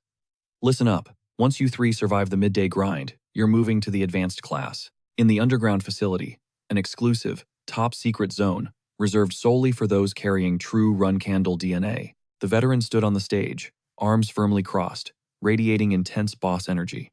You purebloods get this ultimate privilege, but don't even think for a second that this boot camp will be a walk in the park. Got it? The rookies screamed back like a choir. Sir, yes sir. Meanwhile, the Daytona and Haytona twins were sporting some gnarly black eyes. The seasoned master kept preaching. Our bloodline's combat style is entirely about raw, unmatched dominance. We shatter our enemies without a single ounce of hesitation, chasing absolute victory and total control. Every brutal trait of the Run Candle legacy bleeds directly into our blade work. The veteran instructor paced the floor. You can't just lock our combat system into a basic textbook definition, even though we do have a few legendary, hidden moves that only the absolute elite ever unlock. Jin absorbed every single word, secretly smirking in his head. Man, my older siblings must be fuming right now. The master's voice turned dead serious. Our fighting style completely rejects fixed stances, strict footwork, or stupid rules. That right there is the massive gap, separating the Run Candle Empire from every other basic faction out there. He glared intensely at the trainees. Anyone want to guess why? We refuse to be boxed into a traditional fighting stance. Without missing a beat, Jin fired back. Because every single one of us has wildly unique physical specs and insane natural gifts, pumping through our Run Candle veins. The instructor pointed right at him. Bingo. He hyped up his speech. Being born a Run Candle means winning the ultimate genetic lottery, packing a monstrous physique, and blade instincts that normal humans can't even comprehend. He locked eyes directly with Jin. Even the weakest links in our family tree can effortlessly wipe the floor with your average civilian. Out of nowhere, a super creepy, villainous smirk crept onto the veteran's face. Everything you rookies have done so far has been literal child's play. He then grabbed a dense metallic sphere. I'm handing one of these heavy orbs to each of you. Daytona snatched the weird object, his face twisting in massive confusion. Inspecting the metal chunk, he internally panicked. What on earth is this thing? Is it hollowed out? Packed with shrapnel? The instructor quickly shut down the rumors. We call this the Clarity Stone. Strike it right, and it rings out with crystal clear audio. He casually grabbed a heavy iron rod, eyeing the sphere like a predator. I'm gonna drop 3 distinct audio tracks this rock can make. Open your ears. Without a second of hesitation, he violently smashed the rod into the metal orb. The thing immediately shrieked, unleashing a noise so insanely cursed that Jin, Daytona, and Haytona instantly clamped their hands over their ringing eardrums, faces scrunched in pure agony. The master grinned. Pretty nasty on the ears, right? Right after, he swung the metal pipe a second time, connecting with the sphere. Check out track number 2.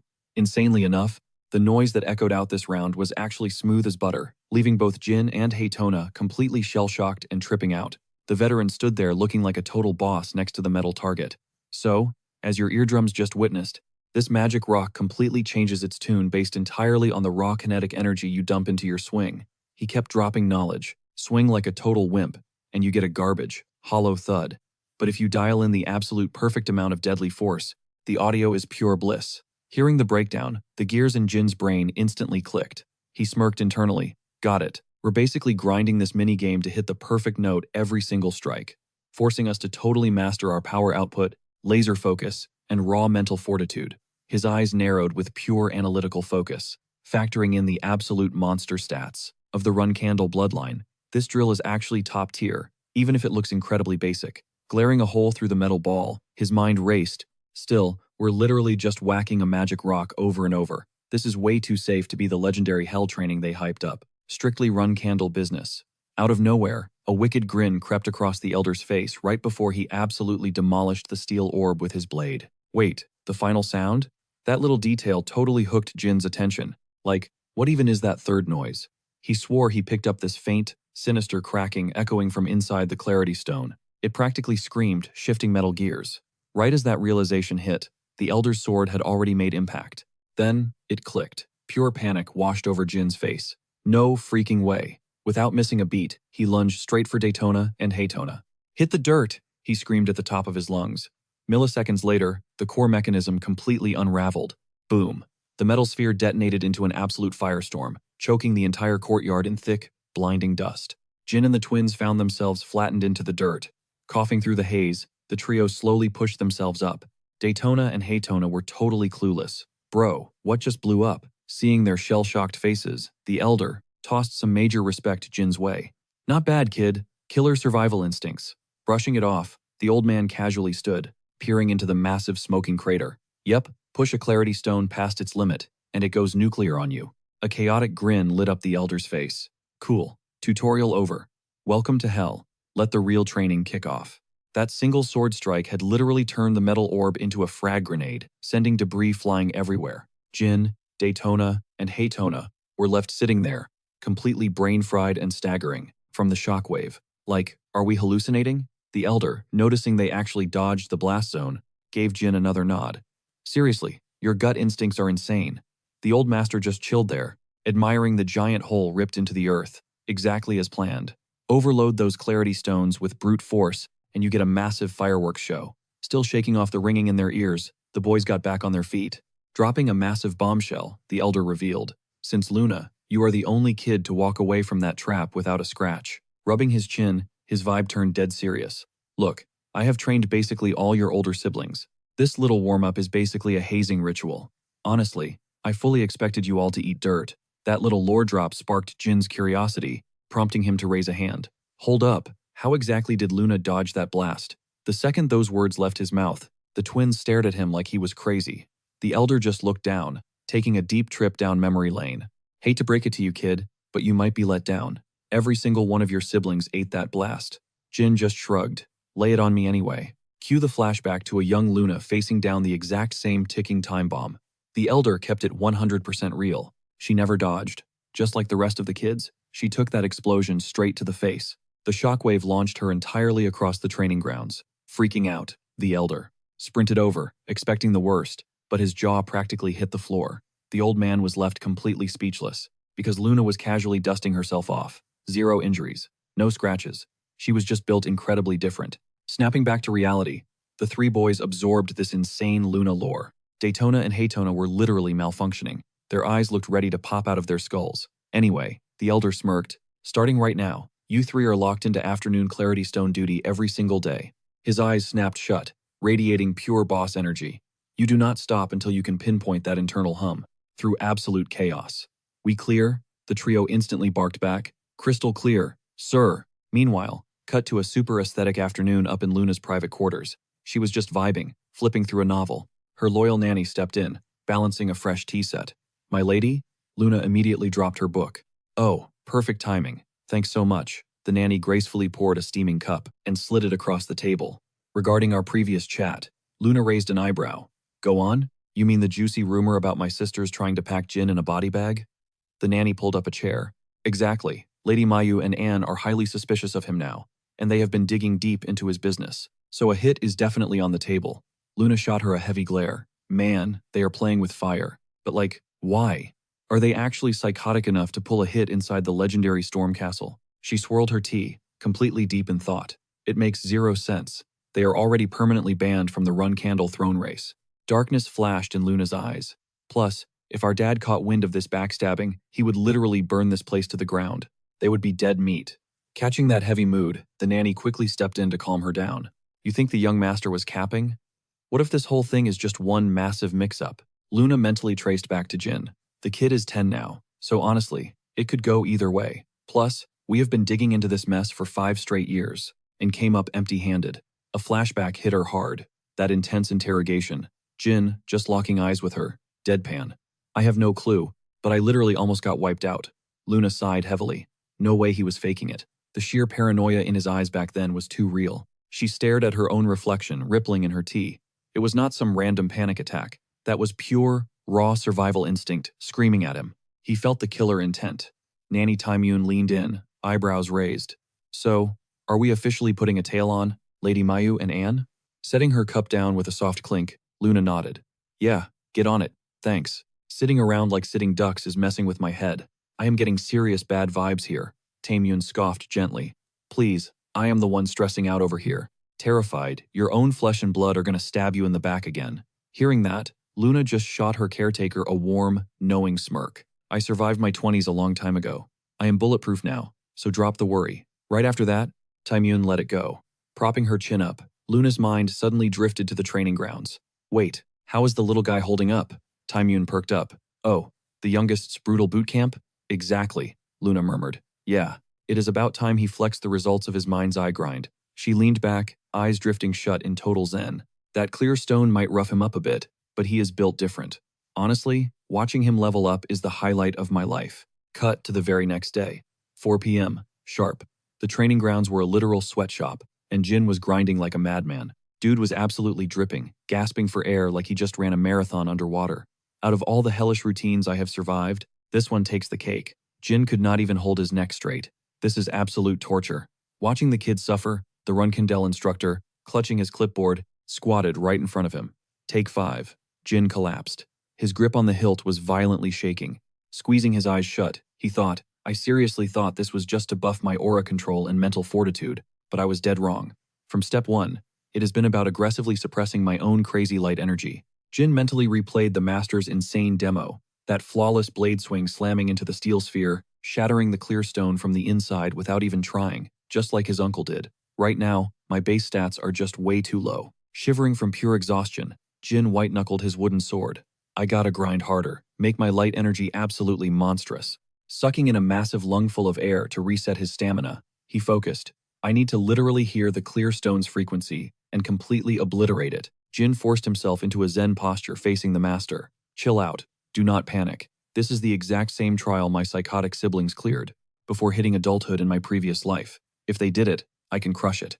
Right then, the instructor swept his gaze over the trio, letting his eyes lock onto Daytona and Haytona. Focusing on Haytona first, he nodded. "Not bad. You 3 are actually leveling up at a solid pace." Meanwhile, Haytona was already beefing with his twin. "Bro, you literally just said the grip was loose." The instructor rolled his eyes, shifting to a twitching Daytona, who snapped back at his brother. "Where is the damn crack, huh?" Tuning out the twins, the elder locked his sights onto the hyper-focused Jin. But this kid, he is in a league of his own. The old master was internally freaking out, stroking his beard with a massive grin. Holy crap, he might actually shatter Luna's untouchable record. Fast forward. The sky faded to a deep, bruised purple. The master's voice boomed across the dirt. Absolutely pathetic. By now, Jin was the last man standing. The Tona twins, completely knocked out cold, face planted in the dirt. Tossing a vial, the master ordered, "Give these to your useless brothers. If they plan on passing out again tomorrow, tell them to stay in bed." Catching it, Jin nodded, loud and clear. He immediately bounced. Behind him, the twins finally groaned awake, literally dragging their broken bodies back to the estate. The Tona twins actually lasted longer than I expected, Jin mused. Guess Runkindel blood really is built different. Despite being the youngest, Jin strutted off like an absolute boss. The second he was out of earshot, the master absolutely lost it. "Why the hell is he the youngest?" he screamed to the void, gripping his hair in pure agony. If that monster had dropped just 10 years earlier, he would have devoured the entire Runkindel hierarchy. Man, what the heck do I even do about his insane older brother? Such a freaking waste. The old man slumped onto the dirt, completely defeated by the unfairness of the universe. No matter how I slice it, it is a total tragedy. Just a massive missed opportunity. Boom. 1 month time skip. May 17, 95. We cut to the intermediate cadet hub. The proctor stepped right up to the front lines, glaring down the fresh meat. Eyes front, holding up a sealed folder, his voice cut through the silence like a knife. The very first official op of the year, for the mid-tier class just dropped. If I call your tag, step up. Mission 1. VIP Escort and Defense. Your targets are the rookie hires from the Minch, Smith, and Heath factions. Squad leaders dropping in. Houston, baiting. The announcer's voice boomed over the courtyard. Mission 3. Monster Subjugation. Your targets? Orcs. Squinting at the parchment like he couldn't believe his own eyes, he stammered out the location. The drop zone. It's the lawless outer rim of Curano territory. He swallowed hard, visibly shook by the roster, before reading off the unlucky squad. Mesa, Bellup, Scott, Taimong, Kiko, Juzin, Eddington, Sierra, Vince, and David. That made 10. Mesa and Bellup completely froze, their jaws practically hitting the floor. Rolling up the scroll with a sharp snap, he dropped the real bombshell. You're walking into a bloodbath, 25 fully grown orcs. These beasts never hunt alone. They swarm like locusts, he warned. Steel yourselves, or you won't make it back. Mesa's eyes instantly darkened into a dead serious glare. That wraps up the briefing, the announcer muttered. Becca will brief you on the finer details. Dismissed. The second he stepped down, the courtyard exploded into toxic whispers, with every cadet side-eyeing Mesa and Bellup. Rookies taking on an orc raid? Are you kidding me? Half this squad is literal cannon fodder. Nearby, Conan and Kazan were flashing absolute evil, mocking smirks. They glared down at the two rookies. Better go pick out your caskets and light some incense while you still have a pulse. Yeah, plenty of time to draft up your last wills, an orange-haired lackey sneered, piling on the disrespect. Or hey, you could always go crawl to young Master Jin. He mocked them with a fake crying voice. Oh, please save us. We're so terrified. Hearing that trash talk, Taimong totally lost it. The hell did you just say? But Mesa kept her cool, instantly throwing an arm across Taimong's chest to block him. Drop it, Taimong. We don't have the stats to take them on right now. Taking useless damage before deployment is just throwing the mission. Taimong was practically shaking with rage, veins popping. But Mesa, these absolute punks, and dragging the young master into this? Suddenly, Mesa's calm shattered. She locked eyes with Taimong, her glare burning right through him. Face contorted with pure fury, she barked, "Zip it and stand down. Did you suddenly forget we belong to the Runkindel clan?" She lowered her voice into a gritty growl. Our only job is to drop into that zone, shred the targets, and make it back breathing. Her vibe shifted into pure, unbreakable iron. Surviving is how we win. Cut to Haytona. He was grinding his teeth so hard they might crack. He gripped his blade and brought it crashing down onto the glowing sphere with insane force. The second the steel connected, the orb detonated, unleashing a violent shockwave. All the cockiness drained from his face, replaced by pure terror. Wait, what? Oh, hell. A deafening shriek tore through the air, right as a massive explosion went off. The blast launched upward like a literal rocket, trailing nothing but a blood-curdling scream in its wake. Daytona stood paralyzed, his eyes wide with absolute horror. Off to the sidelines, Jin was just chilling with his eyes shut until a faint, desperate voice called out. Wait, Jin? He slowly peeled his eyes open, flashing a glare cold enough to freeze hell. Caught totally off guard, Jin barely had a split second to throw his arms up, bracing for impact as a blur of pure energy smashed into his defense. Haytona's face drained of color. He was completely freaking out. Yo, Jin, you breathing? Man, my bad, that was an accident. Wincing from the stinging pain, Jin just sighed. I'm alive. But seriously, take this circus somewhere else, will you? Daytona stood there, sweating and totally speechless. Right, my bad, bro. After the dust settled and the twins started clearing the wreckage, Jin was lost in thought. 1 month. 30 days of grinding with these clarity stones, and they're already shattering way faster than I calculated. Staring down at his trembling, bruised hands, a realization hit him. Wait, what was that sensation just now? It felt crazy. It was like he could literally feel the iron stone's trajectory locking onto him, mapping out the exact path of the incoming strike. If that thing came at me right now, I wouldn't even need to block. I'd just slip right past it. His eyes widened. Was this the secret sauce behind Sister Luna's brutal training sessions? I can't lose this vibe. We go again. Right now. Gripping his blade with lethal focus, Jin squared up against the sphere, radiating pure, unfiltered determination. Listen up. The booming voice of a Runkindel elder instantly shattered his focus. Orders just dropped from the top. Instantly, the Tona twins looked like they had just swallowed sour milk. The dreaded event. Grabbing his hair in absolute misery, Tona groaned. Bro, why the Bement Empire? I literally want to throw up just thinking about it. Daytona slumped to the floor, totally defeated. Don't even get me started on the formal wear. It chokes the life out of me. The elder glared down at them. Tough luck, kids. Because of you two taking the fall, the rest of the siblings get to skip dancing like clowns at the Imperial Gala. His expression suddenly shifted into a death glare. But an assignment is an assignment. You think you can whine? Show me that attitude one more time, and I'll personally introduce you to the afterlife. Terrified out of their minds, the twins squeaked out together. Understood. We apologize, Uncle. Jin felt a cold drop of sweat slide down his neck. The realization hit him. Sister Mayu and Anne orchestrated this entire nightmare just to humiliate the twins. Because their sword skills were absolute garbage, they were being shipped off to become the laughingstock of the Bement Empire.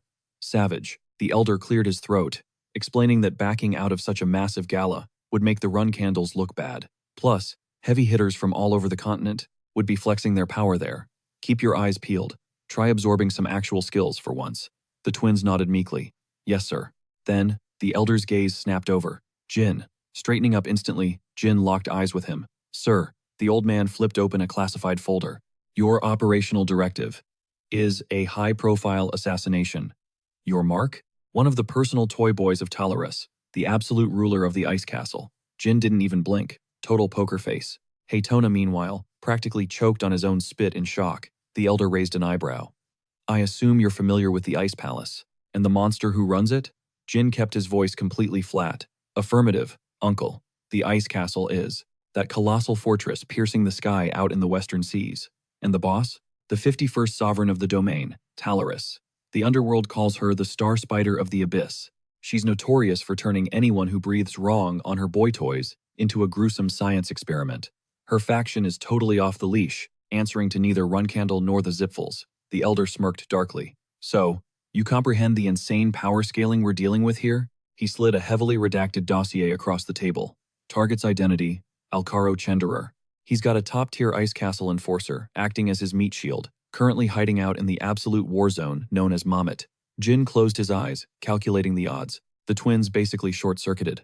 Wait, Mamit? They screamed, instantly huddling together and whispering like panicked rats. Bro, dropping into Mamet? That's strictly elite guard knight territory, Daytona hissed. Tona was sweating bullets. Jin's a prodigy and all, but sending him there is just a guaranteed death sentence. Ignoring their meltdown, Jin smoothly cut in. Uncle, quick question. The client for this hit is the Chenderer Syndicate themselves. Are they seriously putting a bounty on their own bloodline? Elder Jakande didn't miss a beat. Spot on. The Syndicate threw everything into dragging his pathetic self back home, but nothing worked. At this point, wiping him off the map is way safer than letting him leak their dirty laundry to the world.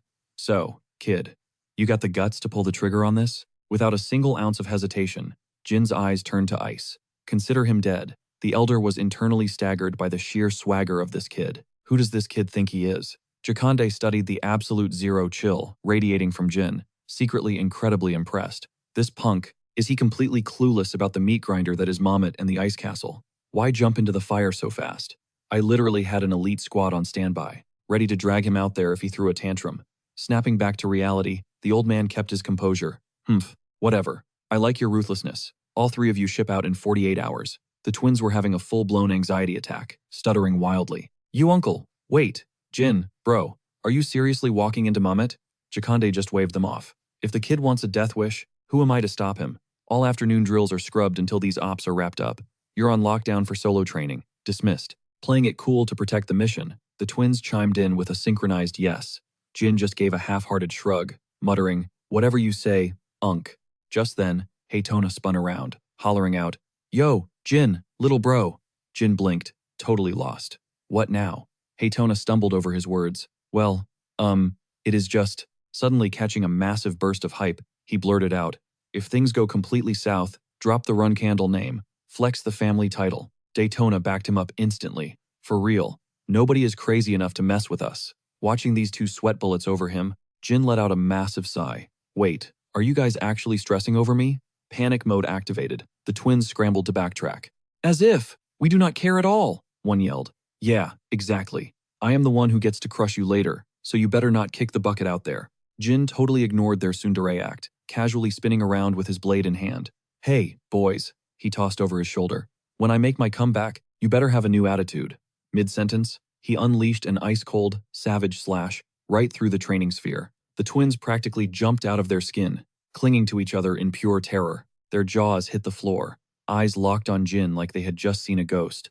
With the target absolutely destroyed, Jin glanced back, flashing a blinding, picture-perfect grin. So, who is your favorite now? My sisters or me? Before they could even process the flex, the booming voice of the Run Candle Elder shattered the silence. Haytona, Daytona, the duo snapped into a flawless, synchronized bow. Sir, the Elder locked eyes on Jin's retreating figure. Take the kid's advice and start grinding. If you value your breathing privileges, do not pick a fight with that monster until you level up, he warned them, his voice heavy with some serious, ominous weight. Flash forward 48 hours. The squad was fully assembled and ready to roll out. Young master, are you seriously heading straight into Mamet, the absolute worst slums? Jin did not even hesitate. Yep, Mesa frowned, still super anxious. But wait, what happened to your hair? Jin was rocking a completely new color. He quickly broke it down. Going undercover, rocking the Runkandel look out there is pure suicide. Got it, she nodded. He then threw out a quick, upbeat reminder. Since our quests do not match up, I am taking a completely separate portal. I have got to handle my own border check. You guys are on a suppression run, right? Jin checked. Mesa gave a sharp nod. Exactly. Pausing, he scanned the room. Why does everyone look like someone just kicked their puppy? Mesa and the crew looked absolutely miserable, though she quickly tried to brush it off. It is nothing major. We just wanted to send you off properly. Jin thought they were being way too dramatic and decided to crack a joke to kill the gloomy vibe. Why are we making this sound like a funeral? You are acting like I am never coming back. I mean, sure, worst case scenario, some of us might get wiped out, but stressing over it is zero help, right? Keep your eyes on the prize and focus on the mission. I am making it back alive, guaranteed. Stop overthinking it. Mesa managed to push out a weak, strained smile. Understood. Just watch your back out there, young master. Jin gave her a comforting tap on the shoulder. Will do. Catch you on the flip side. A bit later, Gilly gasped. Oh my gosh, that is adorable, Jin smirked. Right? Keep them safe for me. That is when the shadowy dragon decided to crash the chat. Relax, kid. I am the ultimate boss here. But before the mythical beast could hype himself up further, Jin shut him down. Just keep a low profile and stop acting like the main character. The dark dragon practically fumed, gnashing his fangs. Are you kidding me right now, you little punk? You are the one stepping into a war zone, so do not get sloppy. And do not think that fake hair makes you invisible. I am out of here. Fast forward a few minutes, and Jin was already walking his mount out to the courtyard. Gilly stared off into the distance, murmuring, with Sir Moroccan missing in action, this place is going to feel like a ghost town. Jin shot back instantly. Enjoy the peace and quiet, Gilly. I will make sure to cop some cool merch for you. She instantly clasped her hands together, looking like she was about to have a panic attack. But this hit job, taking out the secret lover of the Ice Castle's ruler, it is insanely risky. Look, I know you are way past the rookie level, but Mamet is literal nightmare fuel. Please, please stay on high alert. Jin just effortlessly swung up into the saddle. Relax, I am invincible, he promised, flashing one last charismatic grin before riding off. The camera cut straight to the absolute gutter of the world. Mamit, the ultimate dumping ground for the absolute worst scumbags alive. Right on cue, a massive, heavily armed brute kicked the saloon doors wide open, roaring, Listen up, you filthy rats.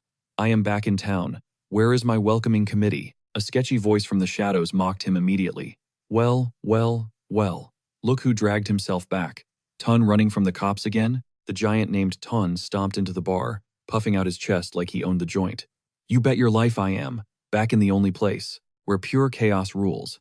Word on the street was, I got a little too soft hanging with the surface dwellers. Suddenly, the entire tavern went dead silent. Every single thug whipped their heads toward the entrance, sensing an insane aura dropping into the room. What the heck? Jin stepped through the doorway, his eyes radiating pure, unadulterated menace. He looked like an absolute final boss, ready to scorch the earth. The whole bar froze, totally caught off guard. Wait, fresh meat? Seriously? Jin ignored the peanut gallery, casually tossing a piece of silver into the air. Give me ice water, and whatever you have got on the stove, he demanded. The whispers started instantly. Check out the ego on this kid. The bartender kept his mouth shut, snatching the cash out of the air with a greedy smirk. Jin was already chilling at a corner booth. Out of nowhere, Tan loomed over him, slamming a heavy hand on his shoulder. Got a lot of nerve for a newbie, the giant sneered. What is your deal? Some washed-up Tier 9 knight running from his faction? When Jin completely ghosted him, refusing to even make eye contact, Tan leaned in super close, his face twisting into a rage-fueled scowl as he growled, I am talking to you, fresh meat. Newbies gotta learn the hierarchy. Get on your knees and shine my boots with your tongue. He didn't even get to drop the mic before. A cold blade was pressed flush against his throat. Scarlet sprayed across the wooden counter in a messy arc. Not even waiting for the loudmouth's body to hit the floor, Jin smashed his fist into the wood, shooting up from his seat. Are you gonna make me wait all day? He iced out. The whole tavern froze. Eyeballs nearly popped out of skulls. Then, absolute chaos erupted. Yo, the punks actually flatlined. Bro, I've been praying for this. The entire bar exploded into cheers, slamming their pints together in a massive toast. Jin just chewed on his bottom lip, shooting them a heavy glare. Sensei wasn't capping, he thought to himself. This entire zone is packed with absolute psychopaths. You want to sit at the villain's table? You gotta flex pure ruthlessness first. He snagged a shattered piece of a blade, turning it over in his palm. He seriously carried me through my past life, and this one too. One of these days, I swear I'll pay you back, master. Fast forward a bit, and a server slid a water glass and some pastry onto his table. The waiter threw their hands up defensively. It's clean. No toxins. Jin didn't even blink. Toxins are a massive red flag in this territory. I did my homework. The guy's eyes lit up, clearly impressed. Got a good head on your shoulders for a kid. Got relatives kicking around these parts? Jin flicked a solid gold coin onto the wood. Keep your nose out of my lore. The guy snatched the gold up instantly, flipping the switch to pure business mode. Right. So what's your poison? You need that special powder? Got a fresh batch in that's been flying off the shelves? Or maybe you're hunting down a specific NPC? Jin took a bite of his dessert before dropping the name. You know anybody going by Hister in this dump? A mental flash of a girl rocking vibrant crimson hair crossed his mind. The boss squeezed his eyes shut and gave a hard shake. Nah, never heard of her. Jin brushed it off. Got it. So point me to a decent spot to crash for the night. Somewhere that isn't crawling with roaches, preferably. The guy didn't miss a beat. I know exactly the spot you're looking for. Head west till you hit a joint called the Moonwell. It's basically the VIP lounge where the big boss of Mamit crashes, so definitely don't pull any of that unhinged stunt you just did in here. Cut to sundown, casting dark shadows over the moon, well out in the West District. Jin was already scoping the perimeter, his brain running the files. Alcaro Chandler. Total trust fund trash. Son of a count. Dude was practically bubble-wrapped his whole life and wouldn't know real struggle if it punched him. He's just here to party and blow cash. Zero actual stats. Just coasting on daddy's jeans and a pretty face. A total coward who glazes anyone with actual power, while treating the weak like actual dirt. The only reason this pretty boy stepped foot in this nightmare of a city is to get noticed by the shadowy lord of the castle, who's currently busy flexing with his brand new fling. And this high-end spot right here, that's his temporary base. The intel broker mentioned a fresh stash of that white powder hitting the streets. High probability this rich kid is currently getting absolutely faded in his suite. And considering he's on the castle master's roster, there's zero chance he's moving without heavy security. Jin silently glided up the carpeted staircase, blending into the shadows. Step 1. Run a quick vibe check on whatever is happening behind that door. He slipped through the hallway just in time to hear gnashing teeth and a hyper-aggressive voice raging out. What do you mean no? Are you kidding me right now? You literally handed me the stash yesterday without batting an eye. Jin paused, peeking through the crack, a wicked smirk crossing his face. Talk about insane RNG. Didn't expect to find my target on the very first try. A deep, exhausted voice rumbled back. We cannot let you keep spiraling like this, sir. But the brat named Alcaro Chandler was having a full-blown meltdown. Screw you, just hand it over. I am literally begging you. I'm gonna crash if I go another hour without a hit. The massive guard didn't even flinch at the temper tantrum, deadpanning, a hard no is a hard no, young master. Need I remind you, we're paid to keep a pulse in your body, not babysit your addictions. That totally set Alcaro off. He jabbed a manicured finger right at the guy's face, eyes practically bulging out of his skull. Shut your mouth. I am so done listening to you. If you don't pass me that packet right this second, I'll handle this myself. I am memorizing your ugly mugs, you absolute trashes. The second my sugar daddy gets back, you are all getting packed up. The tank of a guard just let out a heavy sigh. Alcaro completely lost the plot. Excuse me? Did you seriously just sigh at me? The guard totally aired him, turning his head to lock eyes with his partner. You broke, bottom-feeding losers. Do you know who I am back at the Chandler Guild? Alcaro was mid-rant when a massive fist suddenly buried itself straight into his ribs. His pretty face twisted into pure agony. God, how much longer are we stuck playing bodyguard for this pathetic punching bag? The second guard spit out. I swear, I'm praying he just overdoses and does us a favor. The security detail was visibly sick to their stomachs dealing with this junkie. Why does the boss even keep this rat breathing? The first guard shot him a freezing glare. Zip it. We follow orders to the letter. Letting emotions drive the wheel gets you killed. Jin tracked their movements closely, his tactical brain kicking into overdrive. These goons are packing serious heat, at least tier 6 swordsmen. Wiping Alcaro off the map would literally be a cakewalk. The real headache is the extraction. I gotta bait this clown out of his safe zone and ghost these elite guards. Dropping toxins in Mammoth is a massive no-go. If I slip something in his drink, the entire underground of this city will put a bounty on my head. But raw-dogging a fight against those bodyguards is suicide. So what's the play? How do I stealth drop Alcaro right here inside the moon? Well, without triggering the alarms. Jin's eyes narrowed, mentally piecing the puzzle together. Bam! His fist hit the table he was locked in. That's it. I'm doing it. A hyped grin spread across his face. Fast forward to daybreak.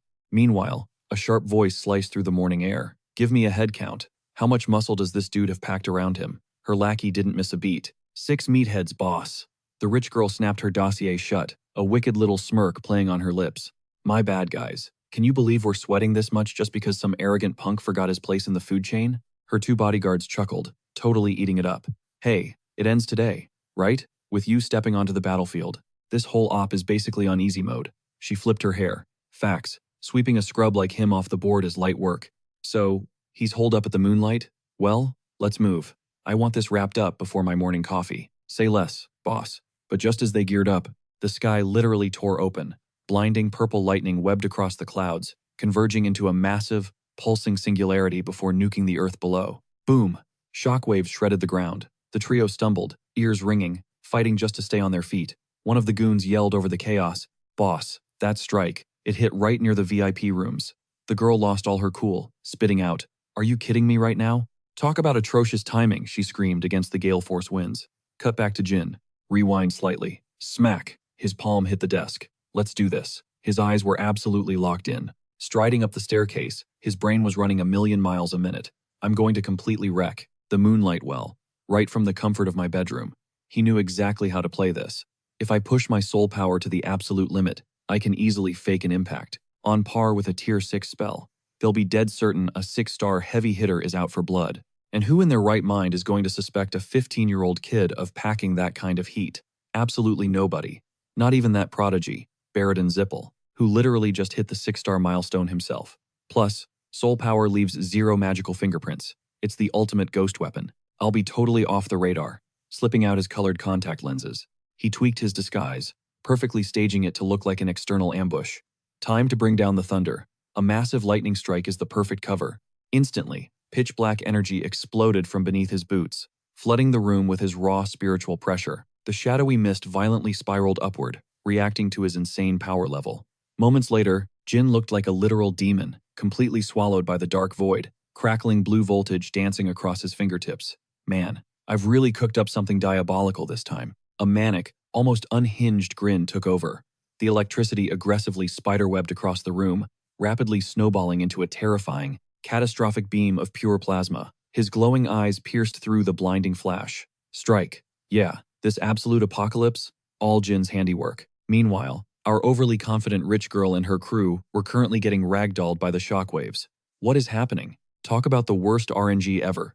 Meet Cyrus Endorma, captain of the 7 swords of the Hidden Palace, and the literal heiress to the Palace Master. But right now, titles meant nothing. Jin's orbital strike intensified, completely blinding everyone in a white-hot downpour of electricity. Shielding his eyes, one of her guards screamed over the thunder, "Boss, someone inside the moonlight well must have seriously ticked off an elite caster."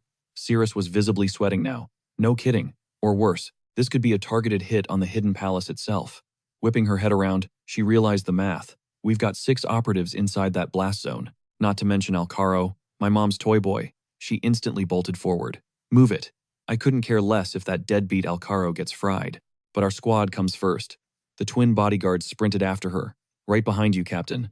Tearing down the street, she watched helplessly as rogue bolts continued to strike from the pitch-black canopy above. K-boom. A direct hit leveled the building right in front of them, launching chunks of concrete and splintered wood into the stratosphere. Bleeding and covered in ash, survivors started crawling out of the crater, completely losing their minds. Are you kidding me? What kind of absolute psycho drops a nuke like this? Dude, you swore you flatlined that Zipple mage last week. What if this is their guild coming for payback? I freaking told you. Seeing the survivors, Cirrus's guards recklessly hit the gas to intervene, but her blood ran cold. Wait, stop, you idiots. Pull back, she shrieked. Too late. The air in front of them violently ionized. An apocalyptic pillar of light crashed down, completely cutting them off. This strike was 10 times bigger, obliterating the remnants of the street. In a devastating secondary explosion, the 2 goons froze, inches from death, their voices cracking. What in the actual world is happening? Cyrus stood completely paralyzed. The shockwave was unreal. That has to be the finale. No one spams ultimates like that. Her men visibly shook, nodding in terror. Staring into the massive, smoking crater of what used to be a bustling inn, Cirrus swallowed hard, silently praying. Please tell me my squad made it out. But just as the dust began to settle, a single, bloodied hand slammed onto a piece of shattered concrete. He clawed his way out of the wreckage he'd just caused, practically fighting for his life. That final burst of lightning completely drained my mana, pushing me right to the edge of the 7-star level. Honestly, I barely dodged the Grim Reaper, all thanks to this pendant. Looks like the Hidden Palace bodyguards somehow survived the blast. But where the heck is Alcaro? If that guy is still breathing, this is my perfect opening. Suddenly, a massive shadow blocked out the sun. Lady, Cyrus leaned in super close, hovering right over Jin. Wait, there are actually people my age in Mamet? You good? Guess you got caught in the crossfire too. He blinked, totally shell-shocked as he stared up at her. Without even waiting for an answer, Cyrus whipped around. Come on, let's move. Get on your feet, right on cue. 2 of her subordinates jogged over. Boss, our crew is over there, banged up, but breathing. Cirrus practically beamed. Awesome, love to hear it. Round everyone up outside. And if they're still guarding Alcaro, tell them to finish the job. These strikes have the exact same vibe. Definitely the work of one mastermind. If you spot the culprit, bind them immediately. The duo bowed. Understood. Meanwhile, Jin was still sitting there in a daze, quietly sizing Cyrus up. Wait, isn't she the literal heir to the Hidden Palace? Judging by that entire conversation, she definitely pulled up just to clip Alcaro. His assassination is already in motion, so I don't even need to double-check his pulse. The real headache is the fallout. If she memorizes my face, I'm toast. Time to go full incognito mode and slip away while everything is still pure chaos. Acting fast, he aggressively messed up his hair and kept his chin glued to his chest. Right at that exact second, a guard jogged up. Apologies, my lady. Alcaro didn't survive the ambush. Our unit completely blew the escort mission. Hearing this, Cirrus didn't even blink. Oh, for real? Best news I've heard all day. I literally came here to take him out anyway. Babysitting that absolute clown must have been exhausting. She aimed those savage words straight at Alcaro's personal guard, who could only gasp, "My lady." Then, with a sudden burst of energy, she hopped up. Cyrus hoisted her blade high for the whole crowd to see and projected her voice. The Hidden Palace is officially seizing this inn. I am Cyrus Endorma, heir to Talaris, absolute ruler of the Hidden Palace, and captain of the 7 swords. If anybody has a problem with that, you are now an enemy of the palace. That massive ego trip instantly pissed off half the room. The crowd was utterly triggered, aggressively pointing fingers and barking back. Are you kidding me right now? Even if you've got royal palace blood in your veins, this is Mamet. You think your faction can just casually step over the kings of this city and hijack the entire situation? You are wildly out of line. Plus, let's be real, the only reason we got nuked is probably because your squad dragged the heat here. The relentless backlash made Cirrus press her lips into a tight, silent line. A split second later, with one freezing, ultra-precise slash, her blade cleanly ripped through the throats of the loudmouths. Gripping her weapon as fresh blood literally steamed off the steel, she dropped a chilling reminder. I wasn't stuttering. Cross me, and you're at war with the Hidden Palace.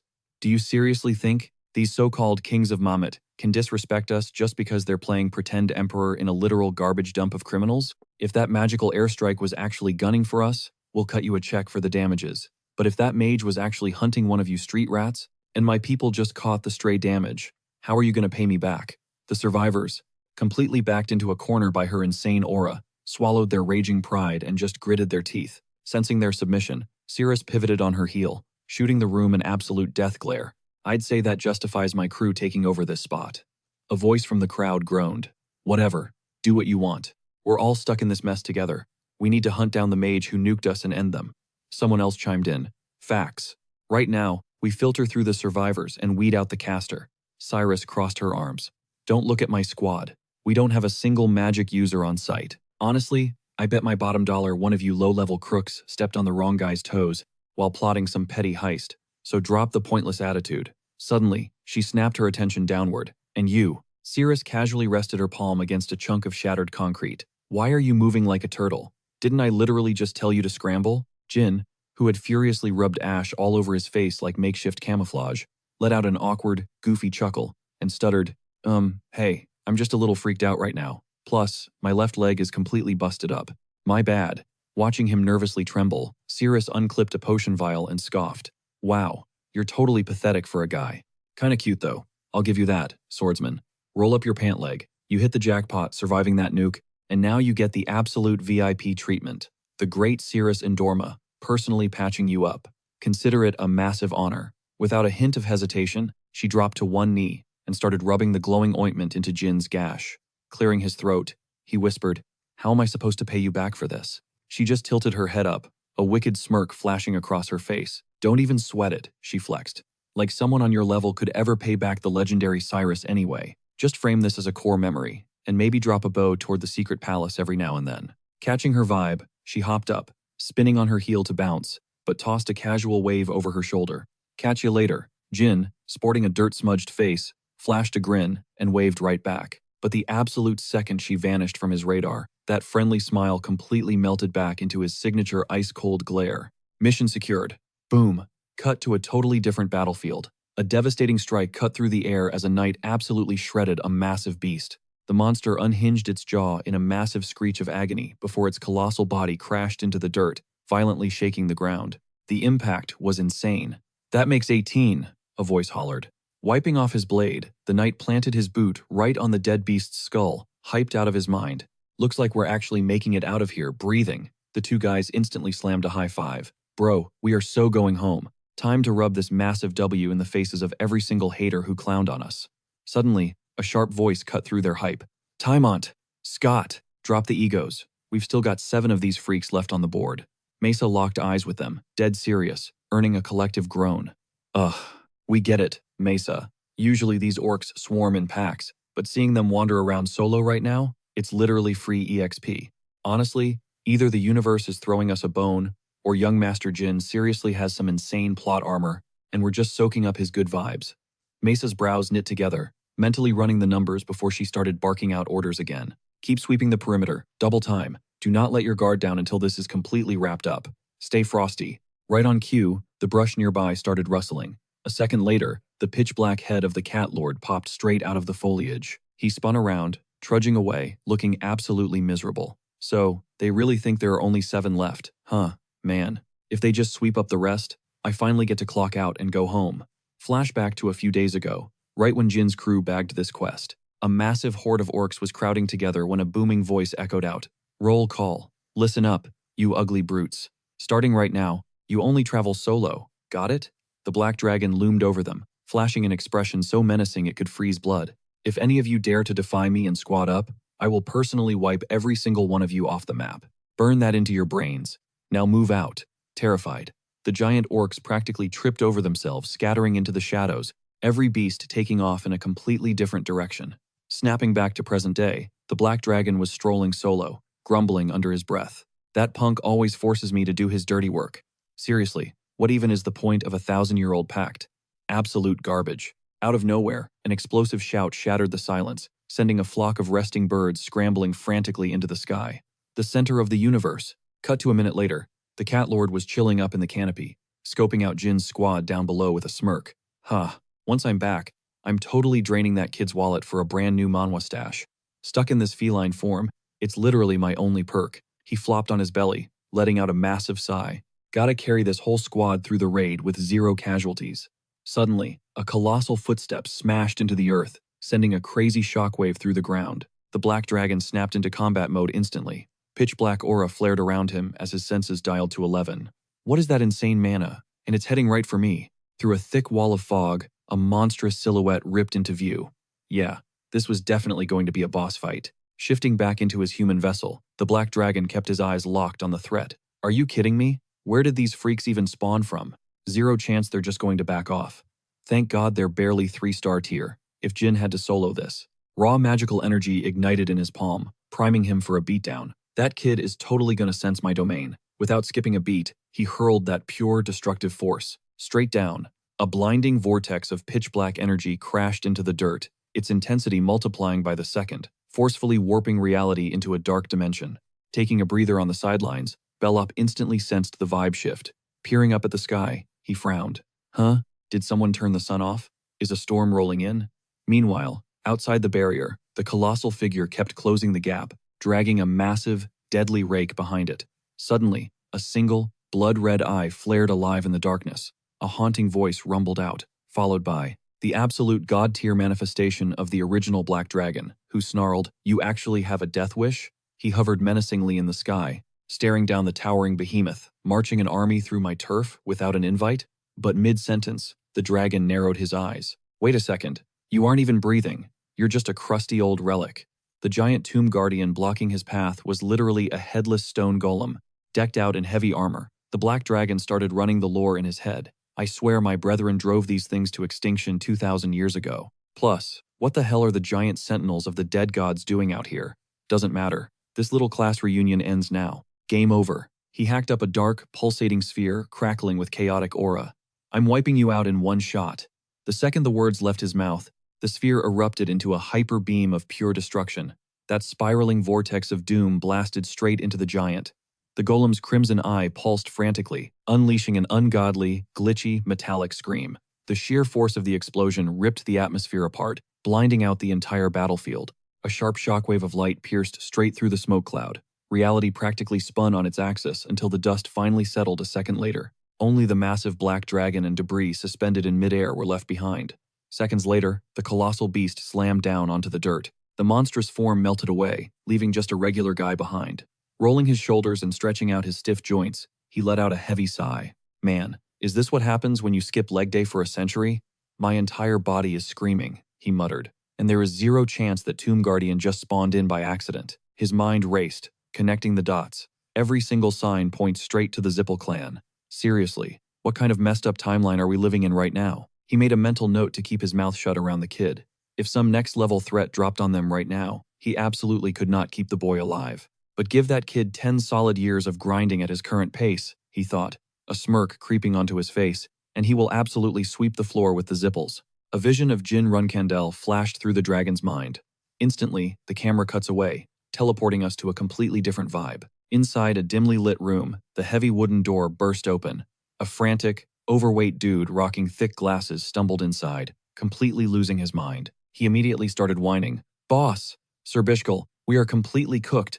My absolute masterpiece, the Tomb Guardian. It is ruined." Enter Booba Gaston, the notorious shape-shifting sorcerer. Standing across from him was Bishkal Yvlan, the mastermind calling the shots for the Kinselo Revolutionary Council. Bishkal smoothly pushed the door shut, his voice deadpan. "Yeah, I got the memo. Heard a Tomb Guardian ambush the kids, in the dead of night." Booba literally gasped for air, grabbing his own hair in pure distress. "Exactly. Oh my god, what kind of absolute psycho would straight up delete my ultimate creation?" Bishkal stepped up, trying to talk him off the ledge. "Look, Booba, that does not even matter right now. The guy who one-shotted your giant was a literal dragon. A shadow dragon, to be exact. I went down to the blast zone and checked the receipts myself." Booba Gaston froze, his jaw practically hitting the floor as panic washed over him. "Wait, a dragon? Are you telling me those scaled freaks are tracking our every move?" Bishkal narrowed his eyes. "No clue, but it definitely feels like a massive warning shot. Just stay frosty and watch your six. I will dispatch some elite hitters to cover you." Bishkal's expression turned absolute zero as he locked in his next move. "We need to set up a sit-down with the Zippel clan, as soon as possible." The scene snapped straight back to Elder Jordan Runcandle, standing tall with his hands planted on his hips, practically dying of laughter. "Amazing. Every single one of you crushed the Mamidop and made it back in one piece. The suits who set you up for failure are probably having a total meltdown right now. They are absolutely mauling. Standing in the courtyard, Jin bowed slightly. Appreciated, uncle. The Run Candle elder then waved his hand, barking out, "All right, listen up.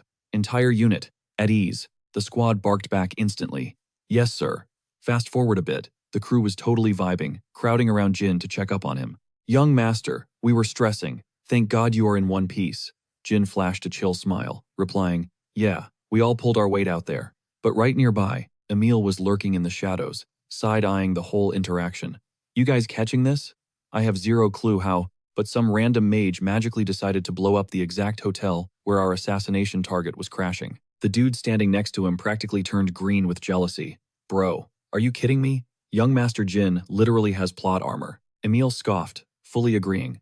The RNG in this world is garbage. Not only was he born into the Run Candle bloodline, but the universe just hands him W's on a silver platter. Meanwhile, some of us grind out here 24/7, and we are permanently hard stuck as low-tier cadets. Like, I have no idea how busted the rest of the family is, but the kid isn't even 4-star yet, and he gets to roll with a squad full of 3-star elites? Yo, Kajin, are we seriously just gonna let him flex on us? Kajin did not say a word at first. When he finally spoke, his voice was pure ice. Nah. But what exactly do you expect us to do? Even if everyone treats him like the family disappointment, he still has that pure Run Candle DNA flowing through his veins. Honestly, until Lady Anne gives us the green light, our hands are tied. Suddenly, Kajin froze, his eyes locking onto a shadow up ahead. Jin had literally just materialized right in front of them. The whole group chat went dead silent. Wait, did he just catch all of that? No shot. He was way too far away, they whispered, sweating bullets. Out of nowhere, Jin hit them with the most menacing little smirk. "Hate to break it to you besties, but I caught every single word." The two guys who were just talking trash looked like their souls had left their bodies. Not skipping a beat, Jin casually asked, "Yo, Kajin Romero, how is that right arm holding up?" Kajin stayed seated, his glare sharp enough to cut glass as he fired back. "It is perfectly fine," the medic said. Slapping it back on was a breeze, especially since it was such a clean slice. Jin just shrugged, looking totally unbothered. "Love that for you. But honestly, it sounded like you guys were cooking up a pretty spicy podcast topic over here." Kajin snapped back, heavy on the sarcasm. "Oh, definitely. The most toxic thing bottom feeders like us can do is spill tea about the untouchable young master Jin. My deepest apologies." But Jin did not even blink. His face was stone cold as he dropped the hammer. "Look, whether I accept your fake apology or not is totally irrelevant. I am not even officially a knight yet, so my business shouldn't even be on your radar, right?" Kajin completely lost his cool, raising his voice and catching a massive attitude. "Let's be real here. Couldn't you literally just snap your fingers and have your goons drag us out back to get jumped?" Jin tilted his head. "Why would I waste my time?" Kajin let out a bitter laugh, his volume spiking. "Because I am literally standing here disrespecting you to your face. It is genuinely pathetic." Mesa immediately tried to step in and de-escalate the situation, stepping up to the guy. "Yo, Kajin, what exactly are you trying to pull here?" But the dude was already getting up, his expression shifting into dead serious mode. "Oh, really?" he scoffed. "Because the way I see it, watching our precious young master soak up all this glory for a mission he literally just lucked his way through absolutely makes me sick." Jin didn't even flinch, standing his ground with flawless posture before firing back. "Yeah, I think you're getting things completely twisted. I didn't call you pathetic just because you were throwing shade or acting totally out of line towards me." Before the hater could even spit out a comeback, Jin casually rested his hand on his sword hilt and kept pressing. "Kajin Romero, a literal 5-star knight. Your combat skills easily wipe the floor with most intermediate cadets here. Honestly, your raw power might actually top mine. So why are you just lurking around, talking all that trash behind my back?" The moment those words dropped, an insane rush of adrenaline flooded Jin's veins. He unsheathed his blade, straight up daring the guy to make a move. "Pretty sure I made it clear you could step up and challenge me whenever." The lethal steel was now leveled right at Kajin's face. The knight hesitated, questioning if this was actually allowed, but Jin didn't waver. "Absolutely. Draw your weapon. Don't you dare hold back either. We are ending this beef right here, right now." Hearing that, pure, unfiltered murder flashed across Kajin's eyes. "Sounds to me like you're begging for a totally unrestricted fight, meaning no holding back on our auras." Jin didn't even blink. Spot on. Kajin ripped his own weapon from its scabbard, his voice dripping with venom. "You are going to deeply regret this." Losing all his chill, the knight exploded forward, bringing his blade crashing down with terrifying force. Jin whipped his own weapon up just in time to catch the heavy strike. Sparks flew as the young master analyzed the impact. This guy hits like an absolute truck, he realized. But honestly, compared to the absolute monsters I am destined to clash with later down the line, this is basically child's play. Meanwhile, Kajin was throwing every single ounce of his muscle into his swings. The older guy's face twisted into an unhinged, manic grimace. Yet, Jin remained completely locked in, effortlessly parrying blows that would have easily destroyed a lesser fighter. For a split second, the young master appeared to be losing ground, skidding backward under the heavy pressure. That is when Kajin's incredibly cocky voice echoed across the courtyard. Getting hit with a reality check yet, little master? You are still way too pathetic to handle my level. The knight charged in like a raging bull, weapon hoisted high, looking to literally cleave the kid straight in half. Jin clamped his jaw tightly, raising his guard to absorb the massive overhead swing. But while his attention was totally zeroed in on the steel, a sudden, brutal force slammed directly into his ribs. Kajin had snuck in a vicious front kick, sending Jin flying backwards. Refusing to give him room to breathe, the furious knight unleashed a razor-sharp wave of energy that sliced through the air like a crescent moon. Jin stared down the incoming attack, his eyes widening. I can read it, he mentally cheered, feeling a massive surge of pure hype. He smoothly arched his spine backwards, letting the lethal arc sail harmlessly past him. It is exactly like that time I caught Haytona's massive iron sphere. The guy's entire attack pattern is basically moving in slow motion. Even as a tiny lock of his hair drifted away, sheared off by the razor-thin margin of the dodge, he did not panic. Watching his opponent spam combo after combo, Jin's tactical brain went to work. Sure, the total amount of combat arts a knight can whip out to slice through empty space is huge, but someone hard stuck at 5 stars? Their arsenal is actually super limited.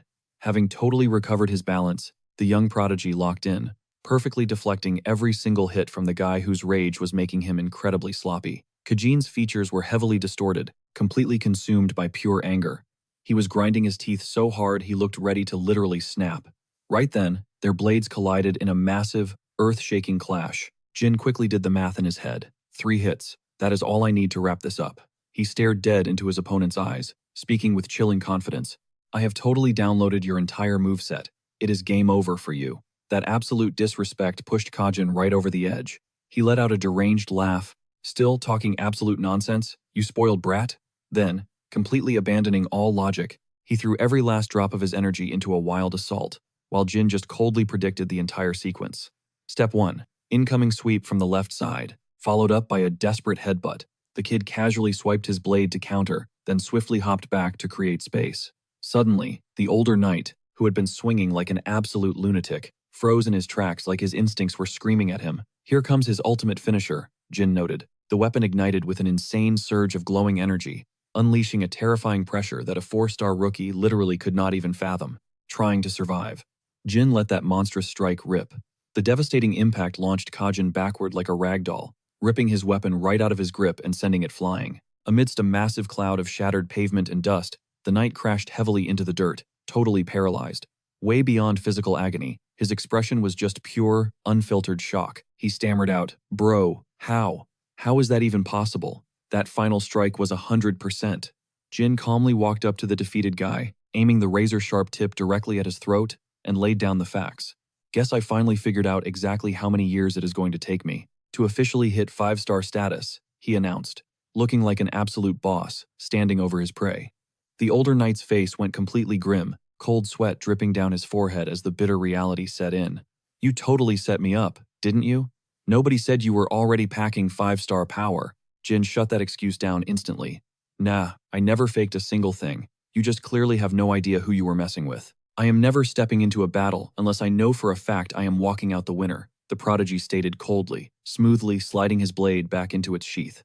Just then, the twin menaces, Haytona and Daytona, came sprinting onto the scene, yelling, "Yo, what exactly went down here?" But the second they processed the aftermath, both siblings completely glitched out, catching Jin looking completely unbothered, while the veteran Kajin was slumped in the dirt looking utterly destroyed. Their jaws literally hit the floor. Wait, are you kidding me right now? There is no way. The youngest actually crushed Kajin? Already?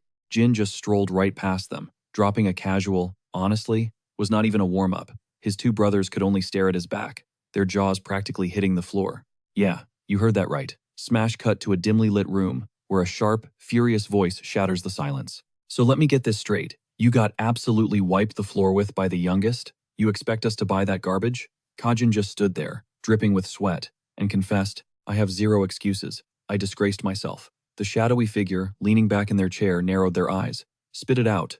Did you take a payout? Or did you pull your punches? Just because he has the run candle blood running through his veins? Kajin frantically shook his head. I swear on my life, absolutely not. My lady. She slammed her hand down. Then make it make sense. Are you honestly trying to sell me on the idea that a 15-year-old rookie just skyrocketed to 5 stars out of nowhere? Kajin doubled down, his voice trembling. It is the undeniable truth. Literally everyone at the training grounds witnessed the slaughter. The aura radiating off him was way beyond a standard 5-star. Her face twisted in pure disgust. Ugh, whatever. Betting on trash like you was my first mistake. Get the hell out of my sight.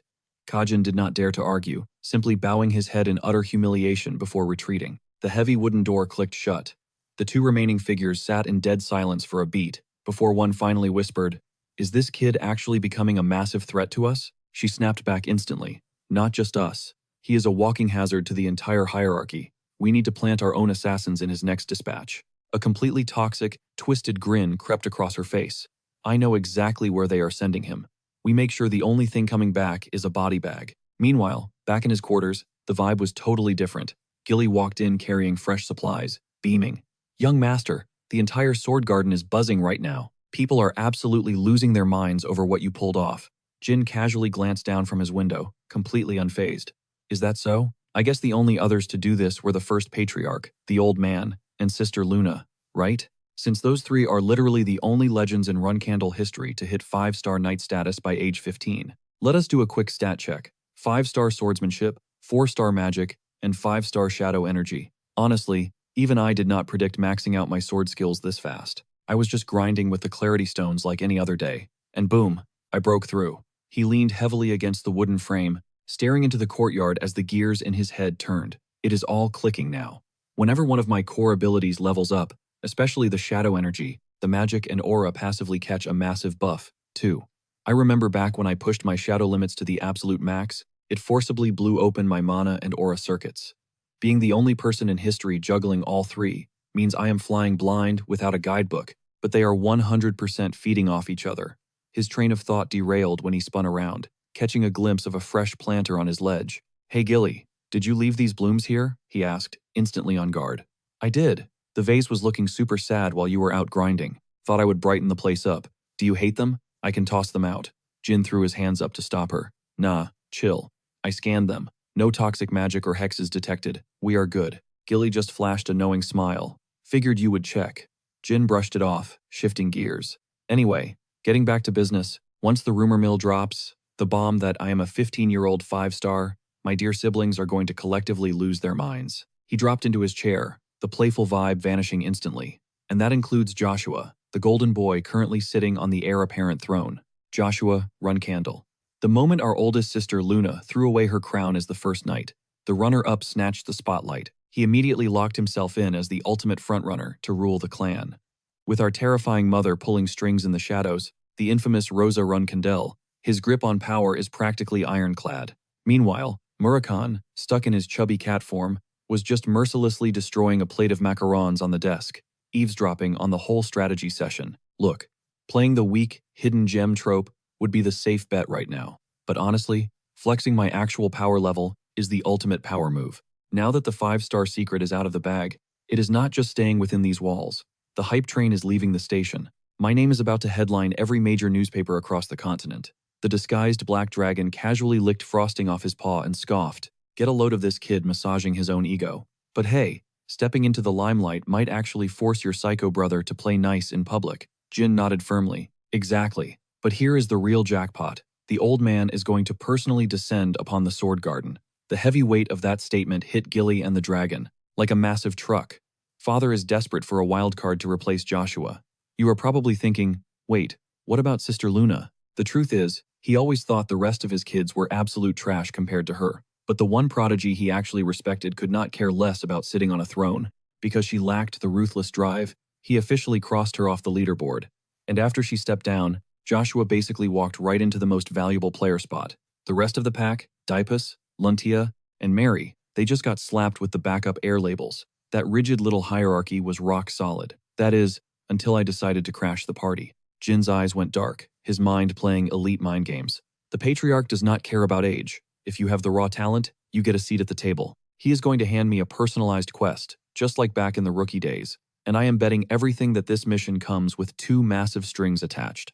Number 1, the ultimate test. Can I actually bridge the massive experience gap and survive against my siblings, the current top-tier candidates? Number 2, a safety net.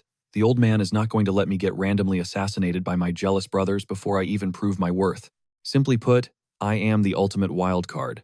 Just as he finished his intense monologue, Gilly chimed back in. Well, if the press actually runs wild with your story, our mailbox is about to blow up, with VIP invites from literally every faction on the map. Jin shot back with total confidence. No kidding. Easiest way to handle this mob? Throw a massive flex of a party. The second my old man touches down, we're hosting a grand banquet. Gilly, get the ball rolling on that. He paused, jabbing a finger straight at the oversized black reptile lounging nearby to drop a crucial warning. And keep a hypervigilant eye on Murakhan. If this giant lizard decides to pull a sneaky human transformation and crashes the VIP section, we are totally cooked. Got it? The dragon's head snapped up, completely offended. Wait, what? Murakhan threw a literal tantrum, stomping his claws on the floor. Bro, do I look like a toddler to you? I know the drill. Come on. Gilly shut down his whining with professional grace. Consider it done, young master. Now, where did I stash those fresh pastries? Flash forward a few days. Gilly, happily styling a floral centerpiece, dropped some casual tea. The administrative staff has been sweating bullets, drowning in RSVP letters. Young master. I bumped into Petro, and guess what? The Beement royal family actually dropped an official inquiry. Jin raised a single eyebrow. The Empire's top dogs? Color me shocked. Guess the hype is real. Gilly then laid out the master schedule. Lord Patriarch pinged Khan with his itinerary. He's making his grand entrance in exactly 1 month. We're slotting all the other noble houses around his arrival. Weirdly enough, though, your siblings have been completely ghosting us. Dead silent. Jin snapped his book shut, his face totally unbothered. Makes sense. Trying to sabotage me while I'm trending this hard is basically broadcasting their own insecurities to the entire world. They just look like jealous haters. They know better. Boom. The heavy oak doors violently slammed open. Petro practically fell into the room, gasping for air and looking completely unhinged. Young master. Orders just dropped. But, bro, they're sending you to the Colon ruins. Cut to a completely different, much darker scene. The atmosphere in the main hall was thick with killing intent. So, you call yourselves elite, yet you pull a pathetic stunt like this? The supposed elites were currently lined up like scolded toddlers, absorbing a tsunami of maternal wrath. Lady Rosa was absolutely livid. Her raw aura fractured the floor tiles as she screamed, "Are you out of your minds? Dispatching our youngest into straight-up zipful territory? You absolute clowns." Mid-meltdown, the grand doors creaked open. Rosa's demonic aura vanished instantly, replaced by a terrifying calm. "Ah, you made it." Jin stepped in. "Yes, mother." The room was packed with heavy hitters. First up, a silver-haired menace named Luntia, holding the 3rd seat among the Run-Candle Knights. Right beside her stood Ran, clutching the 5th seat, and Vigo, claiming the 6th. Absolute monsters in human skin. Rosa's piercing gaze locked onto Jin. "Did the rumors reach you? About the Colon Ruins assignment?"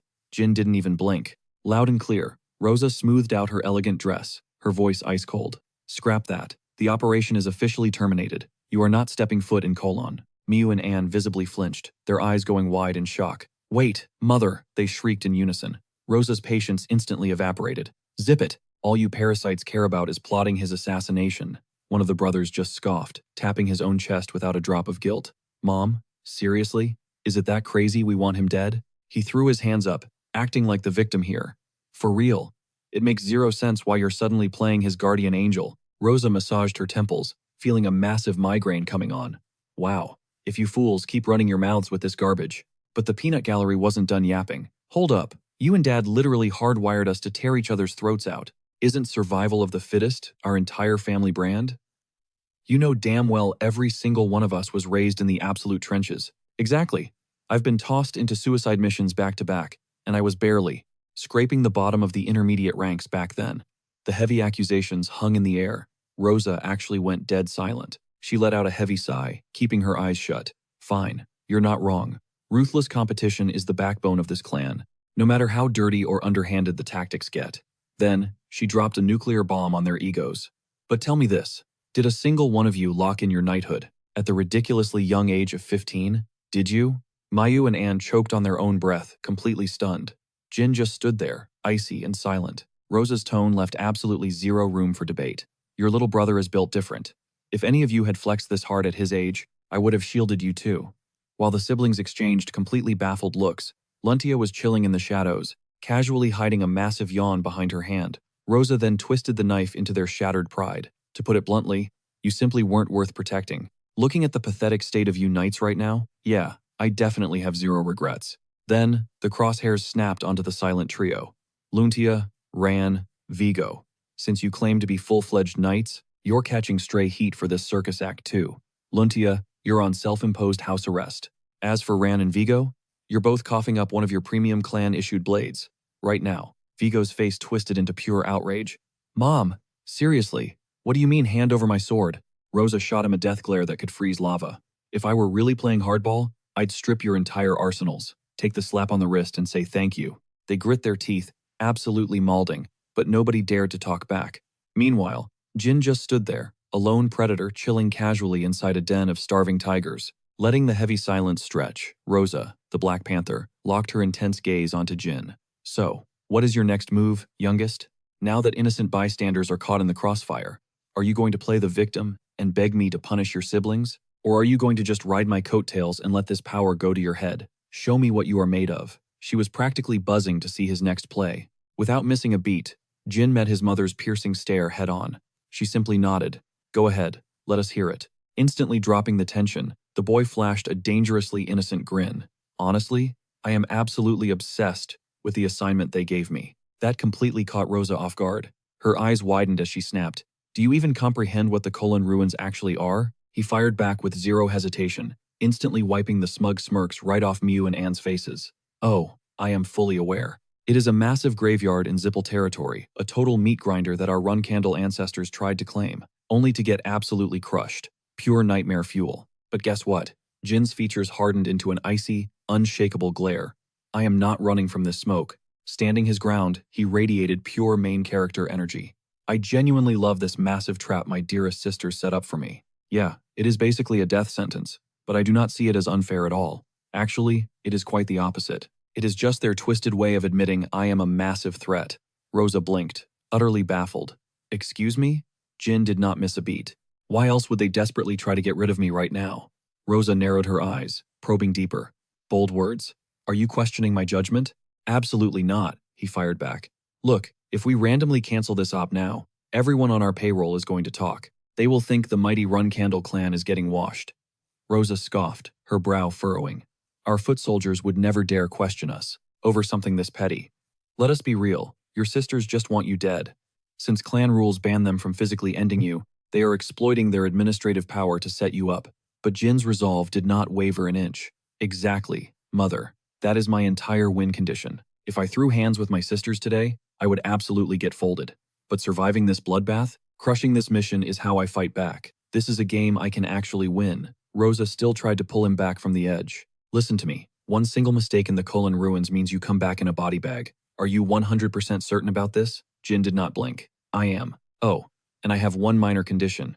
When I pull this off and walk back through those doors breathing, I want you to hand over the blades my older brothers surrendered. The two brothers in question physically jumped, breaking into a cold sweat. Jin just shrugged it off casually. Considering you just called this a suicide run, I would say that is the bare minimum hazard pay.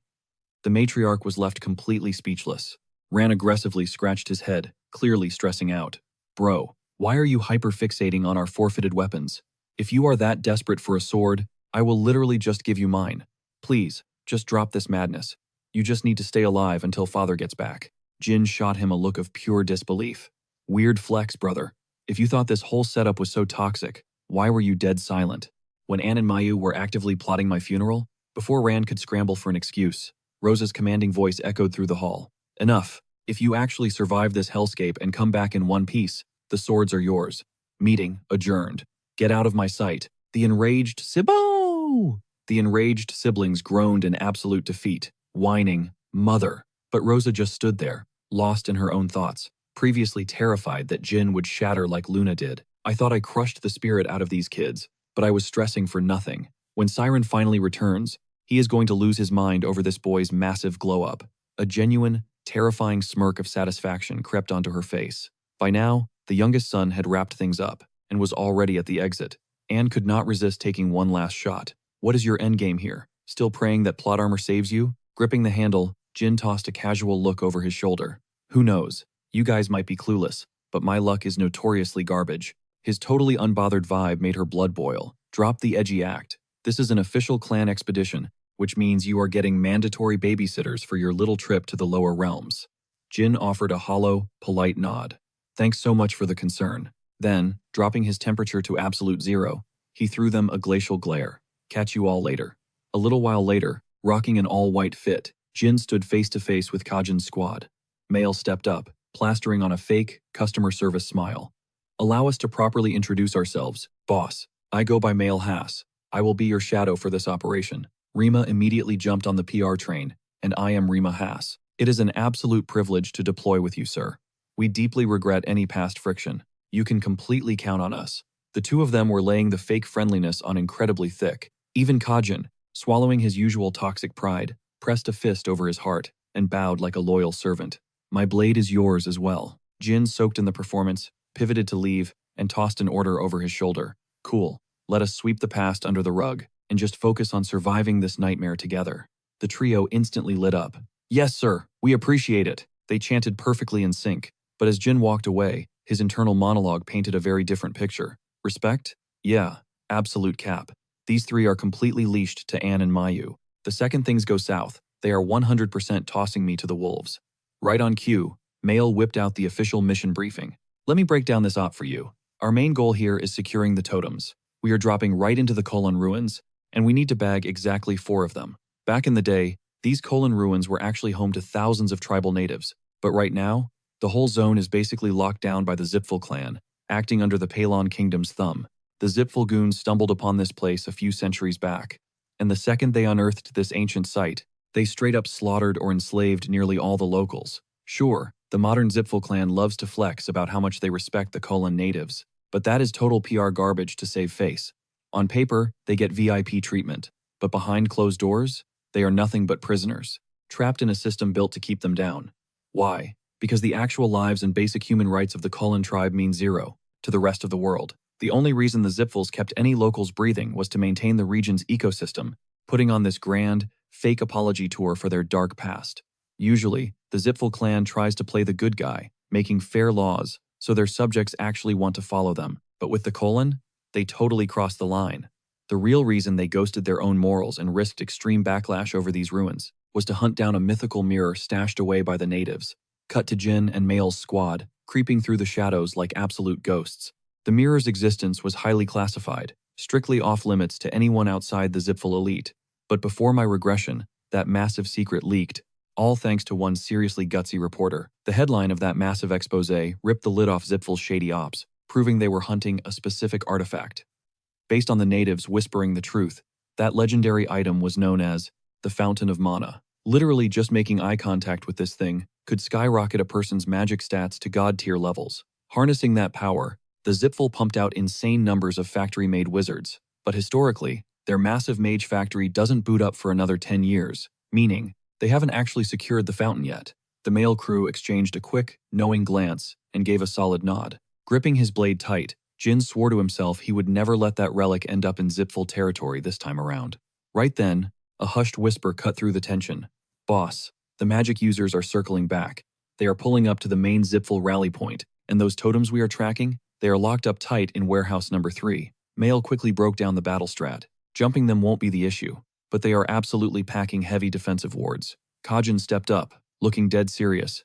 We got your back, boss. No matter how crazy this gets, we will tank the hits for you, even if it costs us everything. Hearing that intense loyalty, Jin was totally stunned for a second, but kept it cool, replying smoothly, I appreciate the hype, guys, but to make it out breathing, we need to save our energy. Let's take a breather. We strike in 1 hour, Jin commanded, passing around some gear. Kajin snapped to attention, saying, whatever you say, boss. Jin tossed over some jerky packets, adding, fuel up, everyone. Mail coolly accepted his share and started chewing without a single word. Rima and Kajin didn't even hesitate, wolfing down the snacks to recharge their health. Waiting until the crew swallowed the last bite, Jin dropped a bomb. All right then, I am running this op solo. You guys catch some sleep.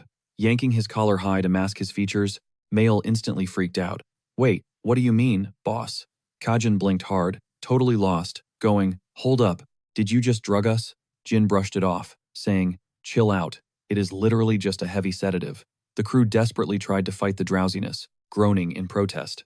Jin just stood there, watching his squad drop like flies one by one, before letting out an annoyed sigh. Man, give me a break. Could you guys make it any more obvious you were sent here to assassinate me? He chilled there until they were fully knocked out, then finally turned his back.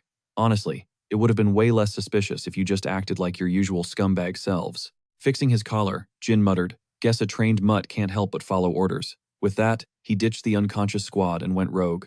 Cut to the enemy perimeter. A pair of guards were pulling watch duty. One dude was stretching his jaw off with a yawn, while his buddy kept yapping away.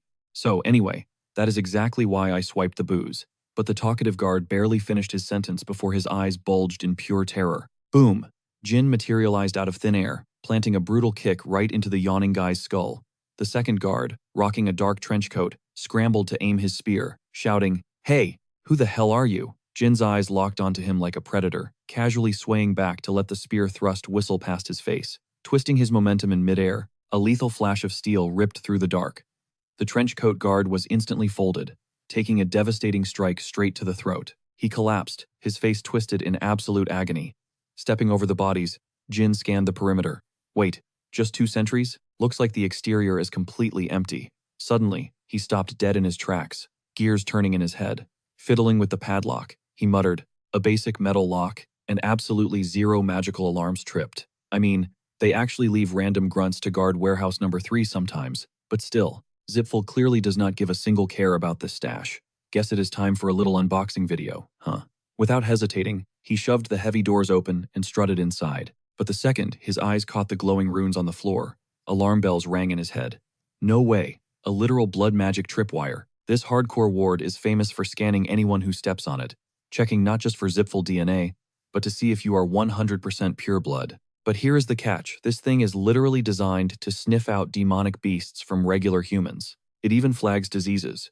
Gene squats down, locking his eyes onto the glowing blood magic to break down exactly how it ticks. Meaning, any average human's blood will do the trick. It absolutely does not have to be his. He slides right back over to the knocked out guard, slicing the dude's hand open to siphon a fresh sample. Why bleed himself and leave a literal DNA trail when he has a free donor right here? Snagging just enough crimson liquid, he drips it straight onto the array. Instantly, the mystic symbols start twisting and shifting. With that handled, his brain is already plotting the next move. Cracking that first layer of defense was absolute child's play. Now, where is that golem hiding? Boom. Out of nowhere, the blood circle explodes with a massive, blinding energy spike, leaving Gene totally paralyzed with shock. I used the guard's blood. That should be 100% human. Yet the defensive alarm is going absolutely crazy. His mind races that guard must have been infected with some nasty hidden disease. Right then, brutal, stone-cold golem faces materialize in the air directly above the glowing circle, flashing razor-sharp teeth. Neon eyes glare down at him. A chill hits Gene. Wait, was that guard even human to begin with? A split second later, he leaps out of the way to avoid getting crushed. Damn it, what is this silent wind? He instantly triggers the technique, throwing out a fierce blast to block the towering stone giants. These monsters look straight up ravenous, ready to devour him alive. He originally held back because any nearby mage would instantly sniff out his mana trail. Flying under the radar was the whole plan, but that strategy just flew out the window, and cold sweat is pouring down Gene's face. Seeing red, the massive golem charges forward like a totally unhinged beast. Gene groans under his breath, so much for a stealth mission. It is time to throw down. He violently weaves through 2 lethal strikes, his blade ripping out of its scabbard in a flash. But this giant, orc-like freak refuses to just stand there and take a beating. It lets out a deafening, rage-fueled roar. Vicious claws swipe at his neck, but Gene agilely styles on it with a flawless backflip to stay in one piece. His boots skid against the dirt as he regains his balance. Dropping into a low stance, he briefly dips his head, and then parts of her monster form keep glitching through, forcing her to lock down her aura just to pass as normal. One slip-up means getting permanently banned from the dungeon city. When Himari questions if she deals with crazy discrimination, the secretary drops the harsh truth. Society heavily cancels hybrids. But plot twist, Heichi clocked her true identity while she was totally passing as human. The secretary shrugs it off, admitting her dungeon roots made her sloppy at blending in. Right on cue, our boy Haruka awkwardly raises his hand. He totally admits he felt something off about her too. Cue Himari instantly snapping at her squadmate, furious that he kept everyone in the dark. Himari's mind is racing. She demands to know if Kyogoku was actually spilling facts about Haichi being a literal walking natural disaster. The secretary confirms the terrifying reality. Ishihara is completely stunned, mind blown that an apocalyptic dragon could morph into such a stunning girl. Catching on to the tension, Himari demands a full breakdown of the situation, while Haruka practically drops to his knees, pleading for mercy. He promises a massive lore drop later, begging her to just chill for 5 seconds. Watching the chaos, the guild president smirks, heavily amused by the drama. He forces a scenery change to the conference room. Once settled, the secretary pulls up the official intel, dropping the final verdict.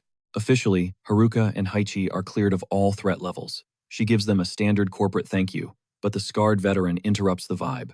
He calls them out for acting super defensive. Haruka mentally screams, completely justified since the boss literally tried to execute him 2 minutes ago. Not to mention, the guy is bonded to a deadly lindworm. But the boss waves off the tension, reminding everyone that Haichi, despite being a world-ending Orochi, actually threw down to save human lives. He promises that one tiny deathmatch doesn't mean they are suddenly enemies. The top dog demands their absolute trust. Backing up his boss's play, the loyal subordinate steps in. He massively hypes up the entire Orochi strike team for surviving the absolute bloodbath. Flashing a blinding smile, the secretary drops the hammer. She slaps a massive non-disclosure agreement on the whole incident, baiting them with a fat paycheck to keep their mouths shut. Himari starts to protest the sketchy deal, but Haruka completely folds, bowing respectfully to secure the bag. The boss then drops a nuke, skipping all the rules. He bumps Haruka straight to rank A status. Our guy is low-key panicking, sweating over the insane jump from bottom barrel rank D. But the veteran isn't having any imposter syndrome today. He flashes back to Haruka, hard carrying the raid. In his eyes, the kid didn't just earn that elite badge, he practically owns it. Himari demands the guild reconsider, backing her day one teammate up since she knows his real potential. Finally, the tension drops, and hands are shaken. The guildmaster locks it in. The dragon girl is officially on the payroll. Hearing the massive win, Heichi absolutely tackles Haruka in a bear hug. She is hyped beyond belief that they will never separate. Meanwhile, Himari is glaring at them, radiating pure, unfiltered jealousy. She commands Haruka to drop the entire backstory on whatever is going on between them. Cutting to the chaotic city streets, the forums are exploding over a nobody jumping straight to the big leagues, but the community is totally calling fake news on the rumors. Screens are blowing up with articles about the ultimate glow-up. Out of nowhere, a dude rocking some serious Michael Jackson drip slides into the frame. He smoothly asks to peek at the glowing screen. A tiny blonde menace named Ichigo doesn't even flinch at the weird intrusion. She casually tells him to knock himself out while she hits the bath. Suddenly, the vibe shifts as Himari gets slammed with a dark flashback of her hometown getting swarmed. Young Himari throws herself in front of a terrified Haruka, frantically checking his pulse. The brave kid forces a smile, claiming the bleeding is barely a paper cut. Confusion distracts her for a split second, wondering why monsters breached the safe zone. That single moment of hesitation invites a lethal blindside attack. Watching the horror unfold, young Haruka grips his blade, ready to risk it all against the beast. But Himari refuses to let him die. She tanks the brutal slash straight to her shoulder. Haruka completely shatters at the sight, sobbing uncontrollably while swearing he will level up. He vows to become the ultimate shield so nobody ever touches her again. Snapping back to reality, Haichi is treating the local boutique like her personal runway. She spins around, fishing for Haruka's reaction. Our dense hero throws out a weak compliment, while Himari takes the complete opposite route. She absolutely glazes the dragon girl's fit, hyping her up like a true bestie. Riding that positive energy, the squad demands to know her magic trick for hiding that massive tail. Haichi drops the secret, crediting Kyogoku's pro tips, making Haruka instantly realize something. He points out those two have been hanging out way too much off-screen. Ignoring him, the dragon girl officially claims the killer outfit, but her shopping addiction is just waking up. Dragging the exhausted crew toward the next boutique, Himari practically begs her to hit the brakes. She reminds the girl that shoplifting is highly illegal and cash is required. Cue the awkward silence as Haichi admits her bank account is literally at zero. Flipping the puppy dog eyes, she tries to make Haruka swipe his card. He's totally ready to take the financial hit, but Himari swoops in with her wallet out. Haruka tries to block her card, but Himari brushes him off. She insists on treating the dragon, paying off the massive favor from their last dungeon run. She claims this officially clears their debt. Hearing that, Haichi lights up like a Christmas tree, declaring Himari the absolute greatest. She begs to drop the formalities and switch to a first-name basis, which earns an easy green light. Fast forward a bit. The trio crashes at a trendy cafe, where Haruka sincerely blesses Himari for bailing out his wallet. She just bursts out laughing. She flexes that keeping her around is basically a life hack. Meanwhile, a completely drained Haichi pouts, desperate to finally warp back to their apartment. Haruka confirms, and the woman's eyes light up. She literally starts humming a villain tune, absolutely hyped for round 2. Leaving Haruka totally caught off guard. She really wants to keep playing this deadly game. Back at their spot, Himari catches wind of this and instantly gives them the side eye. Wait a minute, are these two actually living together? Yep, Haruka nods, quickly defending himself by explaining the poor girl was flat broke and practically homeless. Haichi immediately chimes in, acting like her living arrangement is just common sense. A loyal servant always sticks with her master, obviously, she states. That specific word totally drops Himari's jaw. Master? Why on earth is she calling this guy that? In a flash, Himari slams Haruka against the wall, getting right in his personal space. Are you secretly into some weird kink? She grills him, sending his anxiety skyrocketing in 0.5 seconds. Himari then pitches a wild idea. She and Haichi should just move in together. Haichi instantly rejects it, refusing to ditch her beloved master, so Himari just shrugs and invites Haruka to tag along too. The awkward tension snaps when Haruka's phone starts buzzing like crazy. He steps away to check the caller ID, it's Kyogoku, and he's dropping an absolute bombshell. The Explorers Association is slamming the panic button. The secretary sounds completely frantic on the line, begging for backup. An absolute swarm of goblins just hijacked the 3rd floor of the dungeon. Worse, a massive goblin champion is leading the charge, and the body count of critically injured explorers is spiking fast. She desperately pleads for their squad to swoop in and save the day. Without missing a beat, the crew locks in, accepts the deadly mission, and sprints straight toward the chaos. Deep inside the hellish labyrinth, Haichi side-eyes Haruka, asking if his stamina is draining after their non-stop marathon. Haruka grunts, wiping sweat, revealing they still have over 1 kilometer left to crush. That brutal reality check instantly kills Haichi's vibe. She groans, asking why they are literally walking like peasants, which finally makes a light bulb go off in Haruka's brain. Her hyperspeed only triggers in water, and this tunnel is bone dry. Annoyed by the cardio, Haichi demands they just steal a car to speed things up, but Himari shuts that down real quick. We don't have clearance for guild rides, she sighs, dreading the insane mountain of bureaucratic paperwork required to get one. She flashes back to the Orochi raid they begged for wheels, but the logistics team completely ghosted them because the system was basically crashing under the pressure. Too many emergencies meant 0 available cars. Haichi rolls her eyes hard, absolutely disgusted by how humans blindly worship red tape during life-or-death situations. Haruka plays peacemaker, claiming those annoying rules stop total anarchy. As they jog, he scans the surprisingly pristine dungeon architecture, genuinely mind-blown by whoever funded this high-end setup. Out of nowhere, a vicious migraine spikes through his skull. Haichi instantly goes into panic mode, asking if he's dying. But Haruka brushes it off, throwing her a grateful smile for caring. A faint glow slices through the dark tunnel ahead. But when they burst into the clearing, their brains completely short-circuit. The floor is absolutely littered with goblin bodies. Every single monster is out cold, totally decimated. Haruka aggressively scans the carnage, realizing some absolute unit definitely beat them to the punch. That's when they spot him. A dude literally dripping with Michael Jackson energy is just chilling amidst the wreckage, flashing them a wildly creepy smirk. Haruka is shook. Did this guy solo an entire goblin army? But the mystery dude shakes his head, dropping a massive hint. He wasn't flying solo. Instantly, the trio drops into combat stances. Haruka aggressively scans the shadows, yelling that the room is empty, but the man just chuckles, calling him blind. My backup is literally right next to me, the guy smirks. Out of nowhere, a terrifying pressure drops, and Haruka finally senses the hostile aura locking onto him. His blood runs freezing cold. A girl is standing dangerously close, and his radar never even beeped. The man smugly brags that his lethal shadow has been standing there the entire time. The stealthy girl finally speaks, sizing Haruka up and admitting he's got decent power. Before he can even process that, she explodes forward, aiming a killer strike right at his throat. Haruka barely sidesteps death, his heart pounding out of his chest at her insanely cracked speed. The girl smirks, realizing the hype around this kid's strength was 100% real. Since you're the real deal, I won't hold back either, she declares. The fight instantly turns into a high-speed blur, while Mia analyzes the absolute chaos from the sidelines. Mia realizes her squadmate is just probing Himari's defenses, but Ichigo isn't having it. Ruthlessly mocking the weak defense and claiming they need to push way harder, she unleashes an absolute hurricane of strikes. Haruka starts sweating bullets, desperately yelling to draw the aggro away from his overwhelmed teammate. Himari is internally screaming, mind blown by how this literal child hits like a massive freight train. Suddenly, the enemy triggers a lethal vibration hex right onto the woman's core. Warning alarms blare in Himari's head. If she takes another hit like that, her body will literally short-circuit.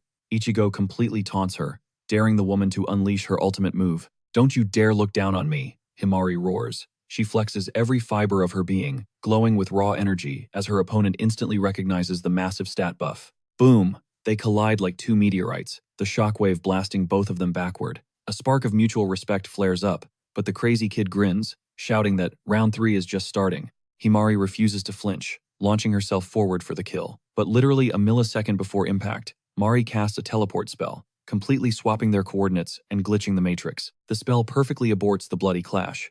Ichigo snaps at her partner for hijacking the duel, while the mysterious dude casually shrugs and drops a half-hearted apology for ruining the fun.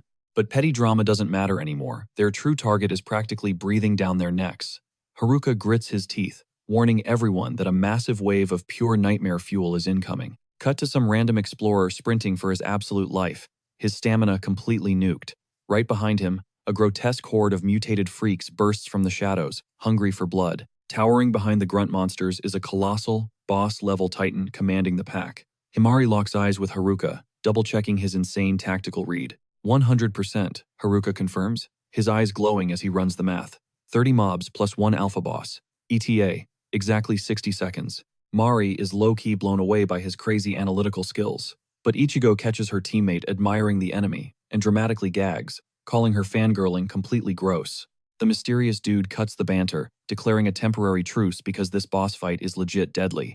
Right on cue, the monstrous horde crashes into the room. They are ruthlessly hunting down the injured stragglers. Haruka locks his sights onto the absolute mammoth in the back, instantly tagging it as the dungeon's apex predator. Suddenly, Haruka's system UI flashes, calculating the most cracked, flawless strategy to wipe the floor with these things. The path to victory violently clicks in his brain. He realizes a massive team combo attack is their only shot. Slipping into pure leader mode, he orders Himari to vanguard charge with the kid, while screaming at Haichi to lay down heavy sniper cover. He steps up to shield the bystanders and take down the boss. But first things first, our guy drops a quick intro to the duo, checking if Mia can back up the girls. The guy giving off major pop star energy is totally down for it. He's honestly blown away. Our main character literally just hot-wired a flawless battle strategy, using everyone's unique skills on the fly. Suddenly, a beast snaps its jaws at Himari. She blocks it clean and strikes back instantly. Right then, it clicks for her. These freaks aren't just mindless, they're moving with explorer-level tactics. Ichigo yells for her to keep her guard up, pointing out the horde creeping up her blind spot. Himari absolutely shreds through them with her blade. Even the youngest squad member catches onto the monster's bizarre behavior. Without missing a beat, she calls out to Mia.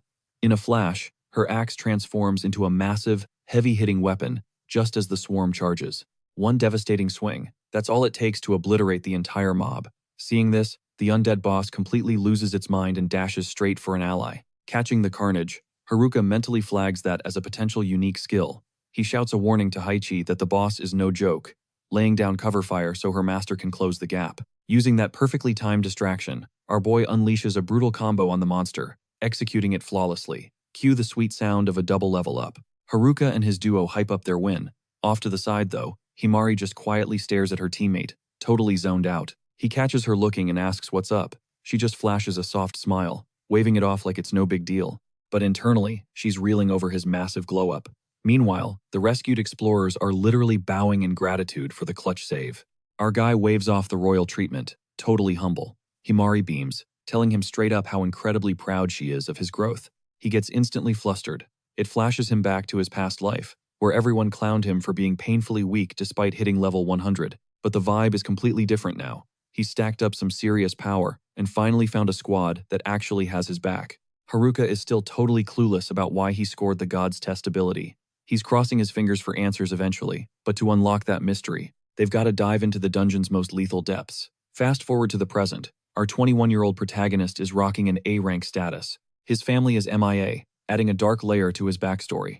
Deep down though, he's basically a golden retriever, super caring, endlessly patient, and fiercely loyal. When he's chilling, you'll catch him sewing or geeking out over blade designs. Growing up in a gritty Dungeon City orphanage is exactly how his path collided with Himari Tachibana. Later on, he started training at his dad's rundown dojo in the slums. As for the leading lady, she's 24 and absolutely tearing it up as an A-rank explorer. Hailing from the Flow District, she grew up in a single-parent household. When she's off the clock, she's all about mastering traditional tea ceremonies and perfecting her calligraphy. Tragically, she lost her mom to a brutal illness back when she was just a kid in elementary school. Raised solely by her dad from then on, she channeled all that grief directly into hardcore martial arts training. She basically lived at the dojo, grinding out insane stats in swordplay, spearmanship, and archery. By high school, she was already dropping into dungeons as a rookie explorer. The media instantly hyped her up as a total prodigy, thanks to the viral attention and her massive spike in popularity. An underground fan club popped up out of nowhere. But let's rewind 7 years. A deeply traumatic incident went down when a mystery beast ambushed Haruka. He was just grinding at the dojo when it hit. Himari threw herself into the crossfire to save him, and took some heavy damage. By the time backup rolled in, the shadow monster had already vanished into thin air, leaving its motive completely unknown. Mia spills the tea, claiming that specific nightmare was the exact spark that totally shifted the dynamic between the two teens. Cutting back to the present, Kyogoku abruptly tells the guy to dial it back. He looks confused, wondering if he messed up the vibe.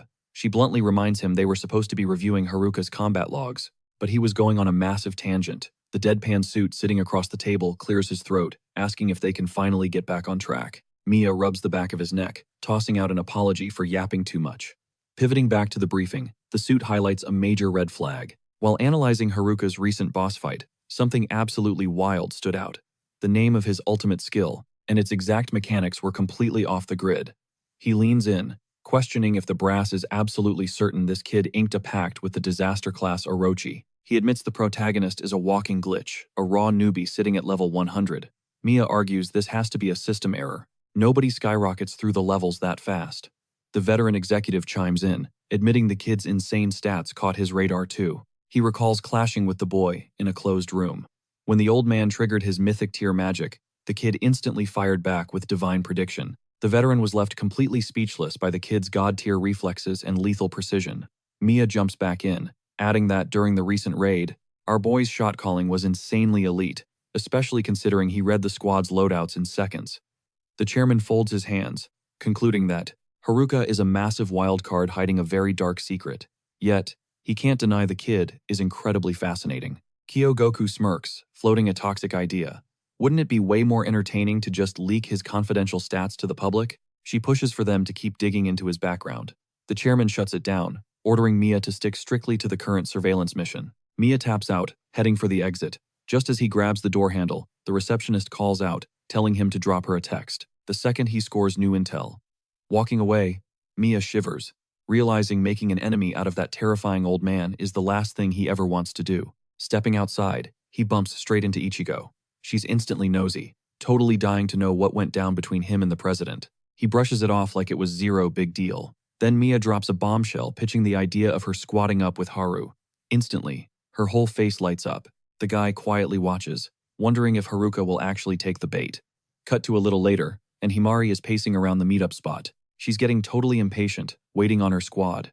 Out of nowhere, those two knuckleheads sprint into view, gasping for air, while Haichi complains about all the cardio. Our MC quickly deflects the blame, claiming they're dragging behind purely because trying to yank this girl out of bed was an absolute nightmare. She snaps right back, complaining she was tossing and turning until sunrise. Haru isn't having it, he warned them about the early rollout. Meanwhile, Heichi gripes that this trash tier zone isn't even worth looting, but Haruka is totally done with the endless whining. Taking the hint, the girl quickly turns to Himari, feeling super guilty, and drops a heavy apology for the delay. Himari totally brushes it off with a warm smile. Relieved, the girl tackles her in a massive hug, calling her an absolute angel low-key, throwing heavy shade at a certain strict master in the process. Speak of the devil, Mia finally rolls up with his buddy, hitting them with his own apology. He completely tosses Ichigo under the bus, claiming she's basically dead to the world every single morning. Apparently, her low blood pressure leaves her utterly nerfed before noon. With the whole crew finally assembled, they plunge straight into the dark abyss of the dungeon. The mission? Absolute annihilation of the dungeon boss and its entire mob army lurking at the bottom. Staring down the corridor, Haruka hits Mia with a serious question about the quest's shady origins. He knows for a fact this gig never hit the Explorers Guild board. Plus, the payout attached to it is insanely massive. We're talking a cool 5 million. Haichi instantly runs the math, a clean 1 million a pop, and her eyes practically turn into dollar signs as she dreams of blowing it all on microtransactions. Mia immediately plays the trust card, begging the squad to just roll with it, despite keeping the client's identity completely wiped from the record. Naturally, Ichigo starts grilling him endlessly. He desperately tells her to just let it slide for now. Shifting gears, he flashes back to how completely stoked she was earlier. The prospect of getting the old squad back together had her hyped. The blonde quickly plays it cool, denying it, but slyly hints that a certain someone else is definitely catching feelings about the reunion. Our boy definitely catches the subtext but locks his focus dead onto the mission. As they walk, Haruka reflects on the absolute insane flip his life took. Unlocking the divine prediction skill changed the entire game, even if half of its mechanics are still a total mystery to him. The massive perk? He can farm a broken amount of XP. But there's a catch. If the wrong explorer ever caught wind of this cheat code, they'd hunt him down in a heartbeat. Without warning, a sharp, familiar spike of pain splits his skull. Himari instantly clocks his pained expression, panic flashing in her eyes. He forces a smile, waving off her concern and insisting he's totally good. But deep down, a heavy gut feeling washes over him. He feels a massive revelation hovering just out of reach. Himari is completely lost, and honestly, he lacks the words to even string a proper explanation together. Suddenly, the system blares. A mental warning. Disaster-class threats are rushing their location at blinding speed. Boom! He triggers divine prediction, his brain running millions of combat simulations in a split second, watching him suddenly freeze up like a statue. Mia's suspicion completely spikes. Haruka feels the heavy stare burning into his back, getting totally irritated. He realizes, he used to write Mia off as just some edgy lone wolf, but now, he's starting to look incredibly sus. Heichi chimes in, admitting the dude is practically an enigma. Haruka quickly drops the game plan. The vision insists they split into two separate units, and he desperately needs her to play along. She quickly alerts the squad. A brutal pack of goblin knights is storming their way. Getting boxed in by heavy hitters like that? Absolute game over. To prevent a total wipeout, dividing their forces is the only viable play. Heiichi immediately turns to Himari, barking out the new orders. She tells her to stick with Mia and hold the right corridor, while her, Haruka, and Ichigo dive into the left tunnel to prep a deadly ambush. Himari is totally thrown off by this sudden bossy vibe. Heiichi promises to spill the tea later. It's a completely garbage answer, but she swallows her pride and nods. Before dipping, she throws Haruka a worried glance, telling him to stay alive. He hits back with a confident promise to see her on the other side. The squad shatters, each diving into the shadows of their respective paths. Mia quickly connects the dots. They benched him intentionally. Breaking the tense silence, Himari asks if he can throw hands in close quarters. He humbly claims he just knows the bare bones. She then breaks down the harsh reality. These monsters are absolute masters of pack hunting. She quickly drafts a survival strategy, assigning him as her rear guard. Smirking, Mia teases her hardcore serious energy, pointing out it's the exact opposite of Haruka's careless vibe. Out of nowhere, he drops the bomb, asking if they're secretly an item. Her face goes instantly crimson. Flustered and stumbling over her words, Himari completely shuts the conversation down, calling it wildly inappropriate for a life-or-death situation. He chuckles, claiming he was just trying to lighten the mood. Bam! A feral goblin on a direwolf lunges out of the darkness straight for Himari's throat, but she barely parries the fatal strike. Mia draws his weapon, asking if playtime is finally over. Himari recklessly blasts forward to counterattack, but one of the beasts exhales a thick, choking fog. Panic hits her like a truck as her vision drops to absolute zero. A shadowy figure slips behind her blind spot, and with a harsh clang, her blade is snatched right out of her grip. Completely defenseless and backed against the wall, she frantically searches for Mia, who has completely ghosted her. Before she can react, a brutal strike sends her crashing to the cold stone floor. Heavy, clawed limbs pin her to the ground. Staring up into their vile, drooling faces, pure dread washes over her. She instantly realizes the horrific reality of their intentions. Terrified screams rip from her lungs, pleading for them to stop while she thrashes wildly beneath them. But her muscles are completely frozen, drained of every ounce of fight. She spits venom, calling the monsters absolute garbage, but her defiance is cut brutally short. Vicious fangs sink deep into her shoulder. An agonizing shriek echoes through the dungeon as the goblin stares down at her. A twisted, sickly grin stretched across its face. She shudders, knowing exactly how these vile creatures operate, viewing women and kids as nothing more than prey for their twisted desires. Their whole sick game plan is to completely shatter her fighting spirit. But here's the catch. Lowly mobs like this, prime slanks absolutely do not pack the kind of power to literally sap the life out of her. It hits her. That toxic mist from earlier is the culprit. Meanwhile, the gash on her shoulder is throbbing, spreading pure agony. Panic starts creeping in as she desperately scans the area for an escape route. Tamari curses herself, feeling absolutely pathetic right now. How could she drop her guard like a rookie? Just the thought of Haruka catching her in this humiliating, weak state makes her blood boil with frustration. One of the goblins snatches up her own dagger, ready to deliver the final strike. But out of nowhere, its eyes glaze over under some random hypnosis, and the blade clatters to the dirt. She has absolutely zero clue what just went down, but she is definitely not wasting this miracle opening. Channeling every ounce of her grit, the girl violently rips herself free. Survival mode is fully activated. She knows pausing for even a second means game over. Suddenly, another creep lunges straight for her blind spot. Whip fast, she spins around and violently buries an arrow into the attacker. The rest of the pack instantly swarms, trying to box her into a corner, but Himari flawlessly dances out of their trap, ruthlessly striking down the wolf beast. Still, the heavy toll from her shredded shoulder is seriously catching up to her. The burning pain spikes to an unbearable level. She realizes she has to end this bloodbath right this second, and makes her move. Spotting her discarded sword in the dirt, she makes a mad dash for it only to take a brutal, bone-crushing hit straight to the back. Yet, against all odds, the warrior forces herself back to her feet. Gripping the hilt with everything she has left, she unleashes a massive, glowing skill from her blade.